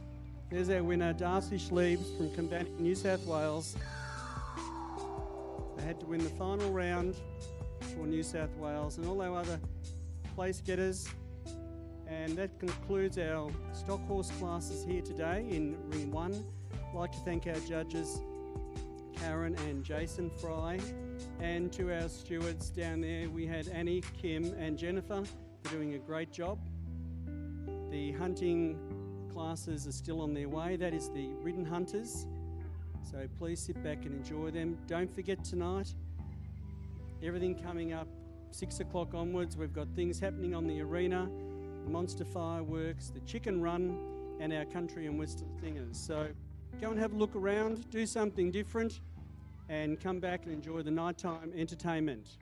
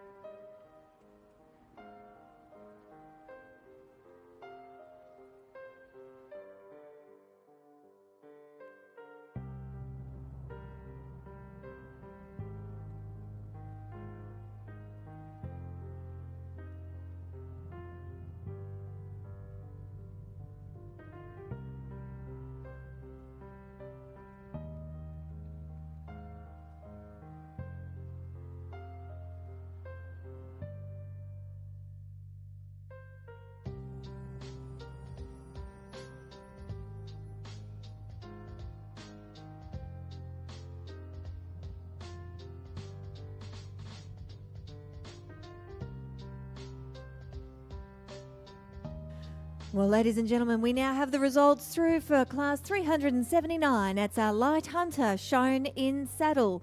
And we call forth our winner, and it goes the way of exhibit number 653. It's Northern for Salt, ridden by Stephen Valentine from the Oaklands Hunt Club. In second place goes to Mitch Fox nomination, Caspar Kidd, number 574 from Murray Valley. Our third ribbon to Rosebook Swift, ridden by Louise McNair from the Oaklands Hunt Club, number 1153. Our fourth ribbon to Paige Douglas, riding Sleeping Beauty, again from the Oaklands Hunt Club, number 1660. Our fifth ribbon goes to 216, it's Oki, ridden by Robert Allen from Findon Harriers Hunt Club. And our sixth and final ribbon rounds out the placings here, and it goes the way of Life Less Ordinary from the Barwon Hunt Club and Fiona McIntyre, number 947. So that is the results here for the first of our hunter classes. This is our light hunter shown in saddle, class 379. Our win and honours going to Stephen Valentine, the Oaklands Hunt Club, and Northern for Salt.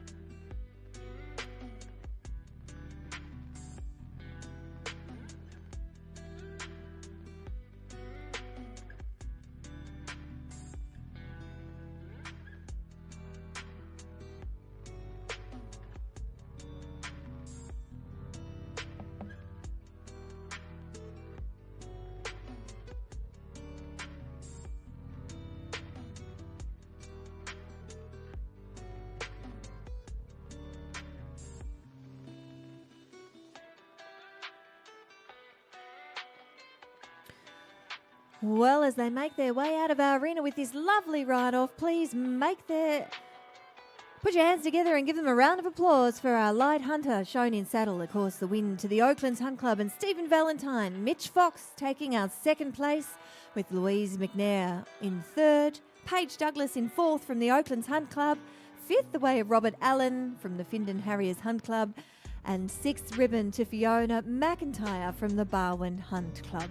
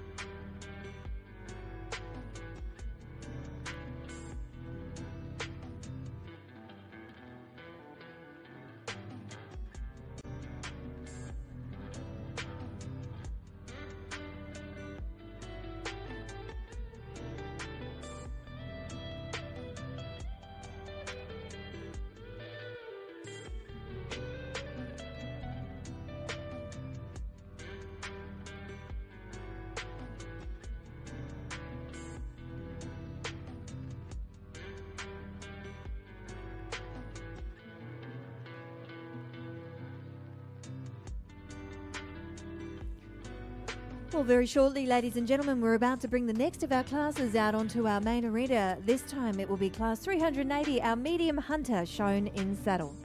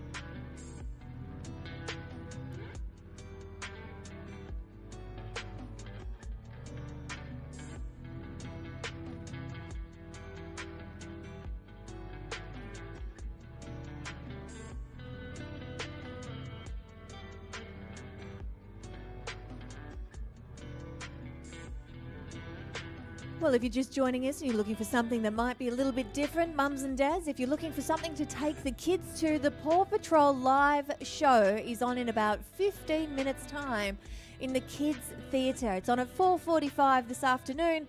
So if you want to have, or you do have a Paw Patrol fan in your family, make sure you make your way up to our Kids Theatre as Marshall, Chase, Ryder and all of the characters up there respond to Mare Goodwin's request for help. Now, I know I'm versed in the art of Paw Patrol because being a mother, I know my little one loves everything Paw Patrol. So I'm very well on top of all of that. My daughter, she loves Sky. I'm not sure whether we'll see Sky up there, but I'm quite sure you're going to get lots of boogieing if you make your way up to the kids area up there in our Kids Theatre. Ensure you make your way if you are a Paw Patrol lover.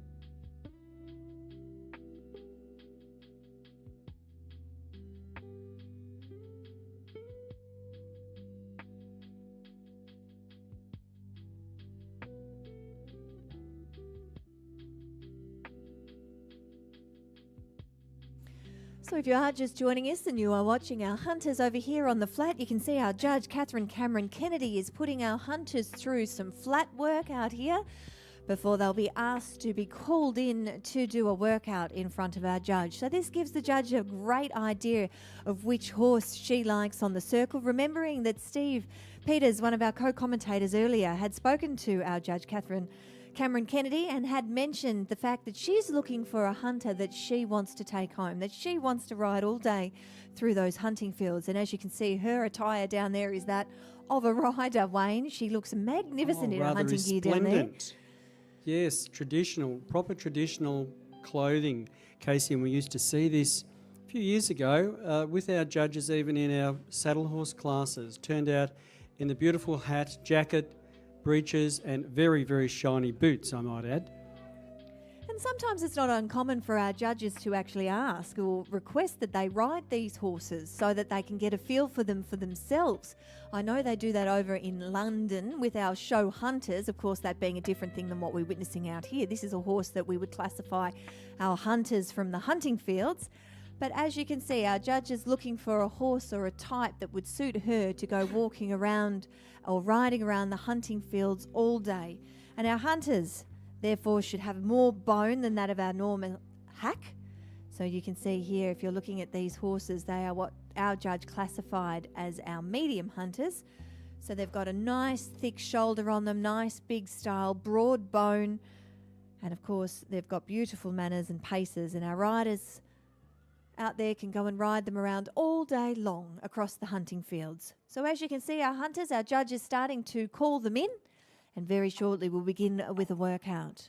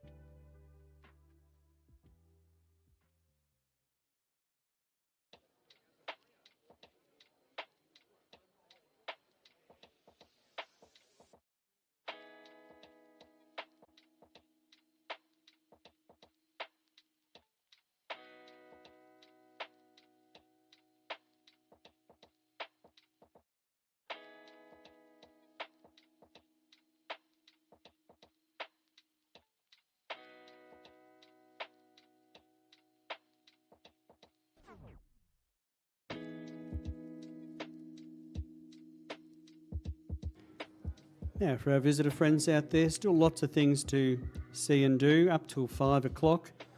In the ponies and farm play, you could colour a feather, gather eggs, dig in the veggie patch, or orchard fruit picking. Now, that goes till 5 o'clock, so you haven't got a lot of time there, but it's good to go up there and have a quick look.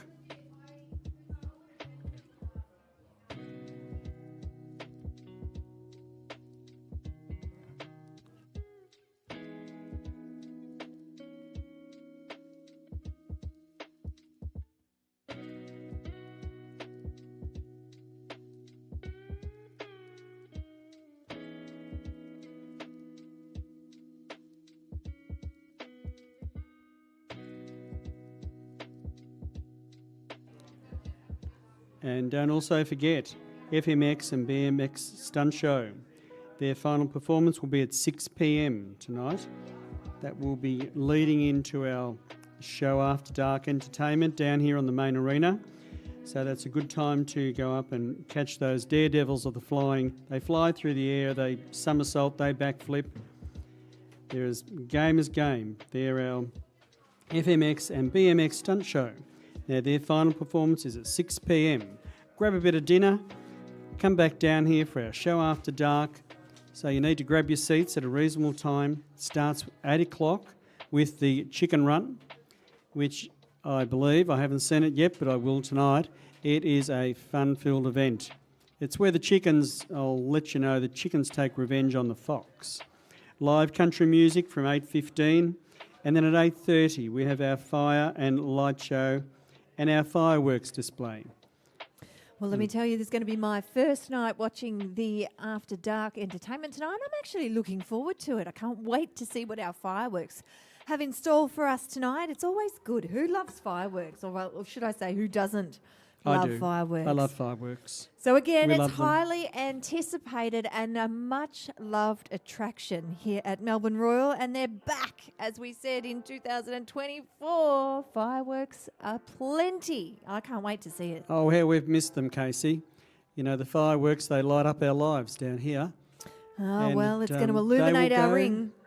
They illuminate our ring, and it's going to be such a beautiful evening that the fireworks will just be outstanding, I'm sure. In the meantime, we're watching our hunters, been watching a few of them go through their paces, showing their control workout, and then showing a good lengthen at the canter, which of course they would do out in the hunting field. So tough job for our judge down there, Mrs. Cameron Kennedy. So we'll have some results for you soon.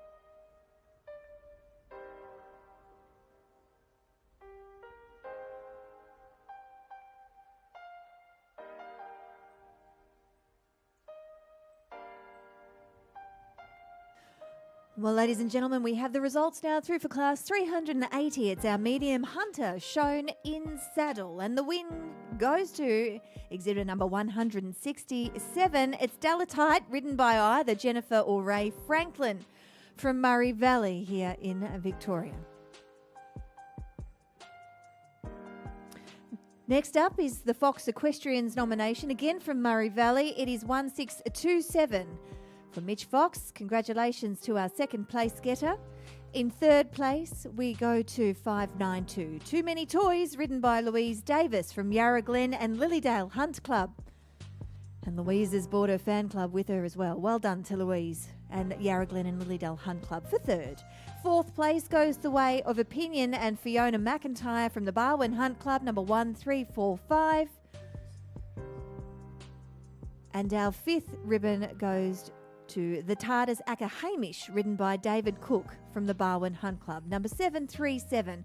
So just a reminder to everybody what our numbers are out here at the moment. Of course, our win goes the way to Dalatite, number 167. In second place went to Fox Equestrians nomination, that being 1627. In third place to 592, Too Many Toys. Our fourth goes to 1345, Opinion and Fiona McIntyre, and our fifth to the Tardis Akka Hamish, ridden by David Cook.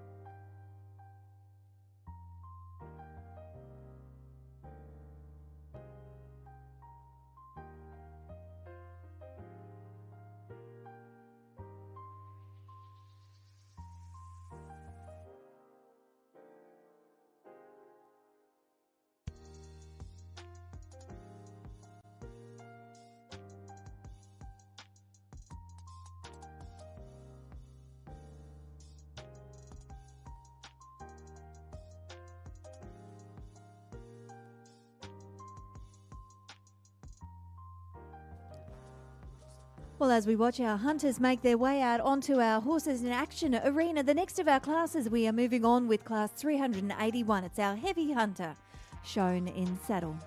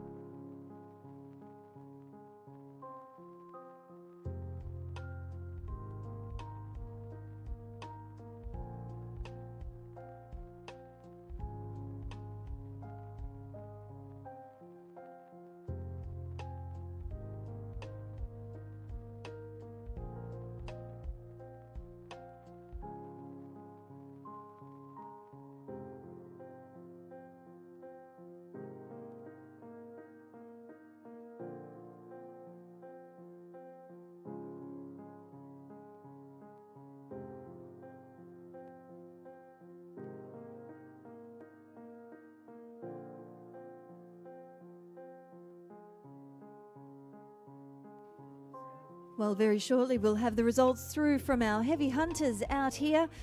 But if you're looking for something, as mentioned, if you've brought the kids along, we have our Kids Carnival. So for our young thrill seekers aged 6 and under, you can find their fun in the Kids Carnival, located between the Kids Theatre and our Rural Pavilion. It features rides such as the Jurassic Coaster. I reckon my daughter will be up for that one.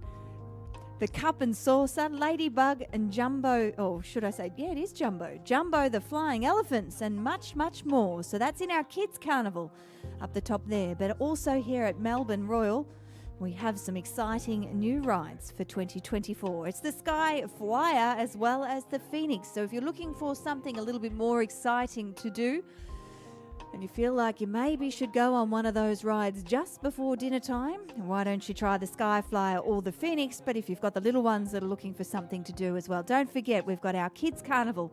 As I mentioned, you can find it located between the Kids Theatre and the Rural Pavilion.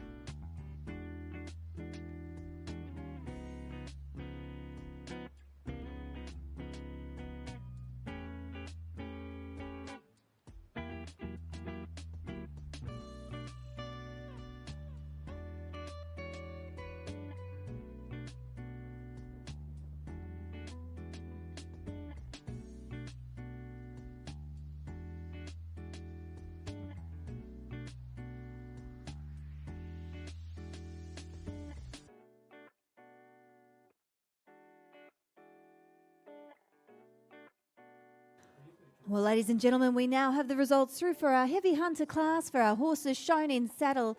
It's class number 381. The win goes the way of Derwent, ridden by Paige Douglas, number 180 for the Oaklands Hunt Club. Second place to Notice Board, ridden by Brooke Sweeney, number 441 from Murray Valley. Our third ribbon to Buckwell Park Zeus, ridden by Jonathan Lumsden from the Barwon Hunt Club, number 1699. And our fourth ribbon goes to Snowy River Gretchen, ridden by Lindsay Heath from the Findon Harriers Hunt Club, number 1477. So the honours this time go to Paige Douglas from the Oaklands Hunt Club, riding Derwent, taking the win for our heavy hunters here, class number 381. And very shortly, that will pave the way for all of our three winners, that being our heavy, our medium and our light hunters, to come back in and vie for the coveted red, white and blue sash for our champion hunter on the flat, straight after our presentation out here in ring number 1.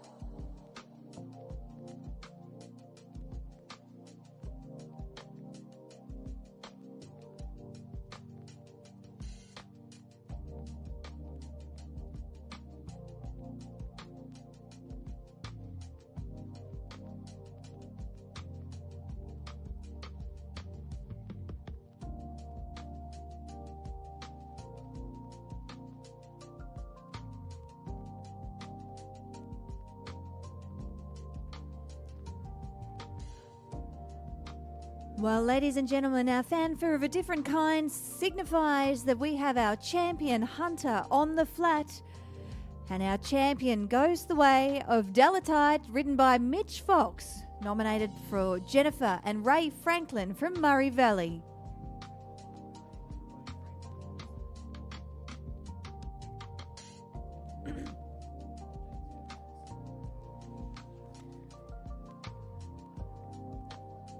And of course, you can see our champion down there in our Avenue of Honour. You can see a beautiful sash that is about to be placed around this horse's neck. And of course, a woolen trophy rug supported by Sarah Love and her son Andrew Love. So it's great to have Andrew down there with the presentation. And of course, the $200 supported by Colin Edwards as well. So plenty of sponsors out here for our champion hunter on the flat. Again, thank you to Sarah and Andrew Love for their support of this particular class. Of course, Sarah is synonymous with the hunting. She's been hunting for many, many years, and we thank her and her son for their support, as well as Colin Edwards. So as you can see, lovely photo opportunity here for our champion, which is Delatite, ridden by Mitch Fox and nominated by Jennifer and Ray Franklin from Murray Valley. And as our photographers keep snapping, ladies and gentlemen, it is now my pleasure to invite forth our reserve champion hunter on the flat, and it goes to Northern for Salt and Stephen Valentine from the Oaklands Hunt Club, number 653.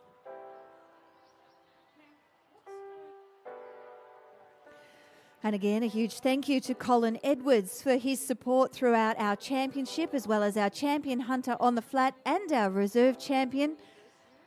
And again, congratulations to our other competitors who made it out into the championship, but all honours going the way of our winner. And that being Delatite, Mitch Fox and the Murray Valley Hunt Club. And the reserve not to be outdone by Stephen Valentine, Northern for Salt, and the Oaklands Hunt Club. So ladies and gentlemen, let's ride them out. Give them a round of applause. And that will conclude our judging for our horses in action here. Well done to our teams.